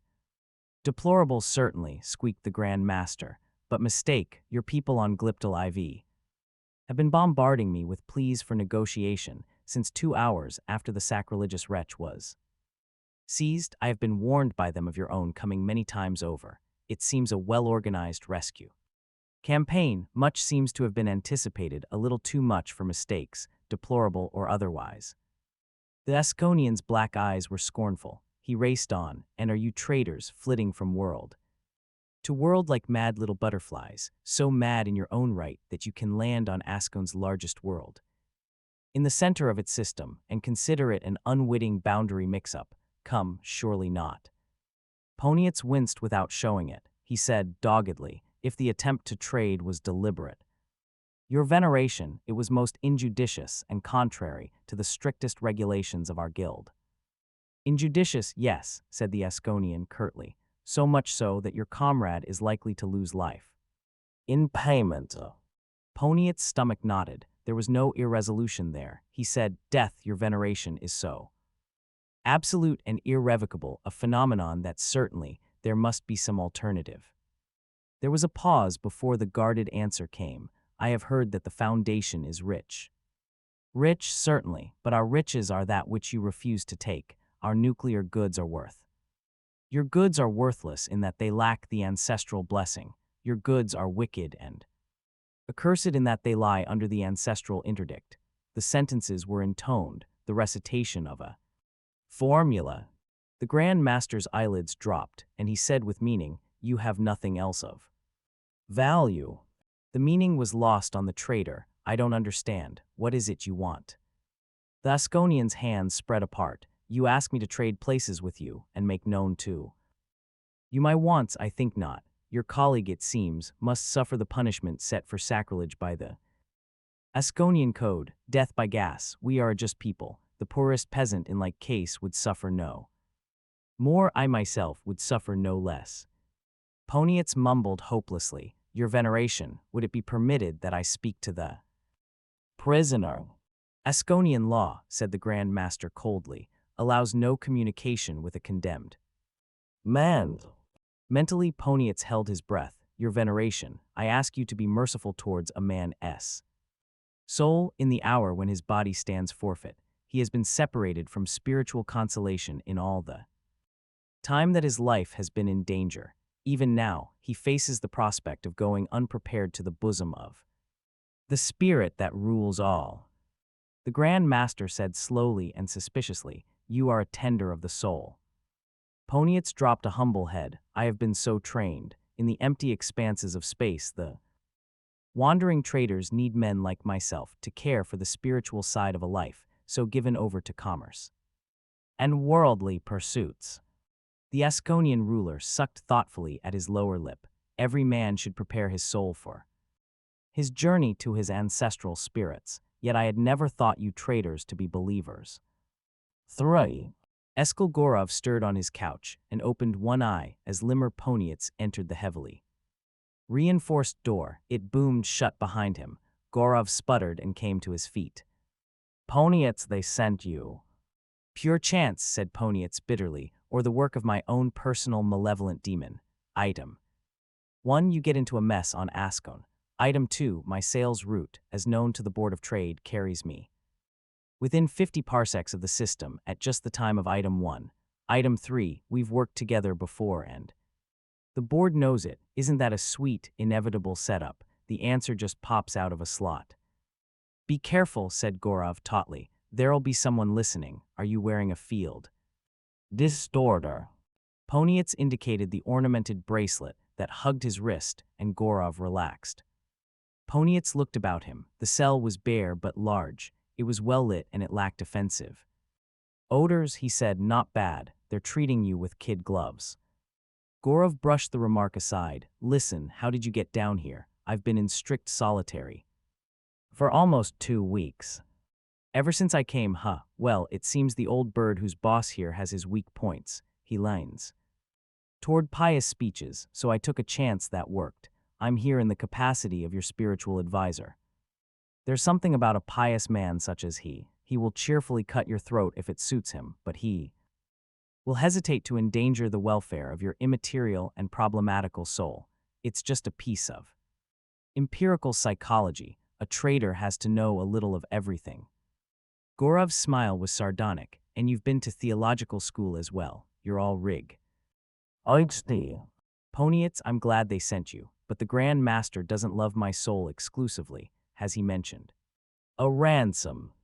The trader's eyes narrowed. He hinted barely, and he also threatened death by gas. I played safe and dodged. It might easily have been a trap, so it's extortion, is it? What is it he wants?" "Gold." "Gold," Poniatz frowned. "The metal itself, what for?" "It's their medium of exchange." "Is it? And where do I get gold from?" "Wherever you can. Listen to me. This is important. Nothing will happen to me as long as the Grand Master has the scent of gold in his nose. Promise it to him, as much as he asks for, then go back to the Foundation if necessary to get it. When I'm free, we'll be escorted out of the system, and then we part company." Poniatz stared disapprovingly. "And then you'll come back and try again." It's my assignment to sell nucleics to Ascon. They'll get you before you've gone a parsec in space. You know that, I suppose. I don't, said Gorov, and if I did, it wouldn't affect things. They'll kill you the second time. Gorov shrugged. Poniet said quietly, if I'm going to negotiate with the Grand Master again, I want to know the whole story. So far, I've been working it too blind. As it was, the few mild remarks I did make almost threw his veneration into fits. It's simple enough, said Gorov, the only way we can increase the security of the Foundation here in the periphery is to form a religion-controlled commercial empire. We're still too weak to be able to force political control. It's all we can do to hold the four kingdoms. Ponietz was nodding. This I realize, and any system that doesn't accept nuclear gadgets can never be placed under our religious control, and can therefore become a focal point for independence and hostility. Yes. All right then, said Ponietz, so much for theory. Now what exactly prevents the sale? Religion, the Grand Master implied as much. It's a form of ancestor worship. Their traditions tell of an evil past from which they were saved by the simple and virtuous heroes of the past generations. It amounts to a distortion of the anarchic period. Century ago, when the imperial troops were driven out and an independent government was set up, advanced science and nuclear power in particular became identified with the old imperial regime they remember with horrors. That's so, but they have nice little ships which spotted me very handily 2 parsecs away. That smells of nucleics to me. Gorov shrugged. Those ships are holdovers of the Empire, no doubt, probably with nuclear drive. What they have, they keep. The point is that they will not innovate, and their internal economy is entirely non-nuclear. That is what we must change. How were you going to do it? By breaking the resistance at one point. To put it simply, if I could sell a penknife with a force field blade to a nobleman, it would be to his interest to force laws that would allow him to use it. Put that baldly, it sounds silly, but it is sound, psychologically. To make strategic sales at strategic points would be to create a pro-nucleics faction at court. And they send you for that purpose, while I'm only here to ransom you and leave, while you keep on trying. Isn't that sort of tail backward? In what way? Said Gorov guardedly. Listen, Ponietz was suddenly exasperated. You're a diplomat, not a traitor, and calling you a traitor won't make you one. This case is for one who's made a business of selling, and I'm here with a full cargo stinking into uselessness, and a quota that won't ever be met, it looks like. You mean you're going to risk your life on something that isn't your business? Gorov smiled thinly. Ponietz said, you mean that this is a matter of patriotism, and traitors aren't patriotic? Notoriously not. Pioneers never are.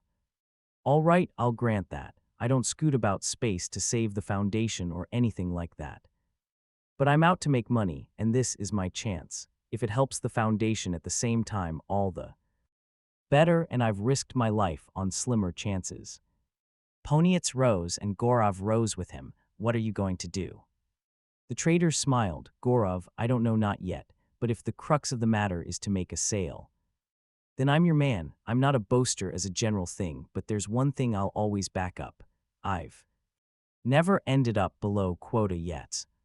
The door to the cell opened almost instantly when he knocked, and 2 guards fell in on either side.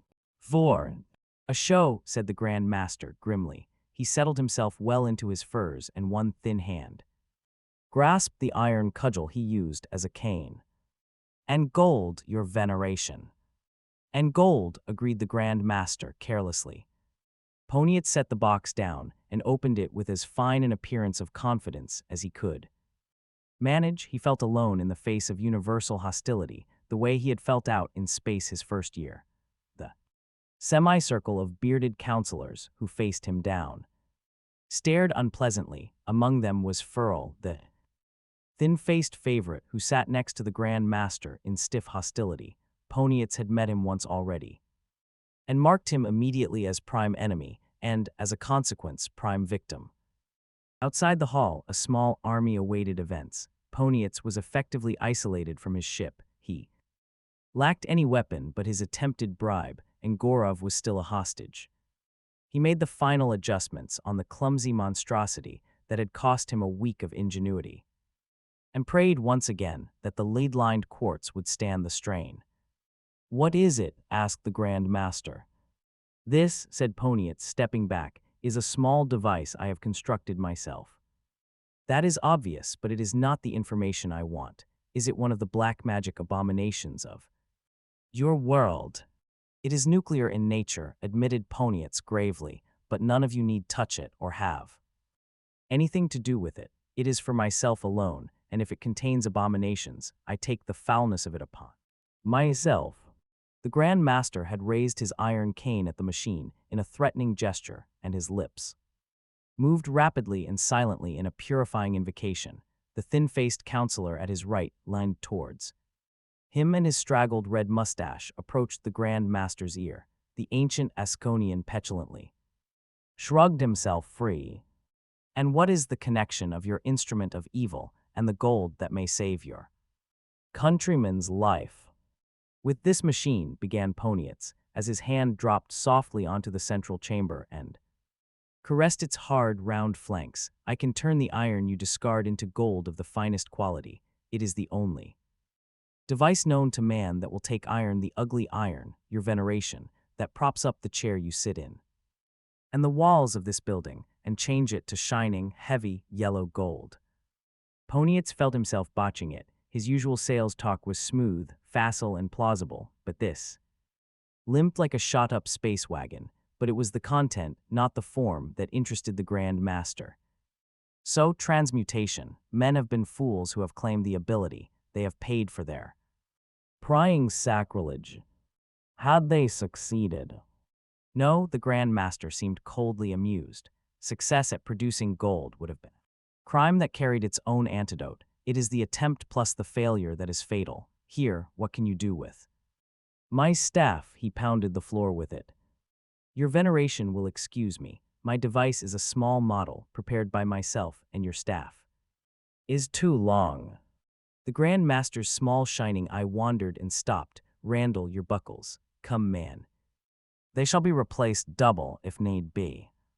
The buckles passed down the line, hand to hand. The Grand Master weighed them thoughtfully. "Here," he said, and threw them to the floor. Poniatz picked them up. He tugged hard before the cylinder opened, and his eyes blinked and squinted with effort as he centered the buckles carefully on the anode screen. Later, it would be easier, but there must be no failures the first time. The homemade transmuter crackled malevolently for 10 minutes while the odor of ozone became faintly present. The Asconians backed away, muttering, and again Furl whispered urgently into his ruler's ear. The Grand Master's expression was stony. He did not budge. "And the buckles were gold." Poniatz held them out to the Grand Master with a murmured, "Your veneration." But the old man hesitated, then gestured them away. His stare lingered upon the transmuter. Poniatz said rapidly, "Gentlemen, this is pure gold, gold through and through. You may subject it to every known physical and chemical test, if you wish to prove the point. It cannot be identified from naturally occurring gold in any way. Any iron can be so treated. Rust will not interfere, not will a moderate amount of alloying metals." But Poniatz spoke only to fill a vacuum. He let the buckles remain in his outstretched hand, and it was the gold that argued for him. The Grand Master stretched out a slow hand at last, and the thin-faced Furl was roused to open speech. "Your veneration, the gold is from a poisoned source." And Poniatz countered, "A rose can grow from the mud, your veneration. In your dealings with your neighbors, you buy material of all imaginable variety, without inquiring as to where they get it. Whether from an orthodox machine, blessed by your benign ancestors, or from some space-spawned outrage. Come, I don't offer the machine, I offer the gold." "Your veneration," said Furl, "you are not responsible for the sins of foreigners who work neither with your consent nor knowledge, but to accept this strange pseudo-gold made sinfully from iron. Your presence, and with your consent, is an affront to the living spirits of our holy ancestors." "Yet gold is gold," said the Grand Master doubtfully, "and is but an exchange for the heathen." Person of a convicted felon, Furl, you are too critical, but he withdrew his hand. Poniatz said, You are wisdom itself, your veneration. Consider to give up a heathen is to lose nothing for your ancestors, whereas with the gold you get in exchange, you can ornament the shrines of their holy spirits, and surely were gold evil in itself, if such a thing could be, the evil would depart of necessity once the metal were put to such pious use. Now by the bones of my grandfather, said the Grand Master with surprising vehemence, his lips separated in a shrill laugh. Furl, what do you say of this young man? The statement is valid, it is as valid as the words of my ancestors. Furl said gloomily, so it would seem. Grant that the validity does not turn out to be a device of the malignant spirit. I'll make it even better, said Poniatz suddenly. Hold the gold in hostage, place it on the altars of your ancestors as an offering, and hold me for 30 days. If at the end of that time there is no evidence of displeasure, if no disasters occur, surely it would be proof that the offering was accepted. What more can be offered? And when the Grand Master rose to his feet to search out disapproval, not a man in the council failed to signal his agreement. Even Furl chewed the ragged end of his mustache and nodded curtly. Poniatz smiled and meditated on the uses of a religious education. 5. Another week rubbed away before the meeting with Furl was arranged. Poniatz felt the tension. But he was used to the feeling of physical helplessness now. He had left city limits under guard. He was in Furl's suburban villa under guard. There was nothing to do but accept it without even looking over his shoulder. Furl was taller and younger outside the circle of elders. In non-formal costume, he seemed no elder at all. He said abruptly, You're a peculiar man. His close-set eyes seemed to quiver. You've done nothing this last week, and particularly these last 2 hours, but imply that I need gold. It seems useless. Labor for who does not, why not advance one step? It is not simply gold, said Poniatz discreetly. Not simply gold, not merely a coin or two, it is rather all that lies behind gold. Now what can lie behind gold? Prodded Furl with a downcurved smile. Certainly this is not the preliminary of another clumsy demonstration. Clumsy? Poniatz frowned slightly. Oh, definitely. Furl folded his hands and nudged them gently with his chin. I don't criticize you. The clumsiness was on purpose, I am sure. I might have warned his veneration of that, had I been certain of the motive. Now had I been you, I would have produced the gold upon my ship and offered it. Alone, the show you offered us, and the antagonism you aroused would have been dispensed with. True, Poniatz admitted, but since I was myself, I accepted the antagonism for the sake of attracting your attention. Is that it? Simply that. Furl made no effort to hide his contemptuous amusement, and I imagine you suggested the 30-day purification period that you might assure yourself time to turn the attraction into something a bit more substantial. But what if the gold turns out to be impure? Poniatz allowed himself a dark humor in return, when the judgment of that impurity depends upon those who are most interested in finding it pure. Furl lifted his eyes and stared narrowly at the trader. He seemed at once surprised and satisfied. A sensible point. Now tell me why you wish to attract me. This I will do. In the short time I have been here, I have observed useful facts that concern you and interest me. For instance, you are young, very young for a member of the council, and even of a relatively young family. You criticize my family. Not at all. Your ancestors are great and holy, all will admit that, but there are those that say you are not a member of one of the 5 tribes. Furl leaned back with all respect to those involved, and he did not hide his venom. The 5 tribes have impoverished loins and thin blood. Not 50 members of the tribes are alive. Yet there are those who say the nation would not be willing to see any man outside the tribes as Grand Master, and so young and newly advanced, a favorite of the Grand Master, is bound to make powerful enemies among the great ones of the state. It is said, his veneration is aging, and his protection will not last past his death, when it is an enemy of yours who will undoubtedly be the one to interpret the words of his spirit. Furl scowled. For a foreigner you hear much. Such ears are made for cropping. That may be decided later. Let me anticipate. Furl stirred impatiently in his seat. You're going to offer me wealth and power in terms of those evil little machines you carry in your ship. Well, suppose it's so, what would be your objection? Simply your standard of good and evil. Furl shook his head. Not at all. Look, my outlander, your opinion of us in your heathen. Agnosticism is what it is, but I am not the entire slave of our mythology, though. I may appear so. I am an educated man, sir, and I hope an enlightened one, the full depth of our religious customs in the ritualistic, rather than the ethical sense, is for the masses. Your objection, then, pressed Poniatz gently. Just that, the masses. I might be willing to deal with you, but your little machines must be used. To be useful, how might riches come to me if I had to use what is it you sell? Well, a razor for instance, only in the strictest, trembling secrecy, even if my chin were more simply and more cleanly shaven. How would I become rich, and how would I avoid death by gas chamber or mob frightfulness if I were ever once caught using it? Poniatz shrugged. You are correct. I might point out that the remedy would be to educate your own people into the use of nucleics for their convenience and your own substantial profit. It would be a gigantic piece of work, I don't deny it, but the returns would be still more gigantic. Still, that is your concern, and at the moment, not mine at all, for I offer neither razor, knife, nor mechanical garbage disposer. What do you offer? Gold itself, directly. You may have the machine I demonstrated last week. And now Furl stiffened, and the skin on his forehead moved jerkily. The transmuter. Exactly, your supply of gold will equal your supply of iron. That, I imagine, is sufficient for all needs, sufficient for the Grand Mastership itself, despite youth and enemies, and it is safe. In what ways?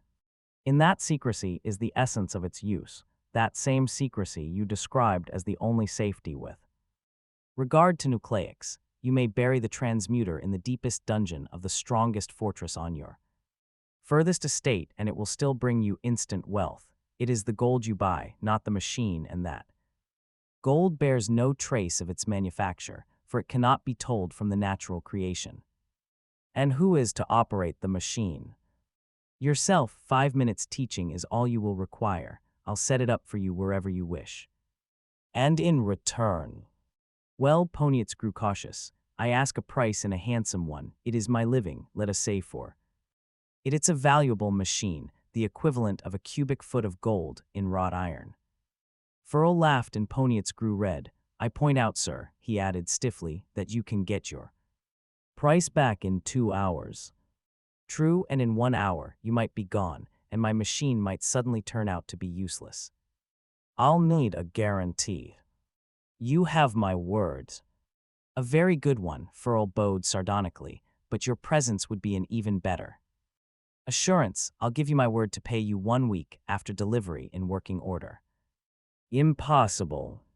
Impossible, when you've already incurred the death penalty very handily by even offering to sell me anything. The only alternative is my word that you'll get the gas chamber tomorrow otherwise.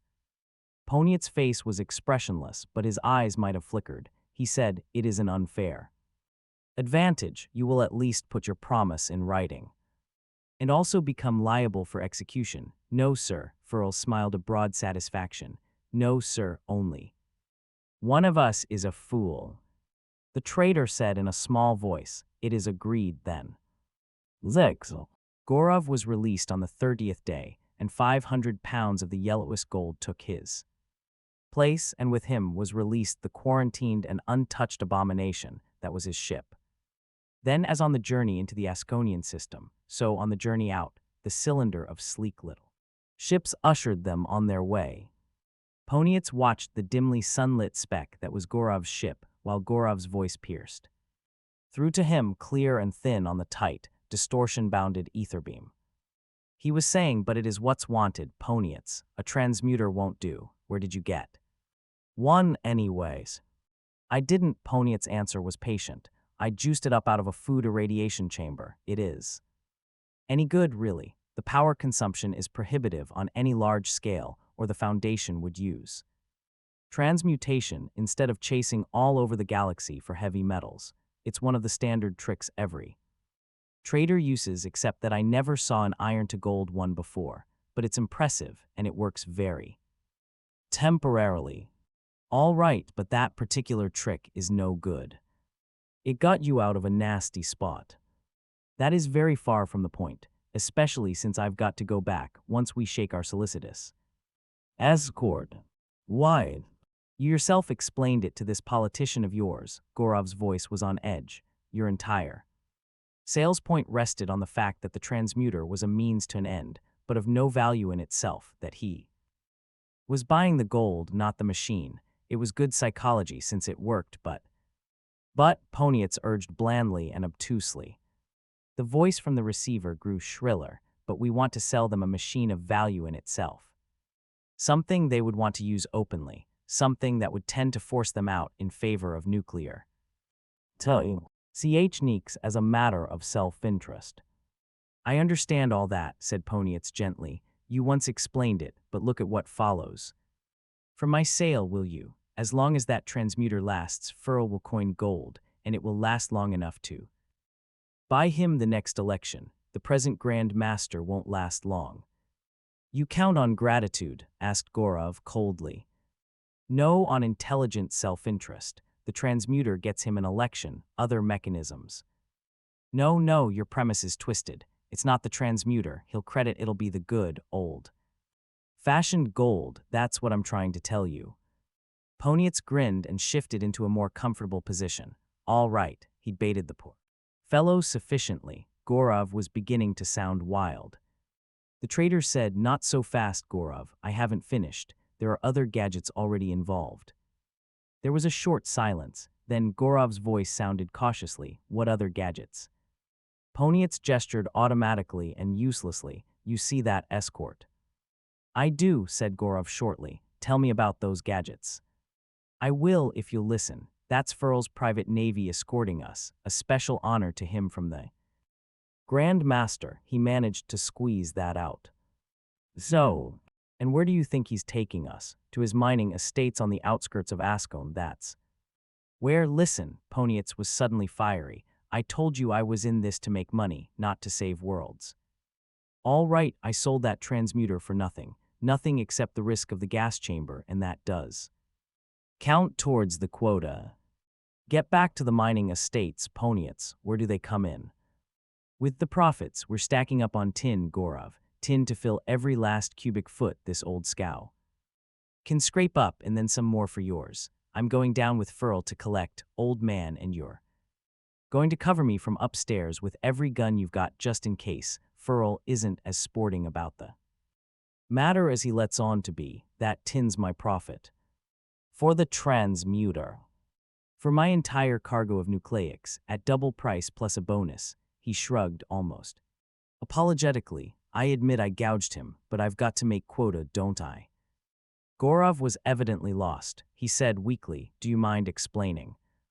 What's there to explain? It's obvious, Gorov. Look, the clever dog thought he had me in a foolproof trap because his word was worth more than mine to the Grand Master. He took the transmuter. That was a capital crime in Ascone, but at any time he could say that he had lured me on into a trap with the purest of patriotic motives and denounce me as a seller of forbidden things.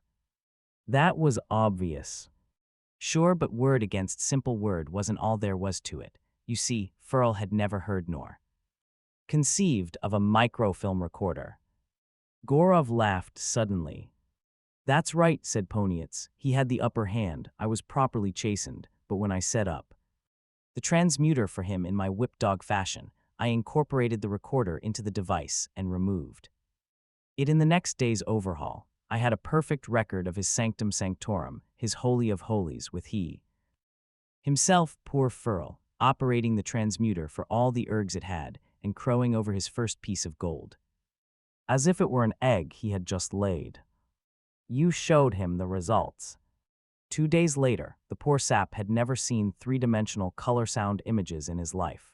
He claims he isn't superstitious, but if I ever saw an adult look as scared as he did then, call me rookie. When I Told him I had a recorder planted in the city square, set to go off at midday with 1 million fanatical Asconians to watch and to tear him to pieces subsequently. He was gibbering at my knees in half a second.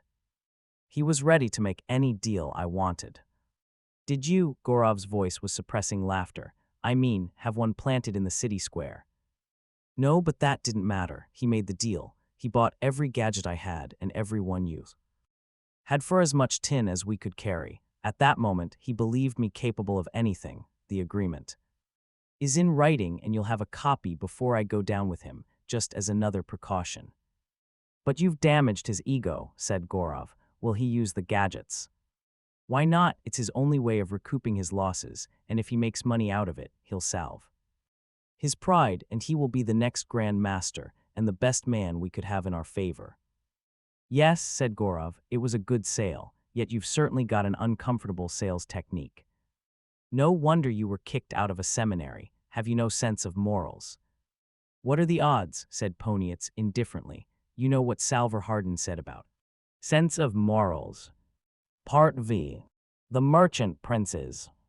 1. Traders with psychohistoric inevitability. Economic control of the Foundation grew. The traders grew rich, and with riches came power. It is sometimes forgot that Hober Mallow began life as an ordinary trader. It is never forgotten that he ended it as the first of the merchant princes. Encyclopedia Galactica. Jorin Sut put the tips of carefully manicured fingers together and said, it's something of a puzzle, in fact, and this is in the strictest of confidence. It may be another one of Hari Seldon's crises. The man opposite felt in the pocket of his short Smyanian jacket for a cigarette. Don't know about that, Sut. As a general rule, politicians start shouting Seldon crisis at every mayoralty campaign. Sut smiled very faintly. I'm not campaigning, Mallow. We're facing nuclear weapons and we don't know where they're coming from. Hober Mallow of Smyano, master trader, smoked quietly, almost indifferently. Go on, if you have more to say, get it out. Mallow never made the mistake of being overpolite to a Foundation man. He might be an outlander, but a man's a man for a that. Sut indicated the trimensional star map on the table. He adjusted the controls, and a cluster of some half-dozen stellar systems blazed red. That, he said quietly, is the Corellian Republic. The trader nodded. I've been there, stinking rat hole. I suppose you can call it a republic, but it's always someone out of the Argo family that gets elected Commodore each time, and if you ever do like it, things happen to you. He twisted his lip and repeated, I've been there. But you've come back, which hasn't always happened. 3 trade ships, inviolate under the conventions, have disappeared within the territory of the Republic in the last year, and those ships were armed with all the usual nuclear explosives and force field defenses. What was the last word heard from the ships? Routine reports, nothing else. What did Coral say? Sut's eyes gleamed sardonically. There was no way of asking. The Foundation's greatest asset throughout the periphery is its reputation of power. Do you think we can lose 3 ships and ask for them? Well then, suppose you tell me what you want with me. Jorin Sut did not waste his time in the luxury of annoyance. As secretary to the mayor, he had held off opposition councilmen, job-seekers, reformers, and crackpots who claimed to have solved in its entirety the course of future history as worked out by Hari Seldon. With training like that, it took a good deal to disturb him. He said methodically, in a moment, you see, 3 ships lost in the same sector in the same year. Can't be accident, and nuclear power can be conquered only by more nuclear power. The question automatically arises, if Coral has nuclear weapons, where is it getting them? And where does it? 2 alternatives. Either the Corellians have constructed them themselves. Far-fetched. Very, but the other possibility is that we are being afflicted with a case of treason. You think so? Mallow's voice was cold. The secretary said calmly, there's nothing miraculous about the possibility. Since the 4 kingdoms accepted the Foundation Convention, we have had to deal with considerable groups of dissident populations in each nation. Each former kingdom has its pretenders and its former noblemen who can't very well pretend to love the foundation. Some of them are becoming active, perhaps. Mallow was a dull red. I see. Is there anything you want to say to me? I'm a Smyonian. I know you're a Smyonian born in Smyono, one of the former four kingdoms. Foundation man by education only. By birth, you're an outlander and a foreigner. No doubt your grandfather was a baron at the time of the wars with Anacreon and Loris, and no doubt your family estates were taken away when Seth Cermak redistributed the land. No, by black space, no. My grandfather was a blood-poor son of a spacer who died heaving coal at starving wages before the Foundation took over. I owe nothing to the old regime, but I was born in Smyono, and I'm not ashamed of either Smyono or Smyonians. By the galaxy, your sly little hints of treason aren't going to panic me into licking Foundation spittle, and now you can either give your orders or make your accusations. I don't care which. My good master trader, I don't care an electron whether your grandfather was king of Smyono or the greatest pauper on the planet. I recited that rigmarole about your birth and ancestry to show you that I'm not interested in them. Evidently, you missed the point. Let's go back now. You're a Smyonian. You know the Outlanders. Also, you're a traitor and one of the best. You've been to Coral and you know the Corellians. That's where you've got to go. Mallow breathed deeply as a spy. Not at all, as a traitor, but with your eyes open, if you can find out where the power is coming from. I might remind you, since you're a Smyonian, that 2 of those lost trade ships had Smyonian crews. When do I start? When will your ship be ready? In 6 days. Then that's when you start. You'll have all the details at the Admiralty. Right, the trader rose, shook hands roughly, and strode out. Sut waited S.B., reading his fingers gingerly and rubbing out the pressure, then shrugged his shoulders and stepped into the mayor's office. The mayor deadened the visiplate and leaned back. What do you make of it, Sut? He could be a good actor, said Sut, and stared thoughtfully ahead. 2. It was evening of the same day, and in Joran Sut's bachelor apartment on the 21st floor of the Harden building, Publius Manlio was sipping wine slowly.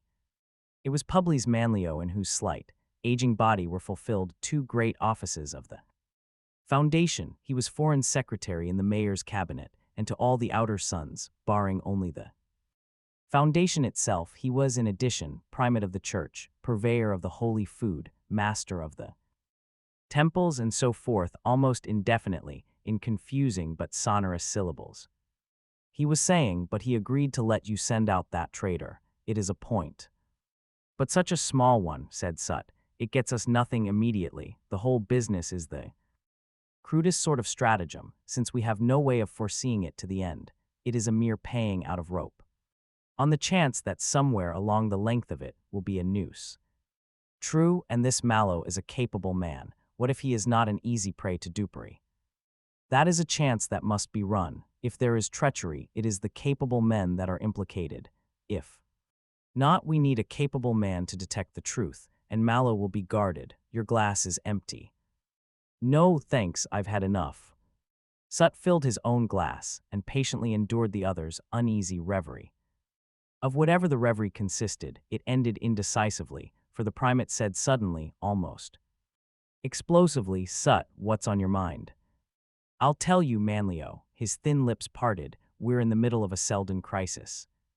Manlio stared, then said softly, how do you know? Has Selden appeared in the time vault?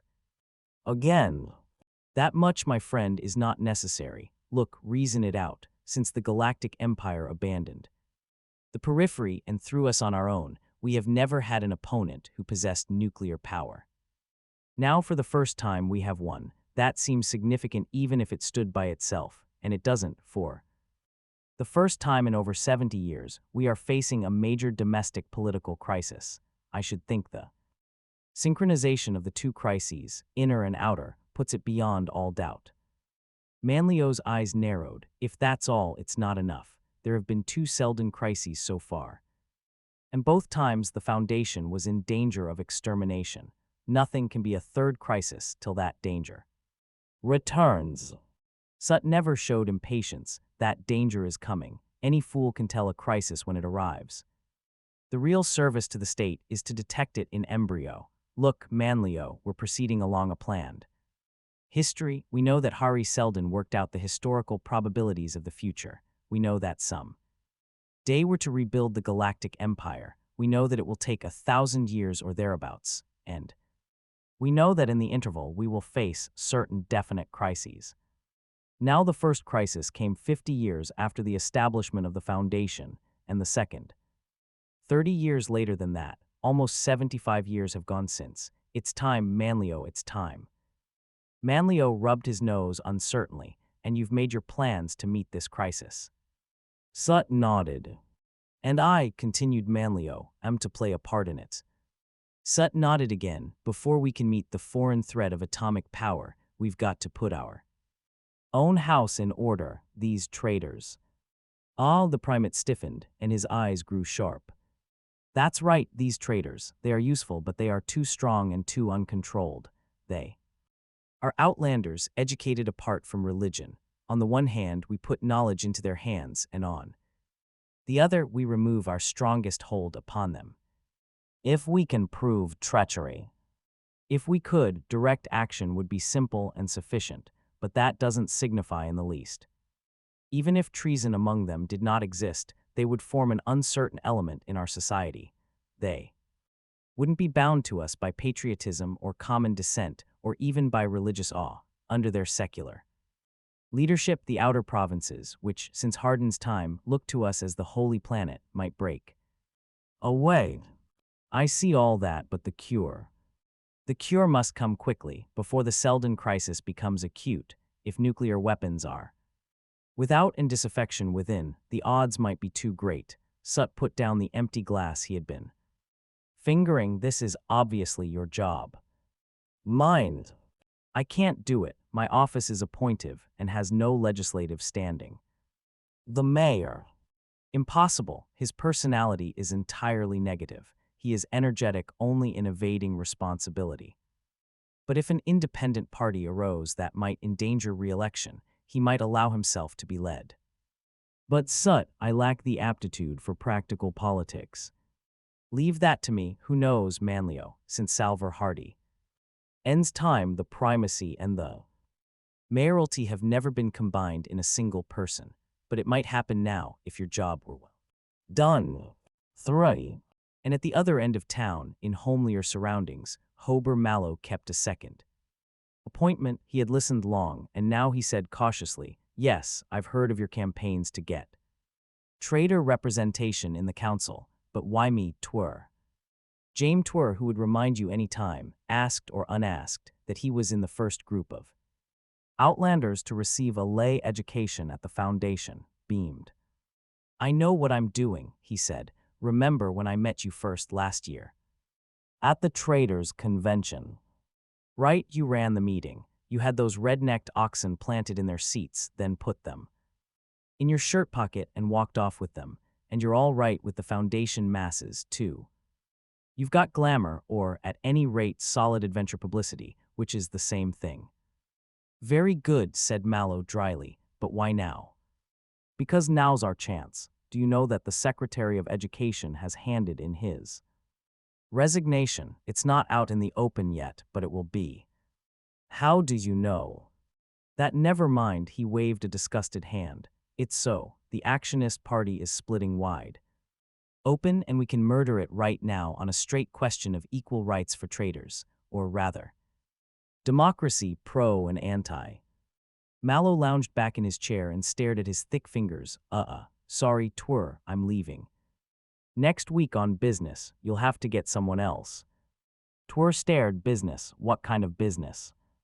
Very super secret, AAA priority, all that you know. Had a talk with the mayor's own secretary. Snake Sut, James Twir grew excited. A trick. The son of a spacer is getting rid of you. Mallow. Hold on. Mallow's hand fell on the other's balled fist. Don't go into a blaze. If it's a trick, I'll be back someday for the reckoning. If it isn't, your snake, Sut, is playing into our hands. Listen, there's a Seldon crisis coming up. Mallow waited for a reaction, but it never came. Twir merely stared. What's a Selden crisis? Galaxy, Mallow exploded angrily at the anticlimax. What the blue blazes did you do when you went to school? What do you mean anyway by a fool question like that? The elder man frowned. If you'll explain. There was a long pause, then. I'll explain. Mallow's eyebrows lowered and he spoke slowly.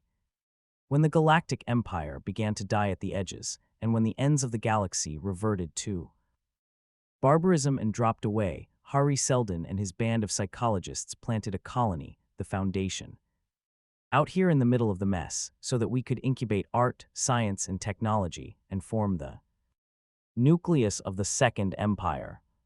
Oh, yes, yes. I'm not finished, said the trader coldly. The future course of the Foundation was plotted according to the science of psychohistory, then highly developed, and conditions arranged so as to bring about a series of crises that will force us most rapidly along the route to future empire. Each crisis, each Selden crisis, marks an epoch in our history. We're approaching one now, our third. Twir shrugged. I suppose this was mentioned in school, but I've been out of school a long time. Longer than you. I suppose so. Forget it. What matters is that I'm being sent out into the middle of the development of this crisis. There's no telling what I'll have when I come back, and there is a council election every year. Twir looked up. Are you on the track of anything? No. You have definite plans. Not the faintest inkling of one. Well, nothing, Hardin once said. To succeed, planning alone is insufficient. One must improvise. As well, I'll improvise. Twir shook his head uncertainly, and they stood, looking at each other. Mallow said quite suddenly, but quite matter-of-factly, I tell you what, how about coming with me? Don't stare, man. You've been a traitor before you decided them was more excitement in politics. Or so I've heard. Where are you going? Tell me that. Towards the Wassalian Rift. I can't be more specific till we're out in space. What do you say? Suppose Sut decides he wants me where he can see. Not likely. If he's anxious to get rid of me, why not of you as well? Besides which, no traitor would hit space if he couldn't pick his own crew. I take whom I please. There was a queer glint in the older man's eyes. All right, I'll go. He held out his hand. It'll be my first trip in 3 years. Mallow grasped and shook the other's hand. Good, all fired good, and now I've got to round up the boys. You know where the Far Star docks. Don T.U. Then show up tomorrow. Goodbye. 4.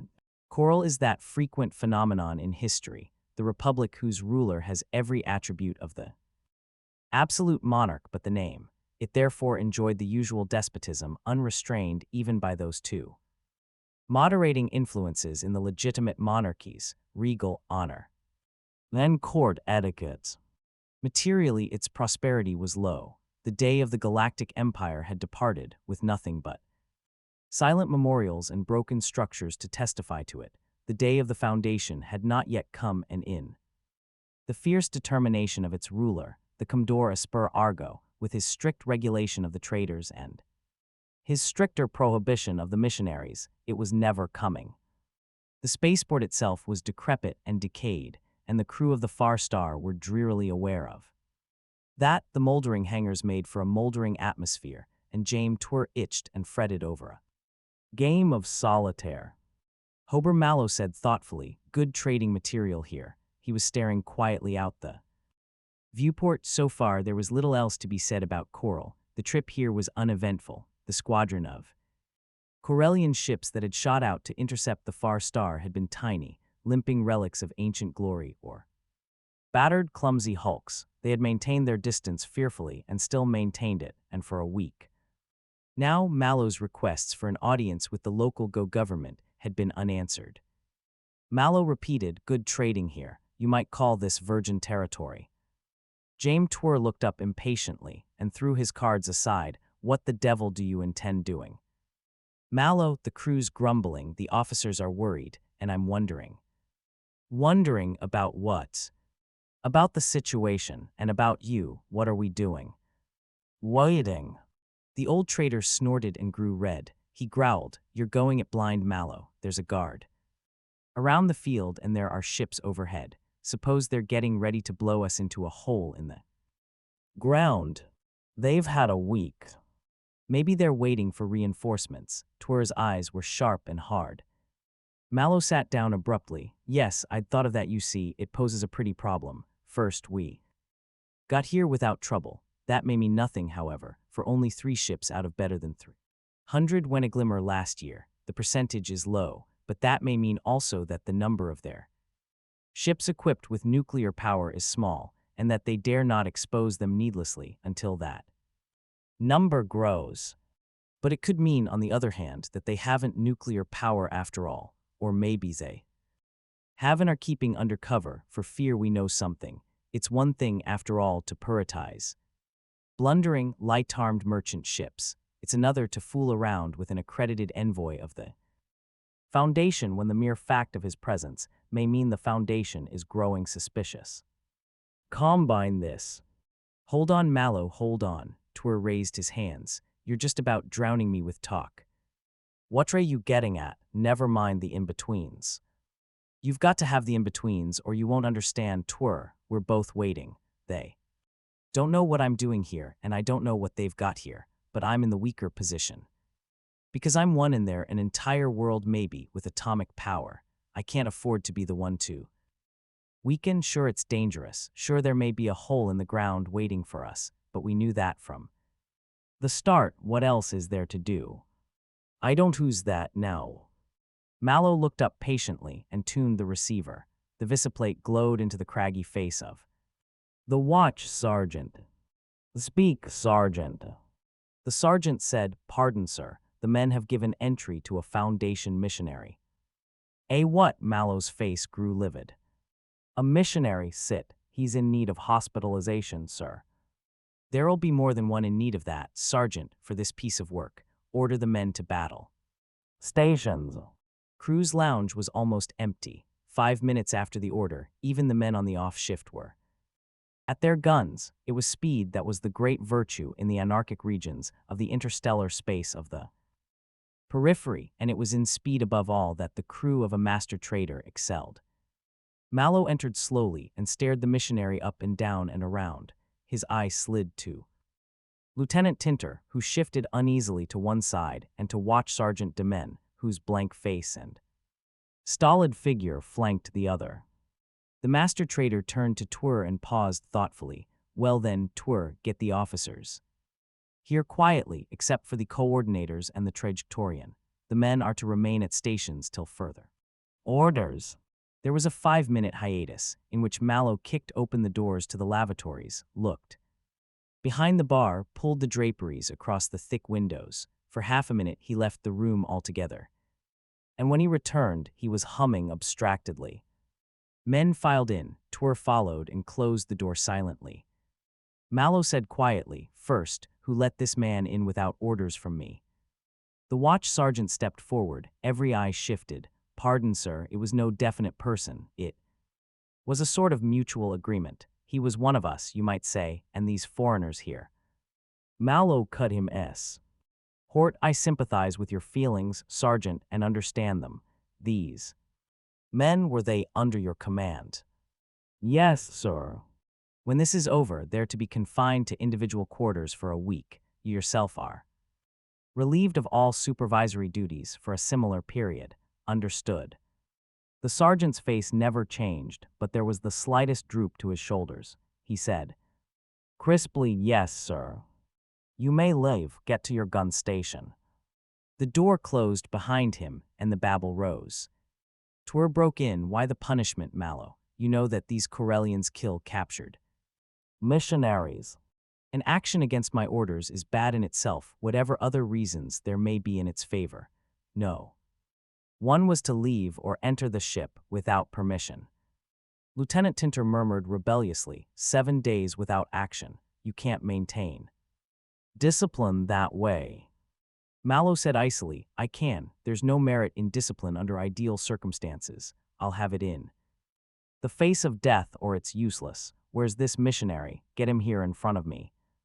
The trader sat down, while the scarlet-cloaked figure was carefully brought forward. What's your name, Reverend? The scarlet-robed figure wheeled towards Mallow, the whole body turning as a unit. His eyes were blankly open and there was a bruise on one temple. He had not spoken, nor, as far as Mallow could tell, moved during all the previous interval. Your name, revered ones. The missionary started to sudden feverish life. His arms went out in an embracing gesture. My son, my children, may you always be in the protecting arms of the galactic spirit. Twir stepped forward, eyes troubled, voice husky. The man's sick. Take him to bed, somebody. Order him to bed, Mallow, and have him seen to. He's badly hurt. Mallow's great arm shoved him back. Don't interfere, Twir, or I'll have you out of the room. Your name, revered ones. The missionary's hands clasped in sudden supplication. As you are enlightened men, save me. From the heathen, the words tumbled out. Save me from these brutes and darkened ones who raven after me and would afflict the galactic spirit with their crimes. I am Jord Parma of the Anacreonian worlds. Educated at the foundation itself, my children. I am a priest of the spirit, educated into all the mysteries who have come here where the inner voice called me. He was gasping. I have suffered at the hands of the unenlightened. As you are children of the spirit, and in the name of that spirit, protect me from them. A voice broke in upon them as the emergency alarm box clamored metallically. Enemy units in sight, instruction desired. Every eye shot mechanically upward to the speaker. Mallow swore violently. He clicked open the reverse and yelled, maintain vigil, that is all, and turned it off. He made his way to the thick drapes that rustled aside at a touch and stared grimly out. Enemy units, several thousands of them in the persons of the individual members of a Corellian mob. The rolling rabble encompassed the port from extreme end to extreme end, and in the cold, hard light of magnesium flares the foremost straggled closer. Tinter, the traitor, never turned, but the back of his neck was red. Get the outer speaker working and find out what they want. Ask if they have a representative of the law with them. Make no promises and no threats, or I'll kill you. Tinter turned and left. Mallow felt a rough hand on his shoulder and he struck it aside. It was Twir. His voice was an angry hiss in his ear. Mallow, you're bound to hold on to this man. There's no way of maintaining decency and honor otherwise. He's of the Foundation, and after all, he is a priest. These savages outside do you hear me? I hear you, Twir. Mallow's voice was incisive. I've got more to do here than guard missionaries. I'll do, sir, what I please, and by Selden and all the galaxy, if you try to stop me, I'll tear out your stinking windpipe. Don't get in my way, Twir, or it will be the last of you. He turned and strode past. You, revered Parma, did you know that, by convention, no Foundation missionaries may enter the Corellian territory?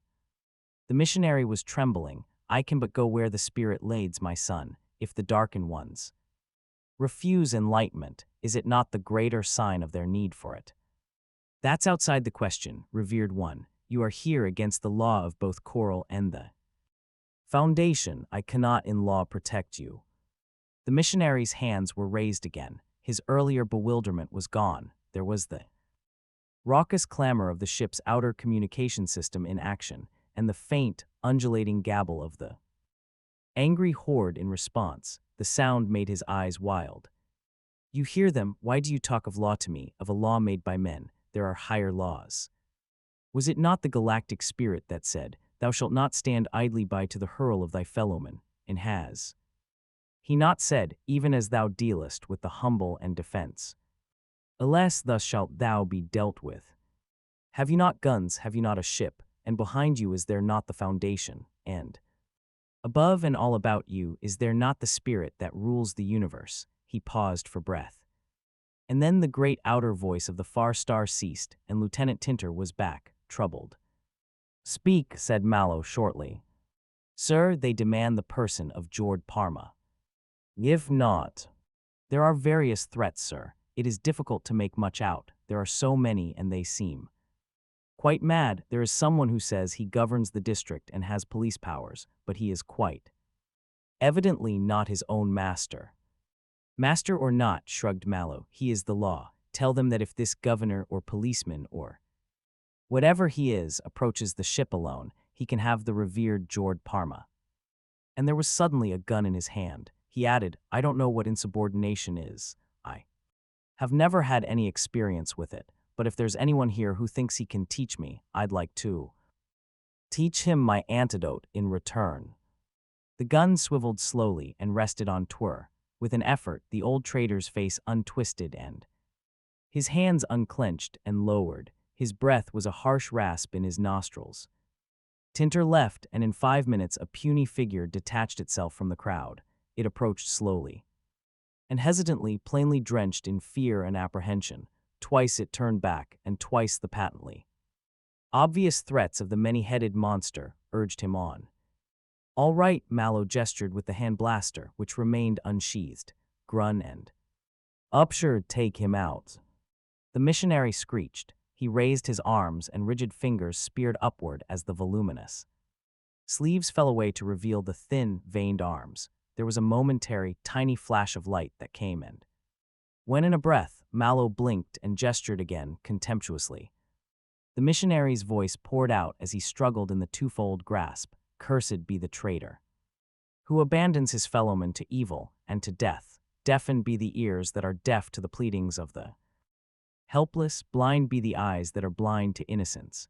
Blackened forever be the soul that consorts with blackness. Twr clamped his hands tightly over his ears. Mallow flipped his blaster and put it away. Disperse, he said evenly, to respective stations. Maintain full vigil for 6 hours after dispersion of crowd. Double stations for 48 hours thereafter.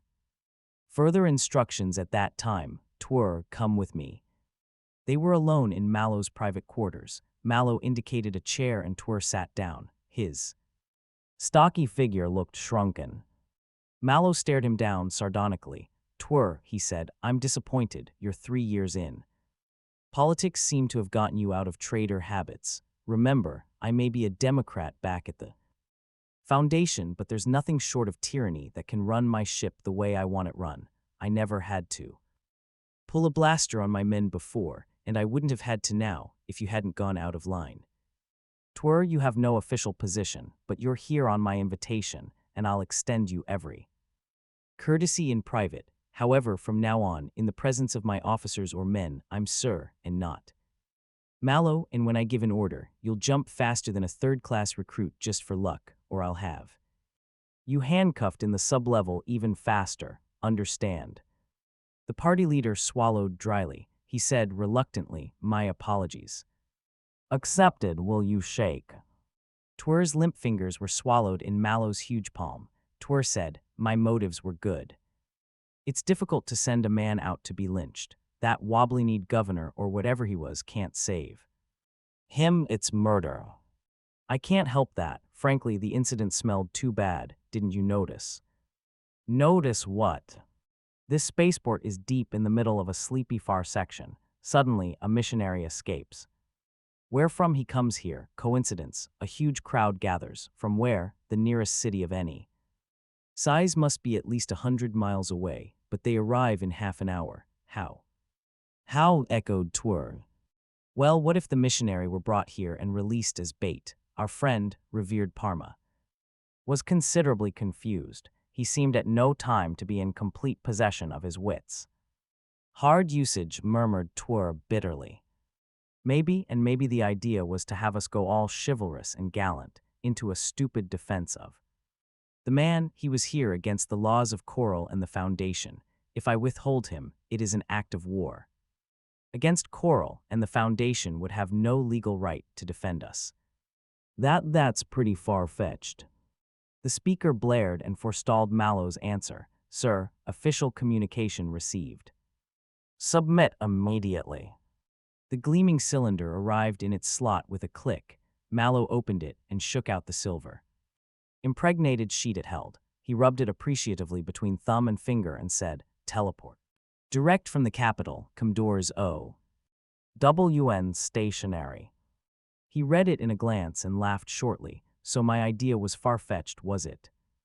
He tossed it to Twr and added, half an hour after we hand back the missionary, we finally get a Very polite invitation to the Commodores' august presence after 7 days of previous waiting. I think we passed the test. 5. Commodore Spur was a man of the people, by self-acclamation, his remaining back fringe of gray. Hair drooped limply to his shoulders, his shirt needed laundering, and he spoke with a snuffle. "There is no ostentation here, Trader Mallow," he said. "No false show. In me you see merely the first citizen of the state. That's what Commodore means, and that's the only title I have." He seemed inordinately pleased with it all. "In fact, I consider that fact one of the strongest bonds between Coral and your nation. I understand you people enjoy the Republican blessings we do." "Exactly, Commodore," said Mallow gravely, taking mental exception to the comparison, "an argument which I consider strongly in favor of continued peace and friendship between our governments." "Peace, ah," the Commodore's sparse gray beard twitched to the sentimental grimaces of his face. "I don't think there is anyone in the periphery who has so near his heart the ideal of peace as I have. I can truthfully say that since I succeeded my illustrious father to the leadership of the state, the reign of peace has never been broken. Perhaps I shouldn't say it," he coughed gently, "but I have been told that my people, my fellow citizens rather, know me as a Spur, the well-beloved." Mallow's eyes wandered over the well-kept garden. Perhaps the tall men and the strangely designed but openly vicious weapons they carried just happened to be lurking in odd comers as a precaution against himself. That would be understandable, but the lofty, steel-girdered walls that circled the place had quite obviously been recently strengthened, an unfitting occupation for such a well-beloved Spur. He said, "It is fortunate that I have you to deal with then, Commodore. The despots and monarchs of surrounding worlds, which haven't the benefit of enlightened administration, often lack the qualities that would make a ruler well-beloved." Such as, there was a cautious note in the Commodore's voice, such as a concern for the best interests of their people. You, on the other hand, would understand. The Commodore kept his eyes on the gravel path as they walked leisurely. His hands caressed each other behind his back. Mallow went on smoothly. "Up to now, trade between our two nations has suffered because of the restrictions placed upon our traders by your government. Surely, it has long been evident to you that unlimited trade—" "Free trade," mumbled the Commodore. "Free trade, then. You must see that it would be of benefit to both of us. There are things you have that we want, and things we have that you want. It asks only an exchange to bring increased prosperity. An enlightened ruler such as yourself, a friend of the people, I might say, a member of the people, needs no elaboration on that theme. I won't insult your intelligence by offering any."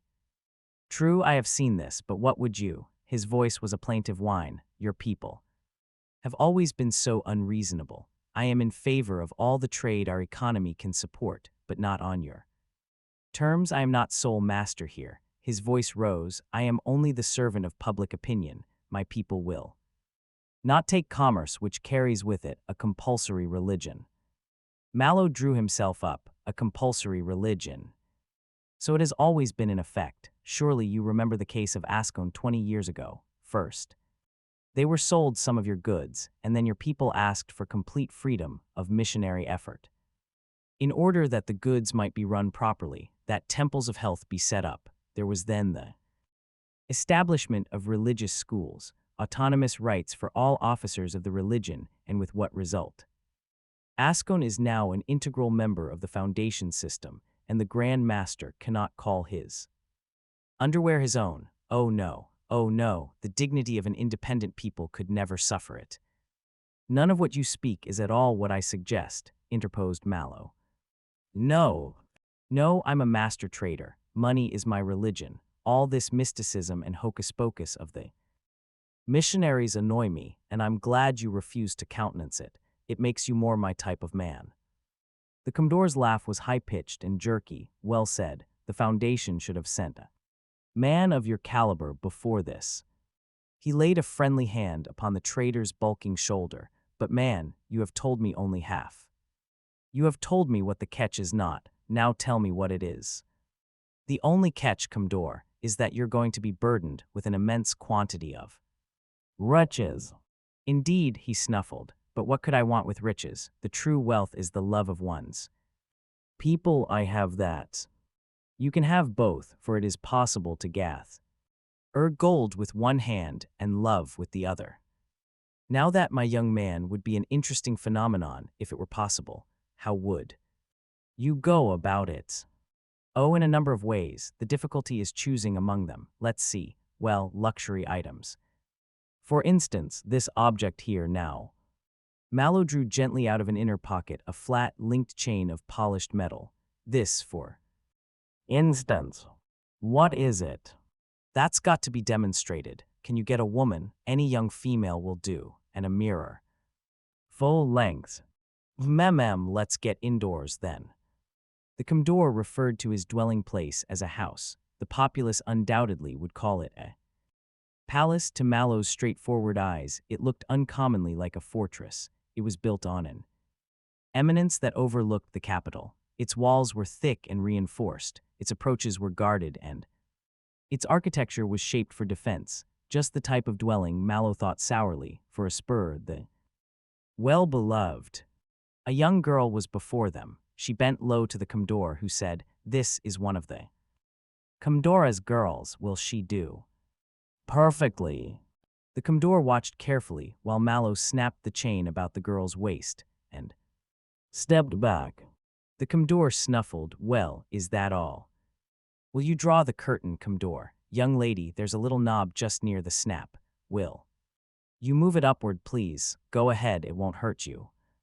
The girl did so, drew a sharp breath, looked at her hands, and gasped, "Oh." From her waist as a source, she was drowned in a pale, streaming luminescence of shifting color that drew itself over her head in a flashing coronet of liquid fire. It was as if someone had tamed the aurora borealis out of the sky and molded it into a cloak. The girl stepped to the mirror and stared, fascinated. "Here, take this." Mallow handed her a necklace of dull pebbles. "Put it around your neck." The girl did so, and each pebble, as it entered the luminescent field, became an individual flame that leaped and sparkled in crimson and gold. "What do you think of it?" Mallow asked her. The girl didn't answer, but there was adoration in her eyes. The Commodore gestured, and reluctantly, she pushed the knob down and the glory died. She left with a memory.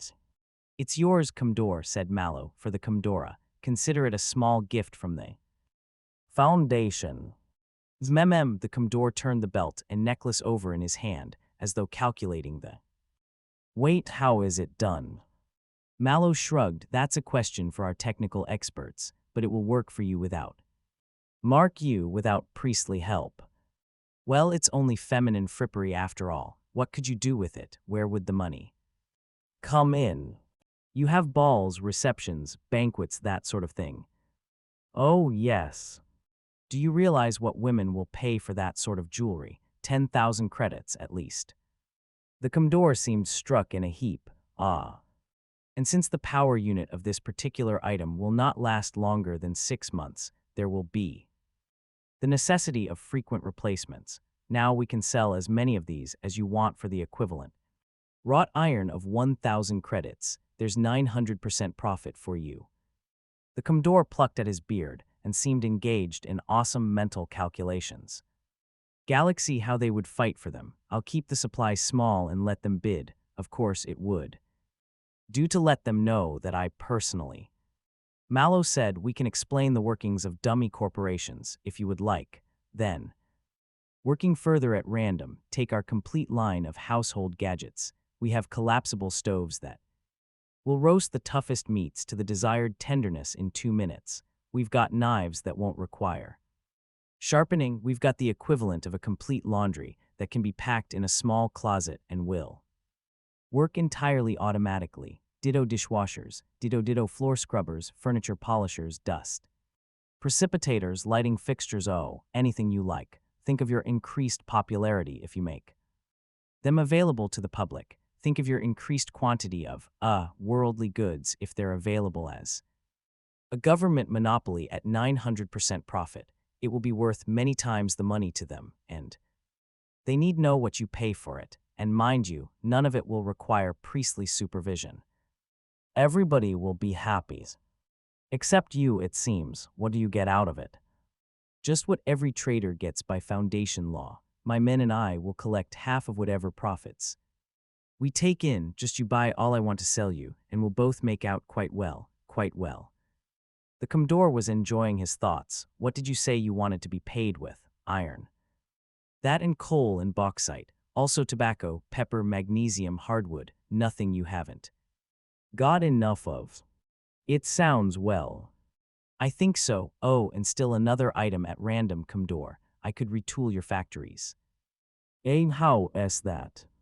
Well, take your steel foundries. I have handy little gadgets that could do tricks with steel that would cut production costs to 1% of previous marks. You could cut prices by half and still split extremely fat profits with the manufacturers. I tell you, I could show you exactly what I mean if you allowed me a demonstration. Do you have a steel foundry in this city? It wouldn't take long. It could be arranged, Trader Mallow, but tomorrow, would you dine with us? Tonight. My men, began Mallow. Let them all come, said the Commodore expansively, a symbolic friendly union of our nations.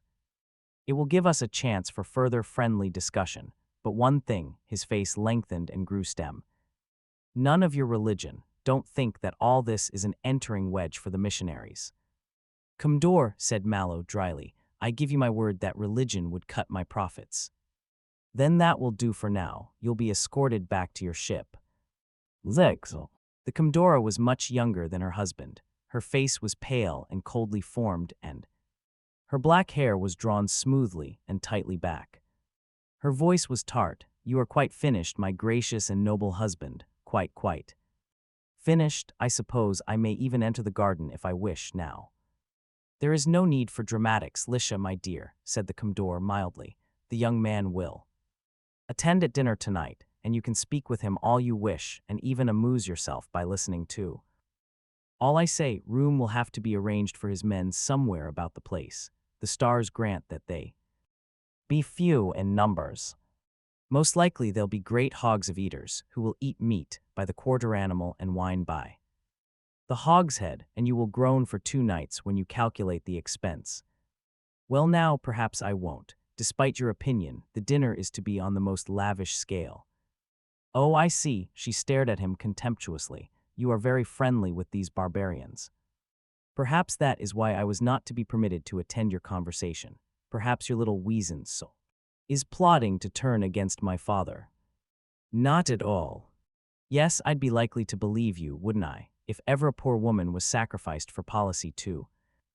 An unsavory marriage, it was myself. I could have picked a more proper man from the alleys and mud heaps of my native world. Well now, I'll tell you what, my lady, perhaps you would enjoy returning to your native world. Except that, to retain as a souvenir that portion of you with which I am best acquainted, I could have your tongue cut out first, and he told his head calculatingly to one side as a final improving touch to your beauty, your ears, and the tip of your nose as well. You wouldn't dare, you little pug dog. My father would pulverize your toy nation to meteoric dust. In fact, he might do it in any case, if I told him you were treating with these barbarians. Well, there's no need for threats. You are free to question the man yourself tonight. Meanwhile, madam, keep your wagging tongue still. At your orders. Here, take this then, and keep still. The band was about her waist and the necklace around her neck. He pushed the knob himself and stepped back. The Commodore drew in her breath and held out her hands stiffly. She fingered the necklace gingerly and gasped again. The Commodore rubbed his hands with satisfaction and said, You may wear it tonight, and I'll get you more. Now keep still. The Commodore kept still. 7. James Twir fidgeted and shuffled his feet. He said, What's twisting your face? Hober Mallow lifted out of his brooding. Is my face twisted? It's not meant so. Something must have happened yesterday, I mean, besides that feast, with sudden conviction. Mallow, there's trouble, isn't there? Trouble? No, quite the opposite. In fact, I'm in the position of throwing my full weight against a door and finding it ajar at the time. We're getting into this steel foundry too easily. You suspect a trap. Oh, for Selden's sake, don't be melodramatic. Mallow swallowed his impatience and added. Conversationally, it's just that the easy entrance means there will be nothing to see.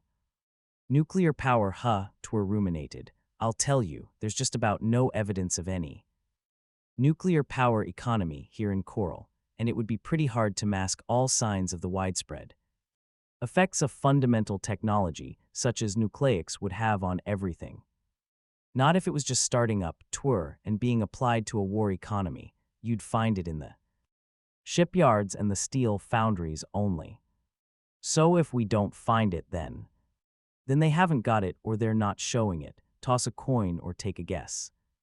Twere shook his head. I wish I'd been with you yesterday. I wish you had too, said Mallow stonily. I have no objection to moral support, unfortunately. It was the Commodore who set the terms of the meeting, and not myself, and what is coming now would seem to be the royal ground car to escort us to the foundry. Have you got the gadgets? All of them. Right. The foundry was large, and bore the odor of decay which no amount of superficial repairs could quite erase. It was empty now and in quite an unnatural state of quiet, as it played unaccustomed host to the Commodore and his court. Mallow had swung the steel sheet onto the two supports with a careless heave. He had taken the instrument held out to him by Twere and was gripping the leather handle inside its leaden sheath. The instrument, he said, is dangerous, but so is a buzz saw. You just have to keep your fingers away. And as he spoke, he drew the muzzle slit swiftly down the length of the steel sheet, which quietly and instantly fell in two. There was a unanimous jump, and Mallow laughed. He picked up one of the halves and propped it against his knee. You can adjust the cutting length accurately to 1/100th of an inch, and a 2-inch sheet will slit down the middle as easily as this thing did. If you've got the thickness exactly judged, you can place steel on a wooden table and split the metal without scratching the wood. And at each phrase, the nuclear shear moved, and a gouged chunk of steel flew across the room. That, he said, is whittling with steel.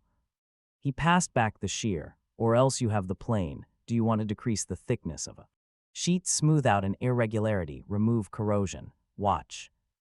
Thin, transparent foil flew off the other half of the original sheet in 6-inch swaths, then 8-inch, then 12. Or drills, it's all the same principle. They were crowded around now. It might have been a sleight of hand show, a cummer magician.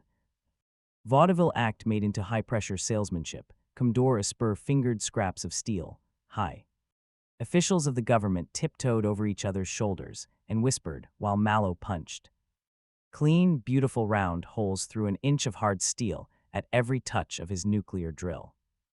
Just one more demonstration. Bring 2 short lengths of pipe, somebody. An honorable chamberlain of something or other sprang to obedience in the general excitement, and thought absorption, and stained his hands like any laborer. Mallow stood them upright and shaved the ends off with a single stroke of the shear, and then joined the pipes fresh cut to fresh cut. And there was a single pipe. The new ends, with even atomic irregularities missing, formed one piece upon joining. Then Mallow looked up at his audience, stumbled at his first word and stopped. There was the keen stirring of excitement in his chest, and the base of his stomach went tingly and cold. The Commodore's own bodyguard, in the confusion, had struggled to the front line, and Mallow, for the first time, was near enough to see their unfamiliar hand weapons in detail. They were nuclear, there was no mistaking it, an explosive projectile weapon with a barrel like. That was impossible, but that wasn't the big point. That wasn't the point at all.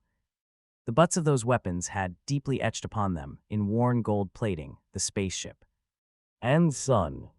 The same spaceship and sun that was stamped on every one of the great volumes of the original encyclopedia that the Foundation had begun and not yet finished. The same spaceship and sun that had blazoned the banner of the Galactic Empire through millennia.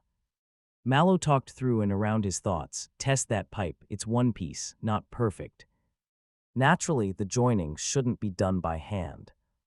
There was no need of further legerdemain. It had gone over. Mallow was through. He had what he wanted. There was only one thing in his mind. the golden globe with its conventionalized rays and the oblique cigar shape that was a space vessel. The spaceship and son of the Empire. The Empire, the words drilled. A century and a half had passed, but there was still the Empire. Somewhere deeper in the galaxy, and it was emerging again, out into the periphery. Mallow smiled. 9. The Far Star was 2 days out in space, when Hober Mallow, in his private quarters with Senior. Lieutenant Drott handed him an envelope, a roll of microfilm, and a silvery sphere. As of an hour from now, Lieutenant, you're acting captain of the Far Star until I return, or forever. Drott made a motion of standing, but Mallow waved him down imperiously. Quiet and listen. The envelope contains the exact location of the planet to which you're to proceed. There you will wait for me for 2 months. If before the 2 months are up, the Foundation locates you, the microfilm is my report of the trip. If, however, and his voice was somber, I do not return at the end of 2 months and Foundation vessels do not locate you, proceed to the planet, terminus, and hand in the time capsule as the report. Do you understand that? Yes, sir. At no time are you, or any of the men, to amplify in any single instance my official report. If we are questioned, sir, then you know nothing. Yes, sir. The interview ended, and 5 FTY minutes later, a lifeboat kicked lightly off the side of the Far Star. 10. Anam Bar was an old man, too old to be afraid. Since the last disturbances, he had lived alone on the fringes of the land with what books he had saved from the ruins. He had nothing he feared losing, least of all the worn remnant of his life, and so he faced the intruder without cringing. Your door was open, the stranger explained. His accent was clipped and harsh, and Barr did not fail to notice the strange blue steel hand. Weapon at his hip, in the half-gloom of the small room, Barr saw the glow of a force shield surrounding the man. He said wearily, there is no reason to keep it closed. Do you wish anything of me? Yes, the stranger remained standing in the center of the room. He was large, both in height and bulk. Yours is the only house about here.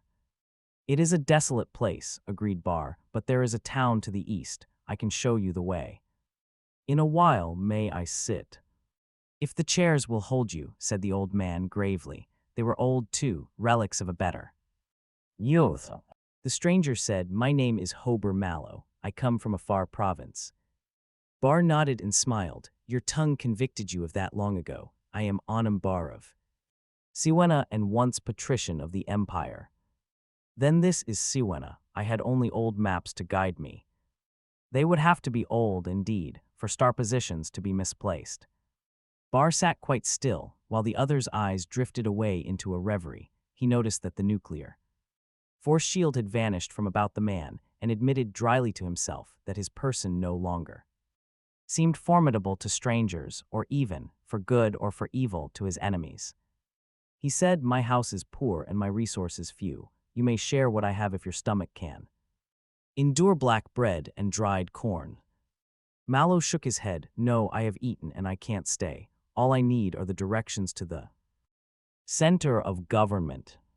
That is easily enough done, and poor though I am, deprives me of nothing. Do you mean the capital of the planet or of the imperial sector? The younger man's eyes narrowed. Aren't the two identical? Isn't this Siwena? The old patrician nodded slowly. Siwena, yes, but Siwena is no longer capital of the Normanic sector. Your old map has misled you after all. The stars may not change even in centuries, but political boundaries are all too fluid. That's too bad. In fact, that's very bad. Is the new capital far off? It's on Orsha II, 20 parsecs off. Your map will direct you. How old is it? 150 years. That old, the old man sighed. History has been crowded since. Do you know any of it? Mallow shook his beads slowly. Barr said, you're fortunate. It has been an evil time for the provinces, but for the reign of Stanel VI, and he died 50 years ago. Since that time, rebellion and ruin, ruin and rebellion. Barr wondered if he were growing garrulous. It was a lonely life out here, and he had so little chance to talk to men. Mallow said with sudden sharpness, ruin, you sound as if the province were impoverished. Perhaps not on an absolute scale. The physical resources of 25 first-rank planets take a long time to use up, compared to the wealth of the last century, though we have gone a long way downhill. And there is no sign of turning, not yet. Why are you so interested in all this, young man? You are all alive and your eyes shine. The trader came near enough to blushing, as the faded eyes seemed to look too deep into his and smile at what they saw.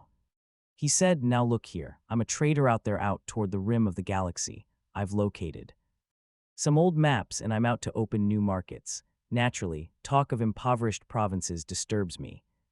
You can't get money out of a world unless money's there to be got. Now how's Siwena, for instance?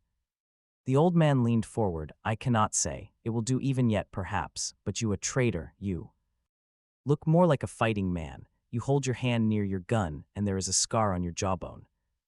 Mallow jerked his head. There isn't much law out there where I come from. Fighting and scars are part of a trader's overhead, but fighting is only useful when there's money at the end, and if I can get it. Without so much the sweeter. Now will I find enough money here to make it worth the fighting? I take it I can find the fighting easily enough. Easily enough, agreed Barr. You could join Wiscard's remnants in the Red Stars, I don't know. Though if you'd call that fighting or piracy, or you could join our present gracious viceroy, gracious by right of murder, pillage, rapine, and the word of a boy emperor, since rightfully assassinated. The patrician's thin cheeks reddened, his eyes closed and then opened, bird bright. You don't sound very friendly to the viceroy, Patrician Barr, said Mallow. What if I'm one of his spies? What if you are, said Barr bitterly. What can you take? He gestured a withered arm at this bare interior of the decaying mansion. Your life.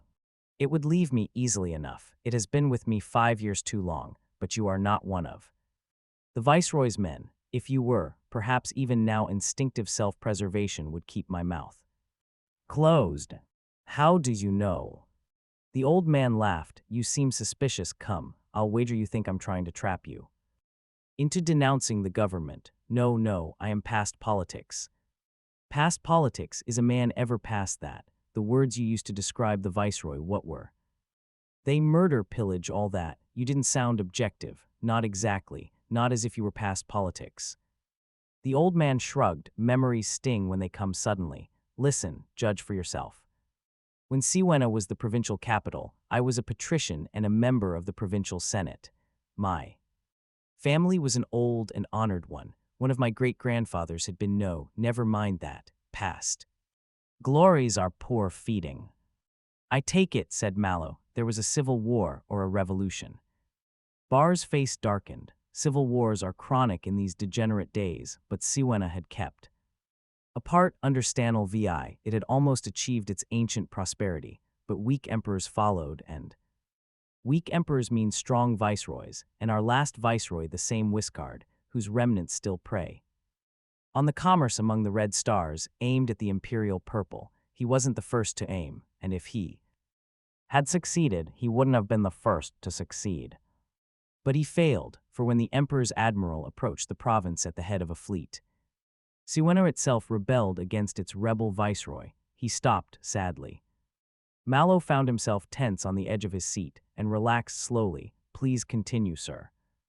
Thank you, said Barr wearily. It's kind of you to humor an old man. They rebelled, or I should say we rebelled, for I was one of the minor leaders.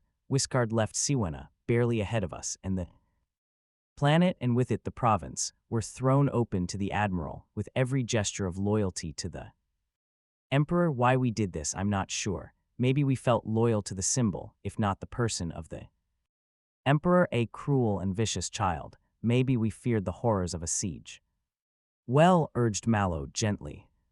Well, came the grim retort, that didn't suit the admiral. He wanted the glory of conquering a rebellious province, and his men wanted the loot such conquest would involve. So while the people were still gathered in every large city, cheering the emperor and his admiral, he occupied all armed centers and then ordered the population put to the nuclear blast. On what pretext? on the pretext that they had rebelled against their viceroy, the emperor's anointed, and the admiral became the new viceroy by virtue of 1 month of massacre, pillage, and complete horror. I had 6 sons, 5 died variously. I had a daughter. I hope she died eventually. I escaped because I was old. I came here too old to cause even our viceroy worry. He bent his gray head. They left me nothing because I had helped drive out a rebellious governor and deprived an admiral of his glory. Mallow sat silent and waited. Then, what of your 6th son? He asked softly. Bar smiled acidly. He is safe, for he has joined the admiral as a common soldier under an assumed name. He is a gunner in the viceroy's personal fleet. Oh no, I see your eyes. He is not an unnatural son. He visits me when he can and gives me what he can. He keeps me alive, and someday our great and glorious viceroy will grovel to his death, and it will be my son who will be his executioner. And you tell this to a stranger, you endanger your son. No, I help him by introducing a new enemy, and were I a friend of the viceroy, as I am his enemy, I would tell him to string outer space with ships, clear to the rim of the galaxy. There are no ships there.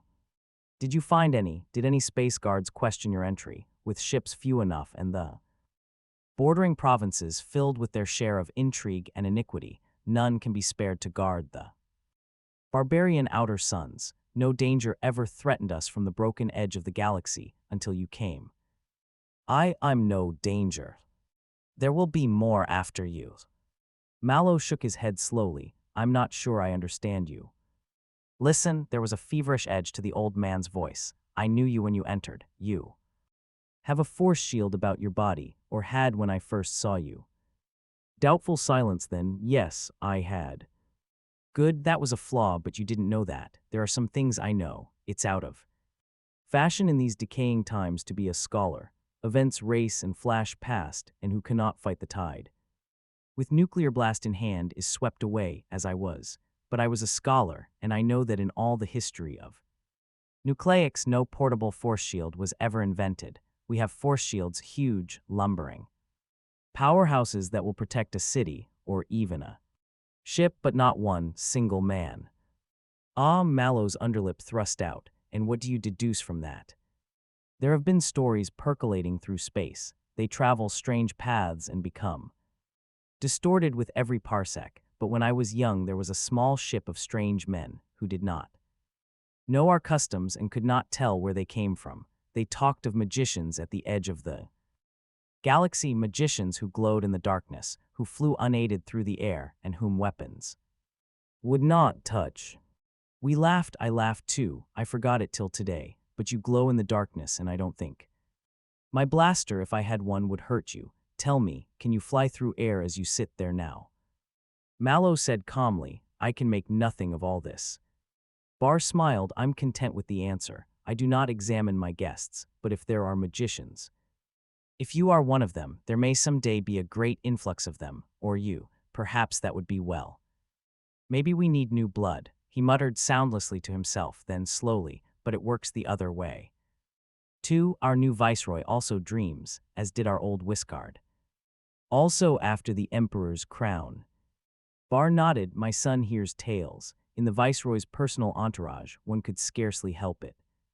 And he tells me of them. Our new viceroy would not refuse the crown if offered, but he guards his line of retreat. There are stories that, failing imperial heights, he plans to carve out a new empire in the barbarian hinterland. It is said, but I don't vouch for this, that he has already given one of his daughters as wife to a kinglet somewhere in the uncharted periphery. If one listened to every story. I know there are many more. I'm old and I babble nonsense, but what do you say? And those sharp old eyes peered deep. The trader considered. I say nothing, but I'd like to ask something. Does Siwana have nuclear power? Now wait, I know that it possesses the knowledge of nucleics. I mean, do they have power generators intact, or did the recent sack destroy them? Destroy them? Oh no. Half a planet would be wiped out before the smallest power station would be touched. They are irreplaceable and the suppliers of the strength of the fleet. Almost proudly, we have the largest and best on this side of Trantor itself. Then what would I do first if I wanted to see these generators? Nothing, replied Barr decisively. You couldn't approach any military center without being shot down instantly. Neither could anyone. Siwena is still deprived of civic rights. You mean all the power stations are under the military? No, there are the small city stations, the ones supplying power for heating and lighting homes, powering vehicles and so forth. Those are almost as bad. They're controlled by the tech men. Who are they? A specialized group which supervises the power plants. The honor is hereditary, the young ones being brought up in the profession as apprentices, strict sense of duty, honor, and all that. No one but a tech man could enter a station. I see. I don't say, though, added Barr, that there aren't cases where tech men haven't been bribed. In days when we have 9 emperors in 50 years and 7 of these are assassinated, when every space captain aspires to the usurpation of a viceroyship, and every viceroy to the imperium. I suppose even a tech man can fall prey to money, but it would require a good deal, and I have. Nuns have you. Money's no, but does one always bribe with money? What else when money buys all else? There is quite enough that money won't buy, and now if you'll tell me the nearest city with one of the stations and how best to get there, I'll thank you. Wait, Barr held out his thin hands. Where do you rush? You come here, but I ask no questions. In the city, where the inhabitants are still called rebels, you would be challenged by the first soldier or guard who heard your accent and saw your clothes. He rose and from an obscure comer of an old chest brought out a booklet. My passport, forged. I escaped with it. He placed it in Mallow's hand and folded the fingers over it. The description doesn't fit, but if you flourish it, the chances are many to 1 they will not look closely. But you'll be left without one. The old exile shrugged cynically. What of it? And a further caution, curb your tongue, your accent is barbarous, your idiom's peculiar, and every once in a while you deliver yourself of the most astounding archaisms. The less you speak, the less suspicion you will draw upon yourself. Now I'll tell you how to get to the city. 5 minutes later, Mallow was gone. He returned but once for a moment to the old patrician's house before leaving it entirely. However, and when Anam Bar stepped into his little garden early the next morning, he found a box at his feet. It contained provisions, concentrated provisions such as one would find aboard ship, an alien in taste and preparation. But though, why were good and lasted long? 11. The tech man was short, and his skin glistened with well-kept plumpness. His hair was a fringe, and his skull shone through pinkly. The rings on his fingers were thick and heavy. His clothes were scented. And he was the first man Mallow had met on the planet who hadn't looked hungry.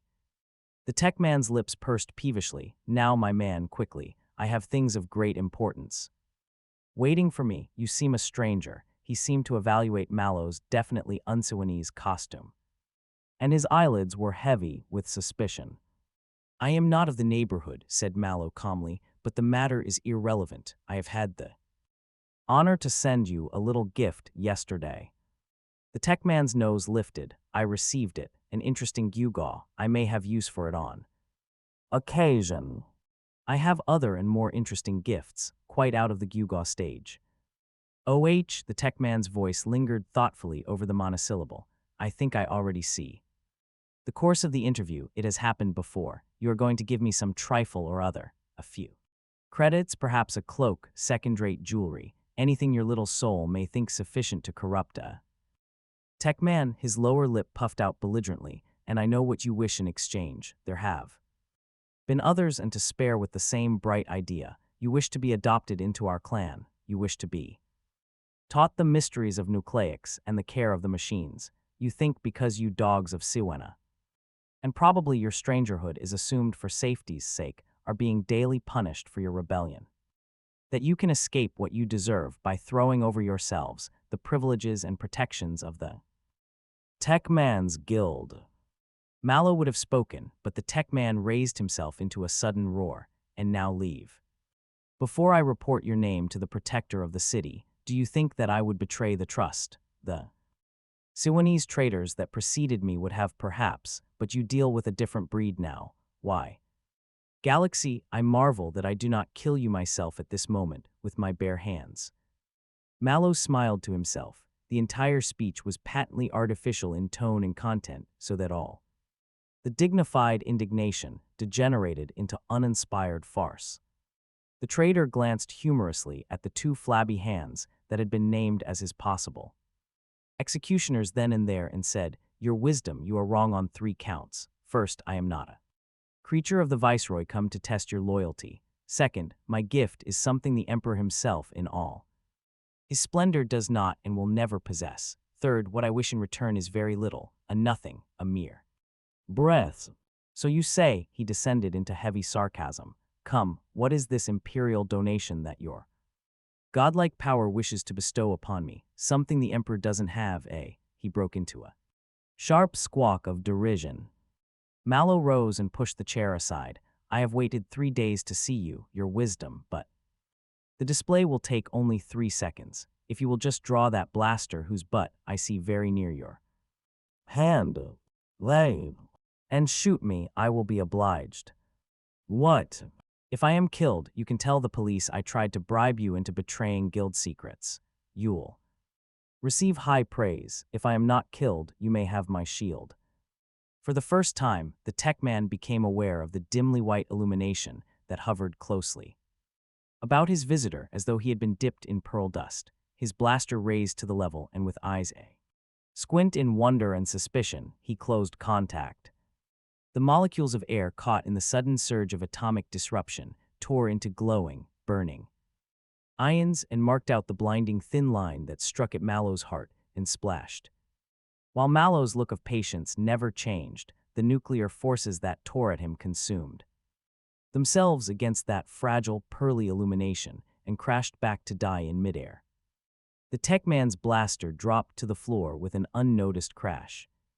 Mallow said, "Does the Emperor have a personal force shield? You can have one." The tech man stuttered, "Are you a tech man?" "No." Then where did you get that?"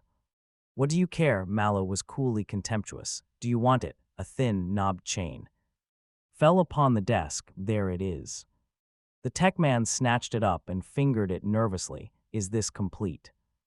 "Complete. Where's the power?" Mallow's finger fell upon the largest knob, dull in its leaden case. The tech man looked up and his face was congested with blood. "Sir, I am a tech man, senior grade. I have 20 years behind me as supervisor, and I studied under the great beer at the University of Trantor. If you have the infernal charlatanry to tell me that a small container the size of a walnut, blast it, holds a nuclear generator, I'll have you before the protector in 3 seconds. Explain it yourself then if you can. I say it's complete." The tech man's flush faded slowly as he bound the chain about his waist and, following Mallow's gesture, pushed the knob. The radiance that surrounded him shone into dim relief. His blaster lifted, then hesitated. Slowly, he adjusted it to an almost burnless minimum. And then, convulsively, he closed circuit, and the nuclear fire dashed against his hand harmlessly. He whirled, "And what if I shoot you now and keep the shield?" "Try," said Mallow. "Do you think I gave you my only sample?" And he, too, was solidly encased in light. The tech man giggled nervously. The blaster clattered onto the desk. He said, "And what is it?" "Mere nothing, this breath that you wish in return. I want to see your generators. You realize that that is forbidden. It would mean ejection into space for both of us. I don't want to touch them or have anything to do with them. I want to see them from a distance. If not, you have your shield, but I have other things. For one thing, a blaster especially designed to pierce that shield." The tech man's eyes shifted. "Come with me." 12. The tech man's home was a small 2-story affair on the outskirts of the huge, cubiform, windowless affair that dominated the center of the city. Mallow passed from one to the other through an underground passage and found himself in the silent, ozone-tinged atmosphere of the powerhouse. For 15 minutes he followed his guide and said nothing. His eyes missed nothing, his fingers Touched nothing, and then the tech man said in strangled tones, "Have you had enough? I couldn't trust my underlings in this case." "Could you ever?" asked Mallow ironically. "I've had enough." They were back in the office, and Mallow said thoughtfully, "And all those generators are in your hands." "Every one," said the tech man, with more than a touch of complacency. "And you keep them running and in order." "Right. And if they break down?" The tech man shook his head indignantly. "They don't break down. They never break down. They were built for eternity." "Eternity is a long time, just suppose. It is unscientific to suppose meaningless cases." "All right, suppose I were to blast a vital part into nothingness. I suppose the machines are immune to nuclear forces. Suppose I fuse a vital connection or smash a quartz D-tube." "Well then," shouted the tech man furiously, "you would be killed." "Yes, I know that," Mallow was shouting too, "but what about the generator? Could you repair it?" "Oh, sir," the tech man howled his words, "you have had a fair return. You've had what you asked. For now get out, I owed you nothing more." Mallow bowed with a satiric respect and left. 2 days later he was back, where the far star waited to return with him to the planet, Terminus. And 2 days later the tech man's shield went dead, and for all his puzzling and cursing never glowed again. 13.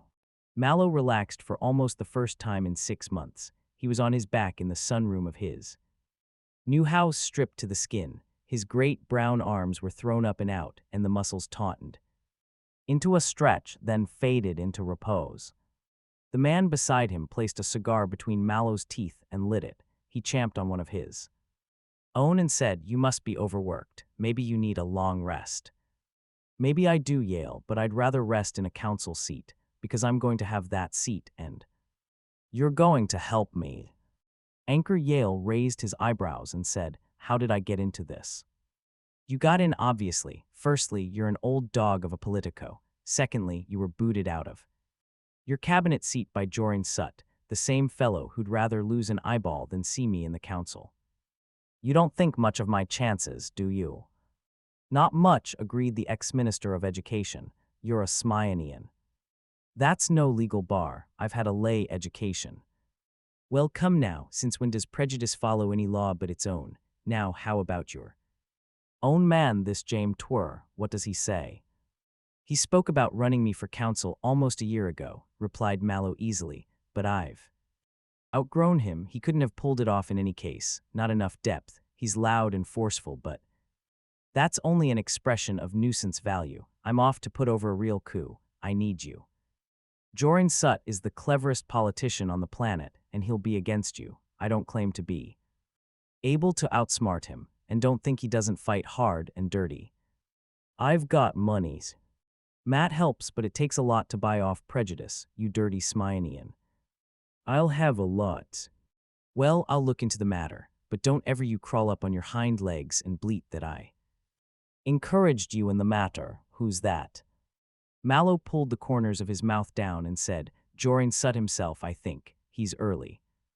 And I can understand it. I've been dodging him for a month. Look, Yale, get into the next room and turn the speaker on low. I want you to listen."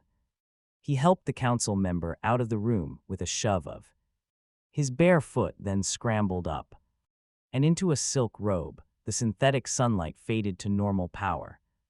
The secretary to the mayor entered stiffly, while the solemn majordomo tiptoed the door shut behind him. Mallow fastened his belt and said, "Take your choice of chairs, Sutt." Sutt barely cracked a flickering smile. The chair he chose was comfortable, but he did not relax into it from its edge. He said, "If you'll state your terms to begin with, we'll get down to business." "What terms?" "You wish to be coaxed. Well then, what, for instance, did you do at Coral? Your report was incomplete. I gave it to you months ago. You were satisfied then." "Yes," Sutt rubbed his forehead thoughtfully with one finger, "but since then your activities have been significant. We know a good deal of what you're doing, Mallow. We know exactly how many factories you're putting up, in what a hurry you're doing it, and how much it's costing you. And there's this palace you have." He gazed about him with a cold lack of appreciation, "which set you back considerably."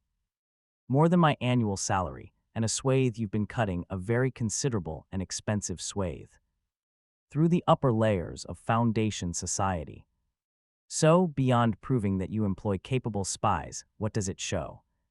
It shows you have money you didn't have a year ago, and that can show anything, for instance. That a good deal went on at Coral that we know nothing of. Where are you getting your money? My dear Sut, you can't really expect me to tell you. I don't. I didn't think you did, that's why I'm going to tell you. It's straight from the treasure chests of the Commodore of Coral. Sut blinked.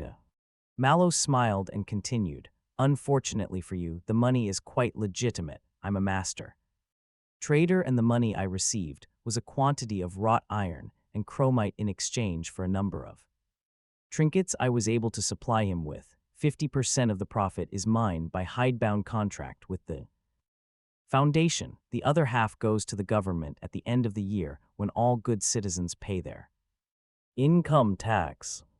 There was no mention of any trade agreement in your report. Nor was there any mention of what I had for breakfast that day, or the name of my current mistress, or any other irrelevant detail. Mallow's smile was fading into a sneer. I was sent to quote yourself to keep my eyes open. They were never shut. You wanted to find out what happened to the captured Foundation merchant ships. I never saw or heard of them. You wanted to find out if Coral had nuclear power. My report tells of nuclear blasters in the possession of the Commodore's private bodyguard. I saw no other signs, and the blasters I did see are relics of the old empire and maybe showpieces that do not work for all my knowledge. So far I followed orders, but beyond that I was and still am a free agent, according to the laws of the Foundation. A master trader may open whatever new markets he can and receive therefrom his due half of the profits. What are your objections? I don't see them. Sut bent his eyes carefully towards the wall and spoke with a difficult lack of anger. It is the general custom of all traders to advance the religion with their trade. I adhere to law and not to custom. There are times when custom can be the higher law. Then appeal to the courts. Sut raised somber eyes which seemed to retreat into their sockets. You're a Smionian after all. It seems naturalization and education can't wipe out the taint in the blood. Listen and try to understand just the same. This goes beyond money or markets. We have the science of the great Hari Seldon to prove that. Upon us depends the future empire of the galaxy, and from the course that leads to that imperium we cannot turn. The religion we have is our all-important instrument towards that end. With it we have brought the four kingdoms under our control, even at the moment when they would have crushed us. It is the most potent device known with which to control men and worlds. The primary reason for the development of trade and traders was to introduce and spread this religion more quickly, and to ensure that the introduction of new techniques and a new economy would be subject to our thorough and intimate control. He paused for breath, and Mallow interjected quietly, I know the theory. I understand it entirely. Do you? It is more than I expected. Then you see, of course, that your attempt at trade for its own sake, at mass production of worthless gadgets, which can only affect a world's economy superficially, at the subversion of interstellar policy to the god of profits, at the divorce of nuclear power from our controlling religion, can only end with the overthrow and complete negation of the policy that has worked successfully for a century. And time enough too, said Mallow indifferently, for a policy outdated, dangerous, and impossible, however well your religion has succeeded in the four kingdoms. Scarcely another world in the periphery has accepted it. At the time we seized control of the kingdoms, there were a sufficient number of exiles, galaxy knows, to spread the story of how Salvor Hardin used the priesthood and the superstition of the people to overthrow the independence and power of the secular monarchs. And if that wasn't enough, the case of Ascon 2 decades back made it plain enough. There isn't a ruler in the periphery now that wouldn't sooner cut his own throat than let a priest of the Foundation enter the territory. I don't propose to force Coral or any other world to accept something I know they don't want. No, Sut, If nuclear power makes them dangerous, a sincere friendship through trade will be many times better than an insecure overlordship based on the hated supremacy of a foreign spiritual power, which, once it weakens ever so slightly, can only fall entirely and leave nothing substantial behind except an immortal fear and hate. Suit said cynically, very nicely put. So to get back to the original point of discussion, what are your terms? What do you require to exchange your ideas for mine? You think my convictions are for sale. Why not? Came the cold response. Isn't that your business, buying and selling? Only at a profit, said Mallow, unoffended. Can you offer me more than I'm getting as is? You could have 3/4 of your trade profits, rather than half. Mallow laughed shortly. A fine offer. The whole of the trade on your terms would fall far below. A 10th share on mine. Try harder than that. You could have a council seat. I'll have that anyway, without and despite you. With a sudden movement, Sut clenched his fist. You could also save yourself a prison term of 20 years if I have my way. Count the profit in that.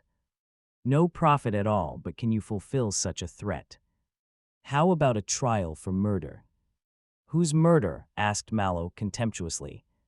Sut's voice was harsh now, though no louder than before. The murder of an Anacreonian priest. In the service of the Foundation. Is that so now, and what's your evidence? The secretary to the mayor leaned forward. Mallow, I'm not bluffing. The preliminaries are over. I have only to sign one final paper, and the case of the Foundation versus Hober Mallow, master trader, is begun. You abandoned a subject of the Foundation to torture and death at the hands of an alien mob.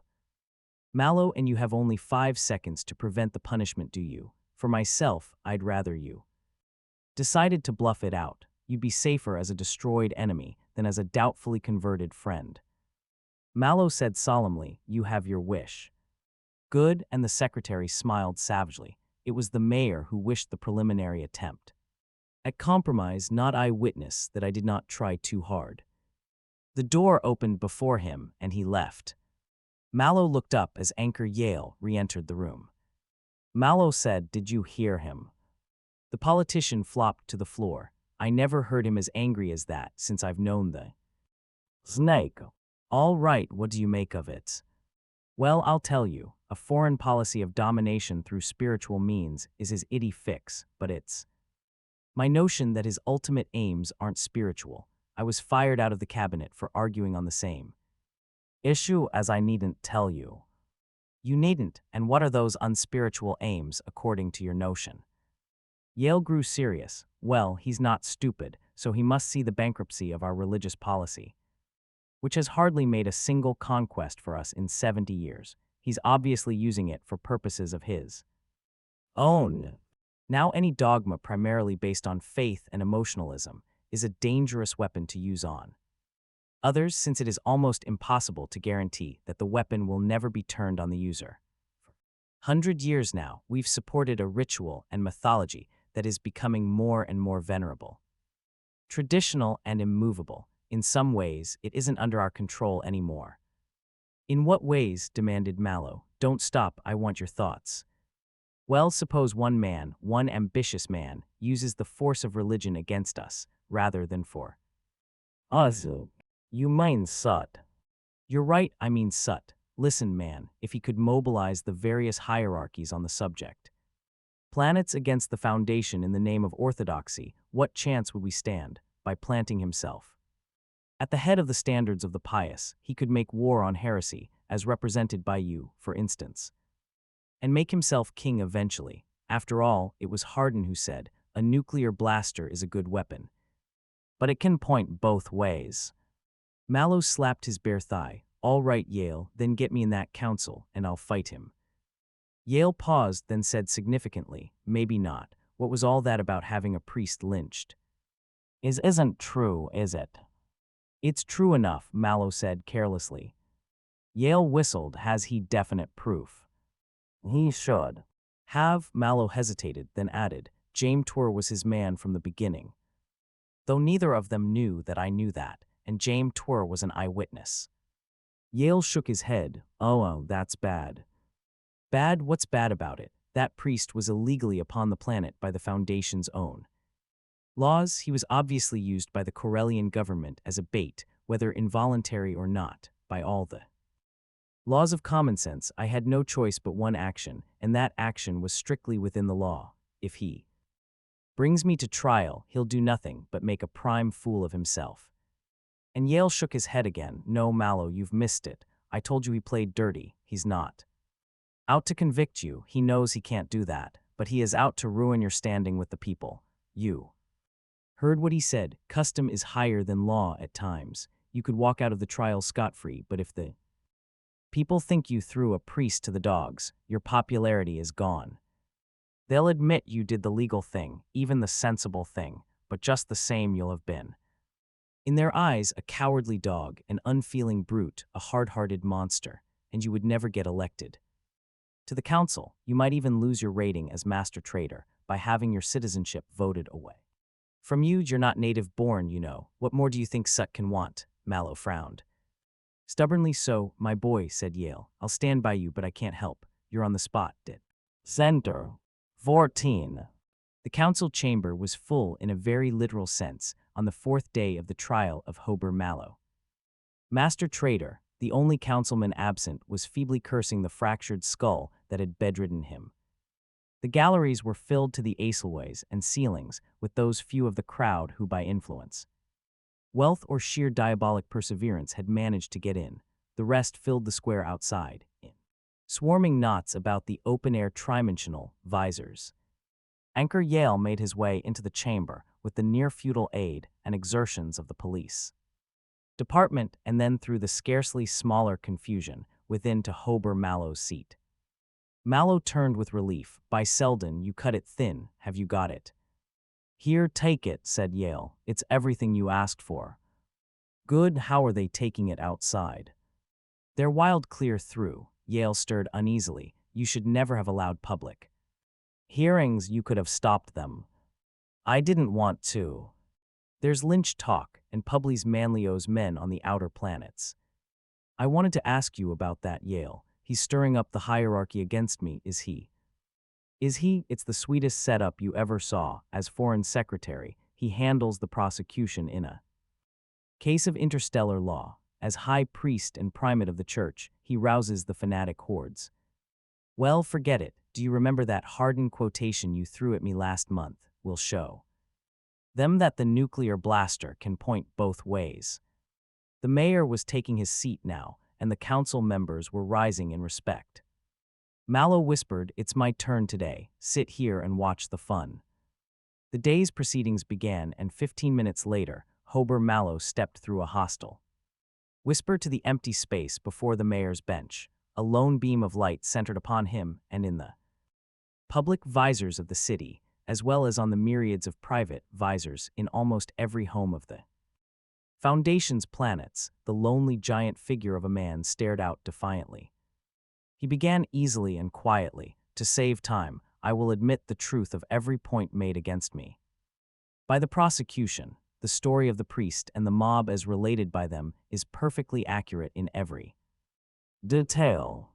There was a stirring in the chamber and a triumphant mass snarl from the gallery. He waited patiently for silence. However, the picture they presented fell short of completion. I ask the privilege of supplying the completion in my own fashion. My story may seem irrelevant at first. I ask your indulgence for that. Mallow made no reference to the notes before him. I begin at the same time as the prosecution did, the day of my meeting with Joran Sut and James.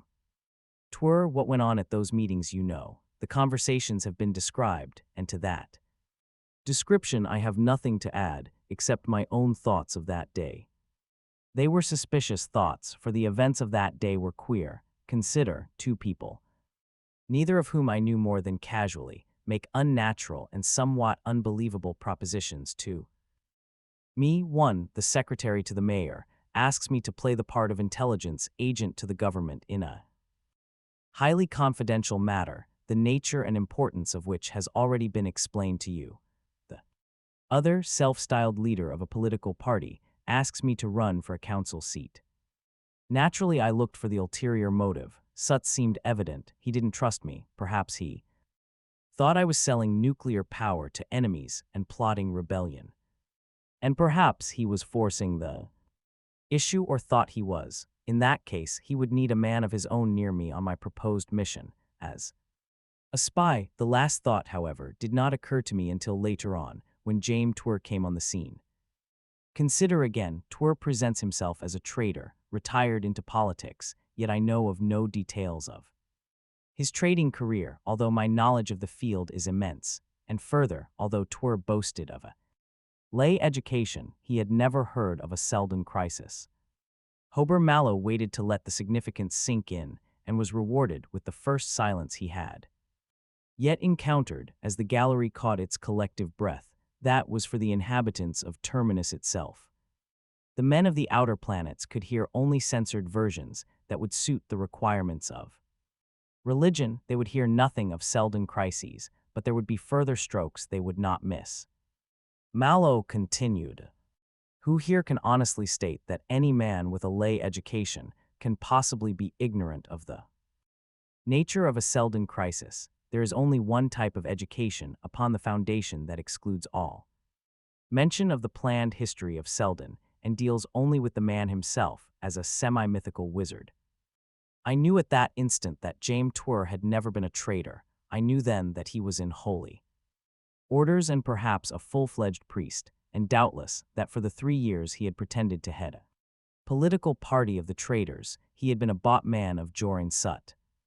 At the moment I struck in the dark. I did not know Sun's purposes with regard to myself, but since he seemed to be feeding me rope liberally, I handed him a few fathoms of my own. My notion was that Twr was to be with me on my voyage as unofficial guardian on behalf of Jorin Sut. Well, if he didn't get on, I knew well there be other devices waiting, and those others I might not catch in time. Known enemy is relatively safe. I invited Twr to come with me. He accepted.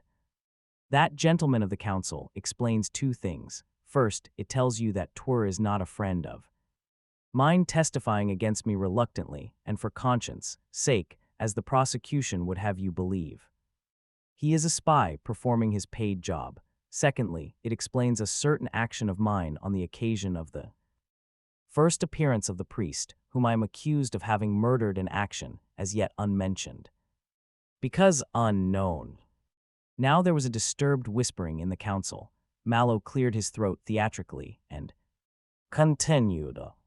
"I hate to describe my feelings when I first heard that we had a refugee missionary on board. I even hate to remember them. Essentially, they consisted of wild uncertainty. The event struck me at the moment as a move by Sut, and passed beyond my comprehension or calculation. I was at sea and completely. There was one thing I could do. I got rid of Twr for 5 minutes by sending him after my officers. In his absence, I set up a visual record receiver so that whatever happened might be preserved for future study. This was in the hope, the wild but earnest hope, that what confused me at the time might become plain upon review. I have gone over that visual record some 50 times since. I have it here with me now, and will repeat the job a 51st time in your presence right now. The mayor pounded monotonously for order as the chamber lost its equilibrium, and the gallery roared. In 5 million homes on Terminus, excited observers crowded their receiving sets more closely. And at the prosecutor's own bench, Jorin Sut shook his head coldly at the nervous high priest, while his eyes blazed fixedly on Mallow's face.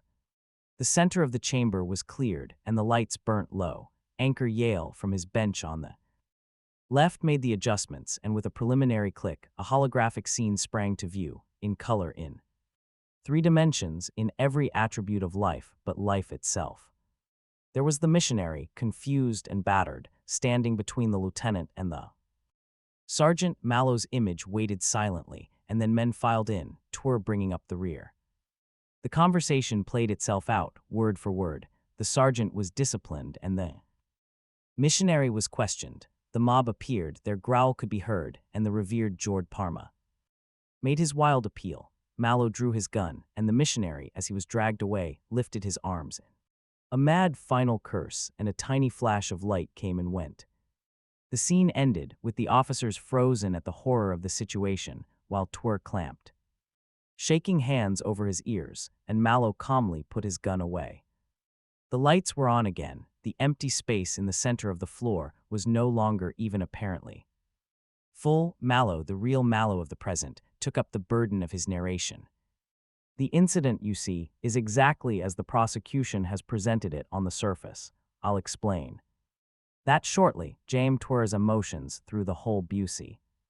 Ness shows clearly a priestly education, by the way. It was on that same day that I pointed out certain incongruities in the episode to Twir. I asked him where the missionary came from in the midst of the near-desolate tract we occupied at the time. I asked further where the gigantic mob had come from, with the nearest sizable town 100 miles away. The prosecution has paid no attention to such problems. Or to other points, for instance, the curious point of Jord Parma's blatant conspicuousness. Missionary on Coral, risking his life in defiance of both Corellian and Foundation law, parades about in a very new and very distinctive priestly costume. There's something wrong there. At the time, I suggested that the missionary was an unwitting accomplice of the Commodore, who was using him in an attempt to force us into an act of wildly illegal aggression to justify in law his subsequent destruction of our ship and of us. The prosecution has anticipated this justification of my actions. They have expected me to explain that the safety of my ship, my crew, my mission itself were at stake and could not be sacrificed for one man when that man would, in any case, have been destroyed with us or without us. They reply by muttering about the Foundation's honor and the necessity of upholding our dignity in order to maintain our ascendancy.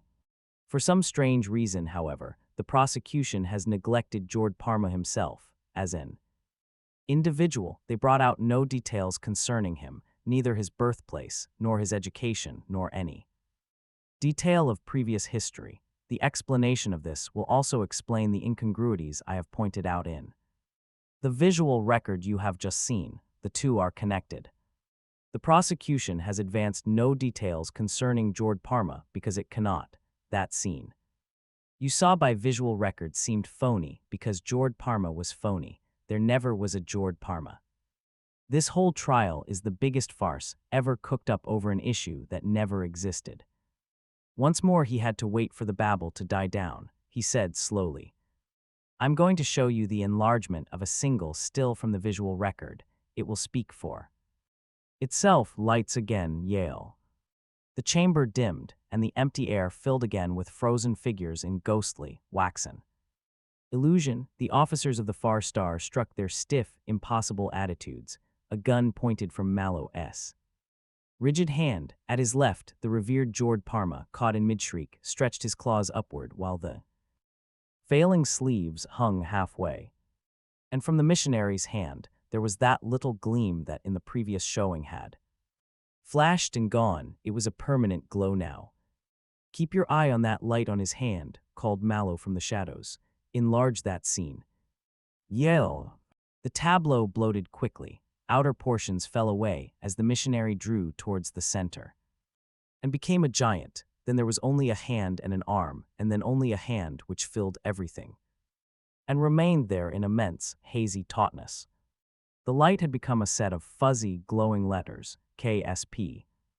That Mallow's voice boomed out is a sample of tattooing, gentlemen. Under ordinary light it is invisible, but under ultraviolet light, with which I flooded the room in taking this visual record, it stands out in high relief. I'll admit it is a naive method of secret identification, but it works on Coral, where UV light is not to be found on street comers. Even in our ship, detection was accidental.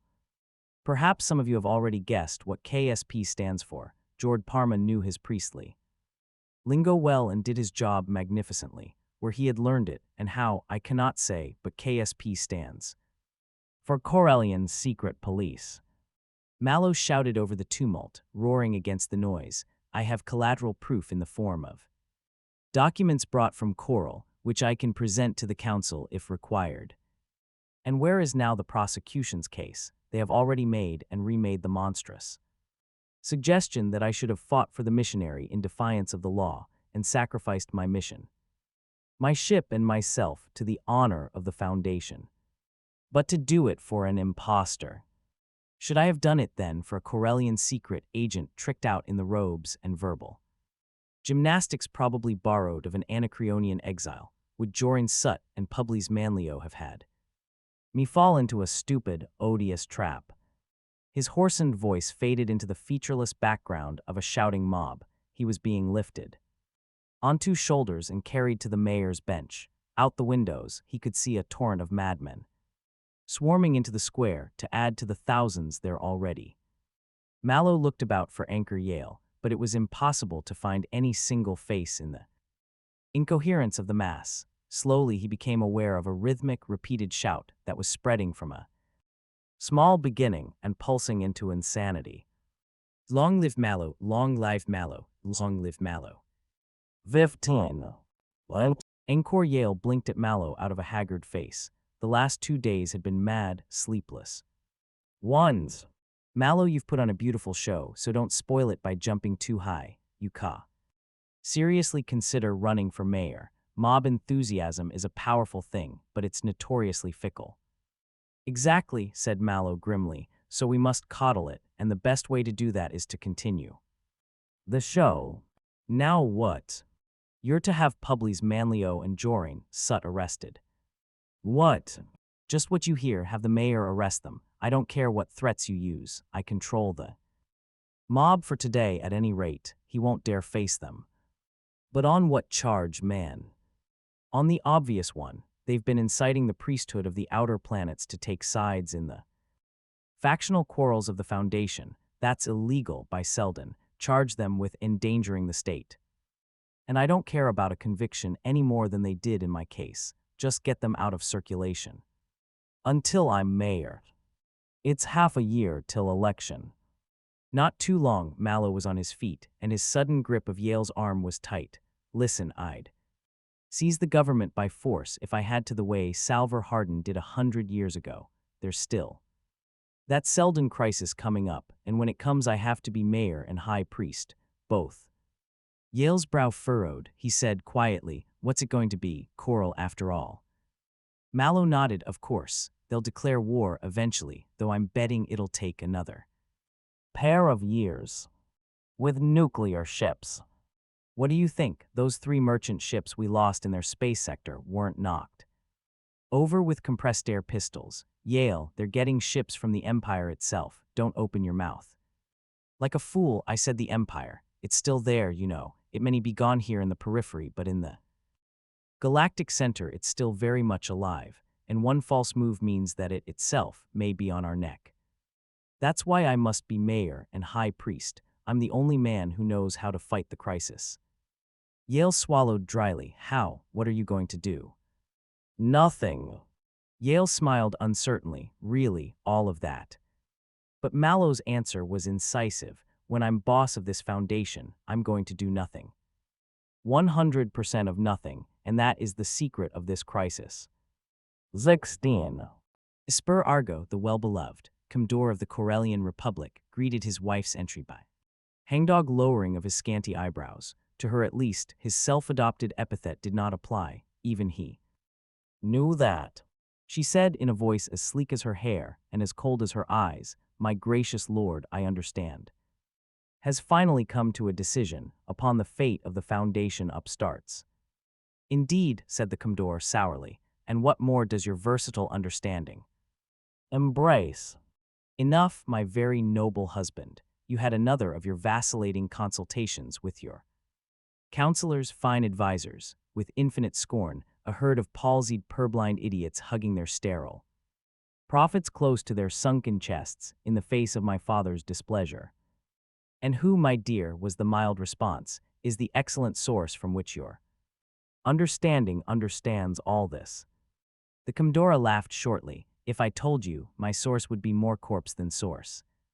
Well, you'll have your own way, as always. The Commodore shrugged and turned away, and as for your father's displeasure, I much fear me it extends to a niggardly refusal to supply more ships.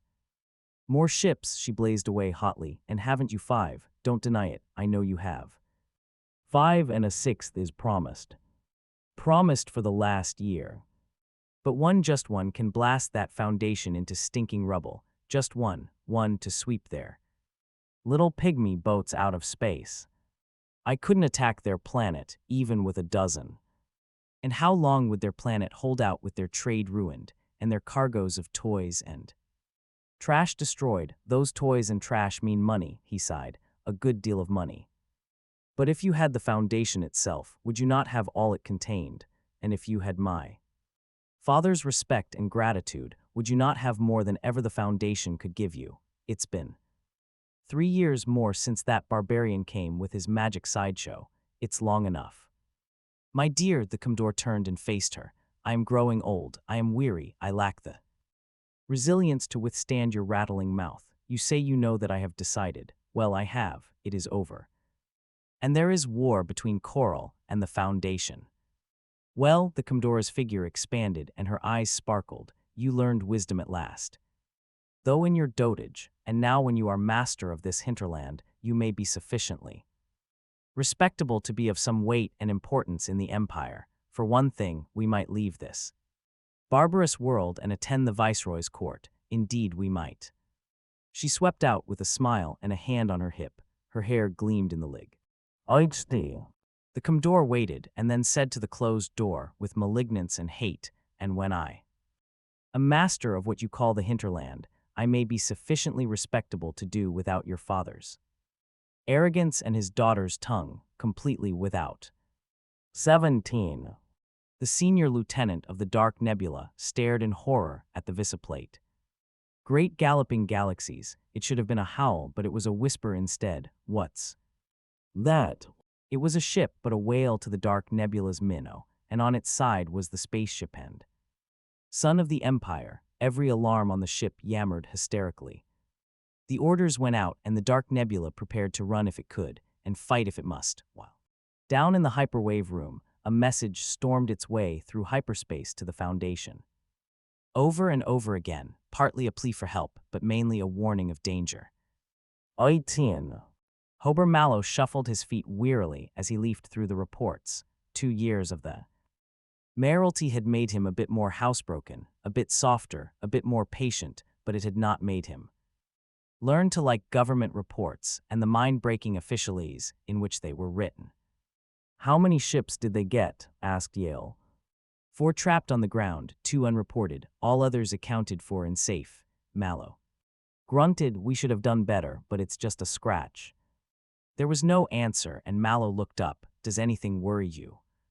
I wish Sut would get here, was the almost irrelevant answer. Ah, yes, and now we'll hear another lecture on the home front.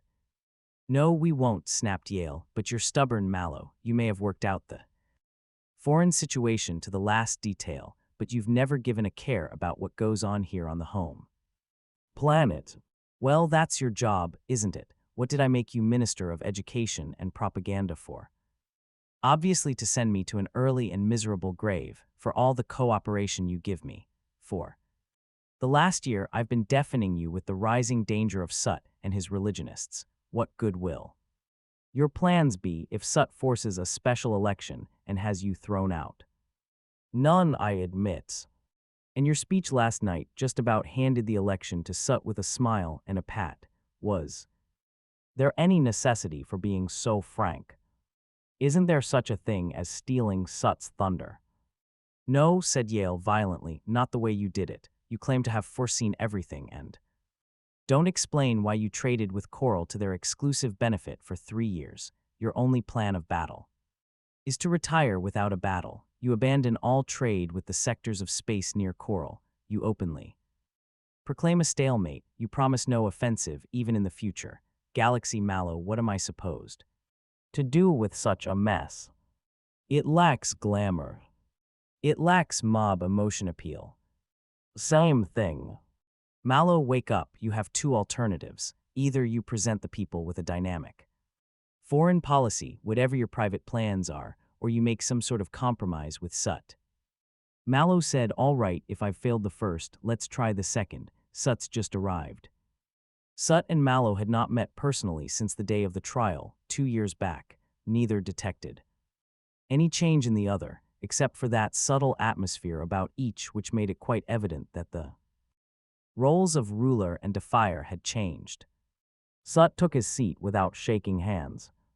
Mallow offered a cigar and said, "Mind if Yale stays. He wants a compromise earnestly. He can act as mediator if tempers rise." Sut shrugged. "A compromise will be well for you. Upon another occasion I once asked you to state your terms. I presume the positions are reversed now." "You presume correctly." "Then there are my terms. You must abandon your blundering policy of economic bribery and trade in gadgetry and return to the tested foreign policy of our fathers." "You mean conquest by missionary?" "Exactly. No compromise short of that." "None." Mallow lit up very slowly and inhaled the tip of his cigar into a bright glow. In Hardin's time, when conquest by missionary was new and radical, men like yourself opposed it. Now it is tried, tested, hallowed, everything a Joran Sut would find well. But tell me, how would you get us out of our present mess? "Your present mess, I had nothing to do with it." "Consider the question suitably modified. A strong offensive is indicated. The stalemate you seem to be satisfied with is fatal. It would be confession of weakness to all the worlds of the periphery, where the appearance of strength is all important, and there's not one vulture among them that wouldn't join the assault for its share of the corpse. You ought to understand that. You're from Smyano, aren't you?" Mallow passed over the significance of the remark. He said, "And if you beat Coral, what of the Empire? That is the real enemy." Sut's narrow smile tugged at the corners of his mouth. "Oh no, your records of your visit to Siwena were complete. The viceroy of the Normannic sector is interested in creating dissension in the periphery for his own benefit, but only as a side issue. He isn't going to stake everything on an expedition to the galaxy's rim when he has 50 hostile neighbors and an emperor to rebel against. I paraphrase your own words." "Oh yes, he might, Sut, if he thinks we're strong enough to be dangerous, and he might think so. If we destroy Coral by the main force of frontal attack, we'd have to be considerably more subtle." "As for instance?" Mallow leaned back. "Sut, I'll give you your chance. I don't need you, but I can use you, so I'll tell you what it's all about, and then you can either join me and receive a place in a coalition cabinet, or you can play the martyr and rot in jail. Once before you tried that last trick." "Not very hard, Sut. The right time has only just come. Now listen." Mallow's eyes narrowed. "When I first landed on Coral," he began, "I bribed the Commodore with the trinkets and gadgets that form the trader's usual stock. At the start that was meant only to get us entrance into a steel foundry. I had no plan further than that, but in that I succeeded. I got what I wanted, but it was only after my visit to the Empire that I first realized exactly what a weapon I could build that trade into.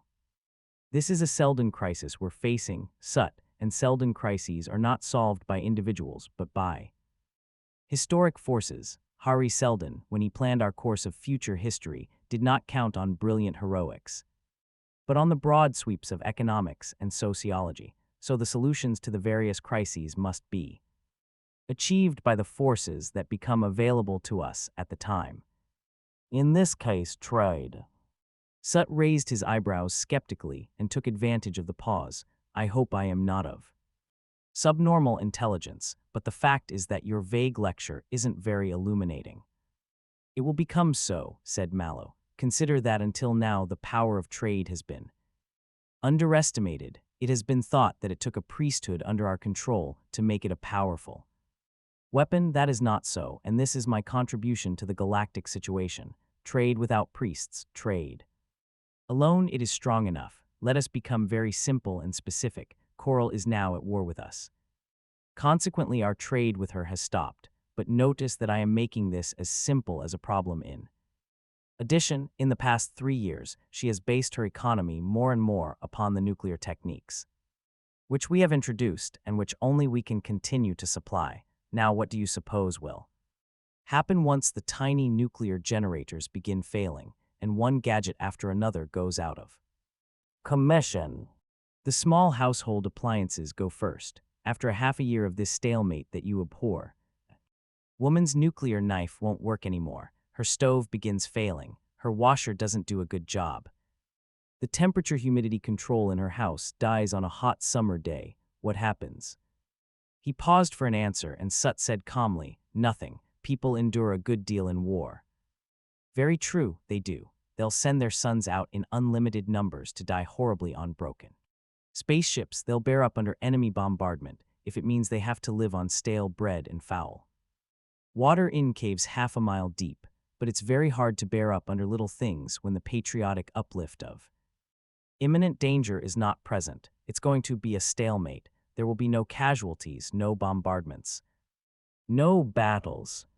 There will just be a knife that won't cut, and a stove that won't cook, and a house that freezes in the winter. It will be annoying, and people will grumble. Sut said slowly, wonderingly, "Is that what you're setting your hopes on, man? What do you expect? A housewife's rebellion, a jacquerie, a sudden uprising of butchers and grocers with their cleavers and bread knives shouting, 'Give us back our automatic supercleano nuclear washing machines.'" "No, sir," said Mallow impatiently, "I do not. I expect, however, a general background of grumbling and dissatisfaction, which will be seized on by more important figures later on."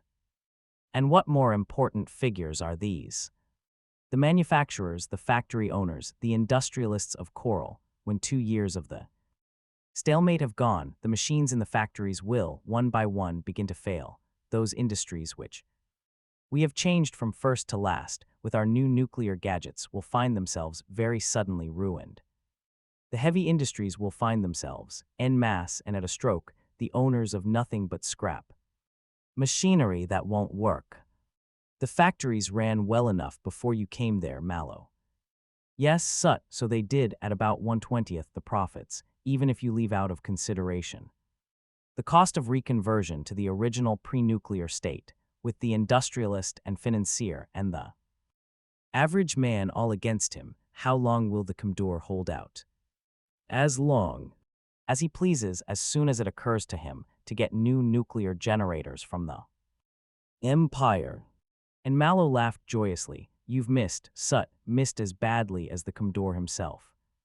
You've missed everything and understood nothing. Look, man, the Empire can replace nothing. The Empire has always been a realm of colossal resources. They've calculated everything in planets, in stellar systems, in whole sectors of the galaxy. Their generators are gigantic because they thought in gigantic fashion. But we, our little foundation, our single world almost without metallic resources, have had to work with brute economy. Our generators have had to be the size of our thumb because it was all the metal we could afford. We had to develop new techniques and new methods, techniques and methods. The Empire can't follow because they have degenerated past the stage where they can make any really vital scientific advance. With all their nuclear shields, large enough to protect a ship, a city, an entire world, they could never build one to protect a single man. To supply light and heat to a city, they have motors 6 stories high. I saw them where ours could fit into this room, and when I told one of their nuclear specialists that a lead container the size of a walnut contained a nuclear generator, he almost choked with indignation. On the spot. Why, they don't even understand their own colossi any longer. The machines work from generation to generation automatically, and the caretakers are a hereditary caste who would be helpless if a single D-tube in all that vast structure burnt out. The whole war is a battle between those two systems, between the Empire and the Foundation, between the big and the little. To seize control of a world, they bribe with immense ships that can make war but lack all economic significance. We, on the other hand, bribe with little things, useless in war but vital to prosperity and profits. A king or a commodore will take the ships and even make war. Arbitrary rulers throughout history have bartered their subjects' welfare for what they consider honor and glory and conquest, but it's still the little things in life that count, and a spur argo won't stand up against the economic depression that will sweep all Coral in 2 or 3 years. Sut was at the window, his back to Mallow and Yale. It was early evening now, and the few stars that struggled feebly here at the very rim of the galaxy sparked against the background of the misty, wispy lens that included the remnants of that empire, still vast, that fought against them. Sut said, "No, you are not the man. You don't believe me. I mean, I don't trust you. You're smooth-tongued. You befooled me properly when I thought I had you under proper care on your first trip to Coral. When I thought I had you cornered at the trial, you wormed your way out of it and into the mayor's chair by demagoguery. There is nothing straight about you. No motive that hasn't another behind it. No statement that hasn't three meanings. Suppose you were a traitor. Suppose your visit to the Empire had brought you a subsidy and a promise of power. Your actions would be precisely what they are now. You would bring about a war after. Having strengthened the enemy, you would force the Foundation into inactivity, and you would advance a plausible explanation of everything, one so plausible it would convince everyone. You mean there'll be no compromise? Asked Mallow gently. I mean you must get out, by free will or force. I warned you of the only alternative to cooperation. Jorin Sut's face congested with blood in a sudden access of emotion. And I warn you, Hober Mallow of Smyano, that if you arrest me, there will be no quarter. My men will stop nowhere in spreading the truth about you, and the common people of the Foundation will unite against their foreign ruler. They have a consciousness of destiny that a Smyanian can never understand, and that consciousness will destroy you. Hober Mallow said quietly to the two guards who had entered, "Take him away. He's under arrest." Zut said, "Your last chance." Mallow stubbed out his cigar and never looked up. And 5 minutes later, Yale stirred and said, wearily, "Well, now that you've made a martyr for the cause, what next?" Mallow stopped playing with the ashtray and looked up. "That's not the Sut I used to know. He's a blood-blind bull. Galaxy, he hates me. All the more dangerous then." "More dangerous? Nonsense. He's lost all power of judgment." Yale said grimly, "You're overconfident, Mallow. You're ignoring the possibility of a popular rebellion." Mallow looked up, grim in his turn. "Once and for all, Yale, there is no possibility of a popular rebellion. You're sure of yourself." "I'm sure of the Selden crisis and the historical validity of their solutions, externally and internally. There are some things I didn't tell Suit right now. He tried to control the Foundation itself by Aegis forces as he controlled the outer worlds, and he failed, which is the surest sign that in the Selden scheme religion is played out. Economic control worked differently, and to paraphrase that famous Salver Hardin quotation of yours, it's a poor nuclear blaster that won't point both ways. If Coral prospered with our trade, so did we. If Corellian factories fail without our trade, and if the prosperity of the outer worlds vanishes with commercial isolation, so will our factories fail and our prosperity vanish. And there isn't a factory, not a trading center, not a shipping line that isn't under my control, that I couldn't squeeze to nothing if Sut attempts revolutionary propaganda, or his propaganda succeeds, or even looks as though it might succeed. I will make certain that prosperity dies. Where it fails, prosperity will continue, because my factories will remain fully staffed. So by the same reasoning, which makes me sure that the Corellians will revolt in favor of prosperity, I am sure we will not revolt against it. The game will be played out to its end." "So then," said Yale, "you're establishing a plutocracy. You're making us a land of traders and merchant princes. Then what of the future?" Mallow lifted his gloomy face and exclaimed fiercely, "What business of mine is the future? No doubt Selden has foreseen it and prepared against it. There will be other crises in the time to come when money power has become as dead a force as religion is now. Let my successors solve those new problems, as I have solved the one of today." Korell, and so after 3 years of a war which was certainly the most unfought war on record, the Republic of Coral surrendered unconditionally, and Hober Mallow took his place next to Hari Selden and Salver Hardin in the hearts of the people of the Foundation. Encyclopedia Galactica. About the author. Isaac Asimov was born in the Soviet Union to his great surprise. He moved quickly to correct the situation. When his parents emigrated to the United States, Isaac, 3 years old at the time, stowed away. In their baggage, he has been an American citizen since the age of 8. Brought up in Brooklyn and educated in its public schools, he eventually found his way to Columbia University and, over the protests of the school administration, managed to annex a series of degrees in chemistry, up to and including a PhD. He then infiltrated Boston University and climbed the academic ladder, ignoring all cries of outrage, until he found himself professor of biochemistry. Meanwhile, at the age of 9, he found the love of his life, in the inanimate sense, when he discovered his first science fiction magazine. By the time he was 11, he began to write stories, and at 18, he actually worked up the nerve to submit one. It was rejected. After 4 long months of tribulation and suffering, he sold his first story, and thereafter he never looked back.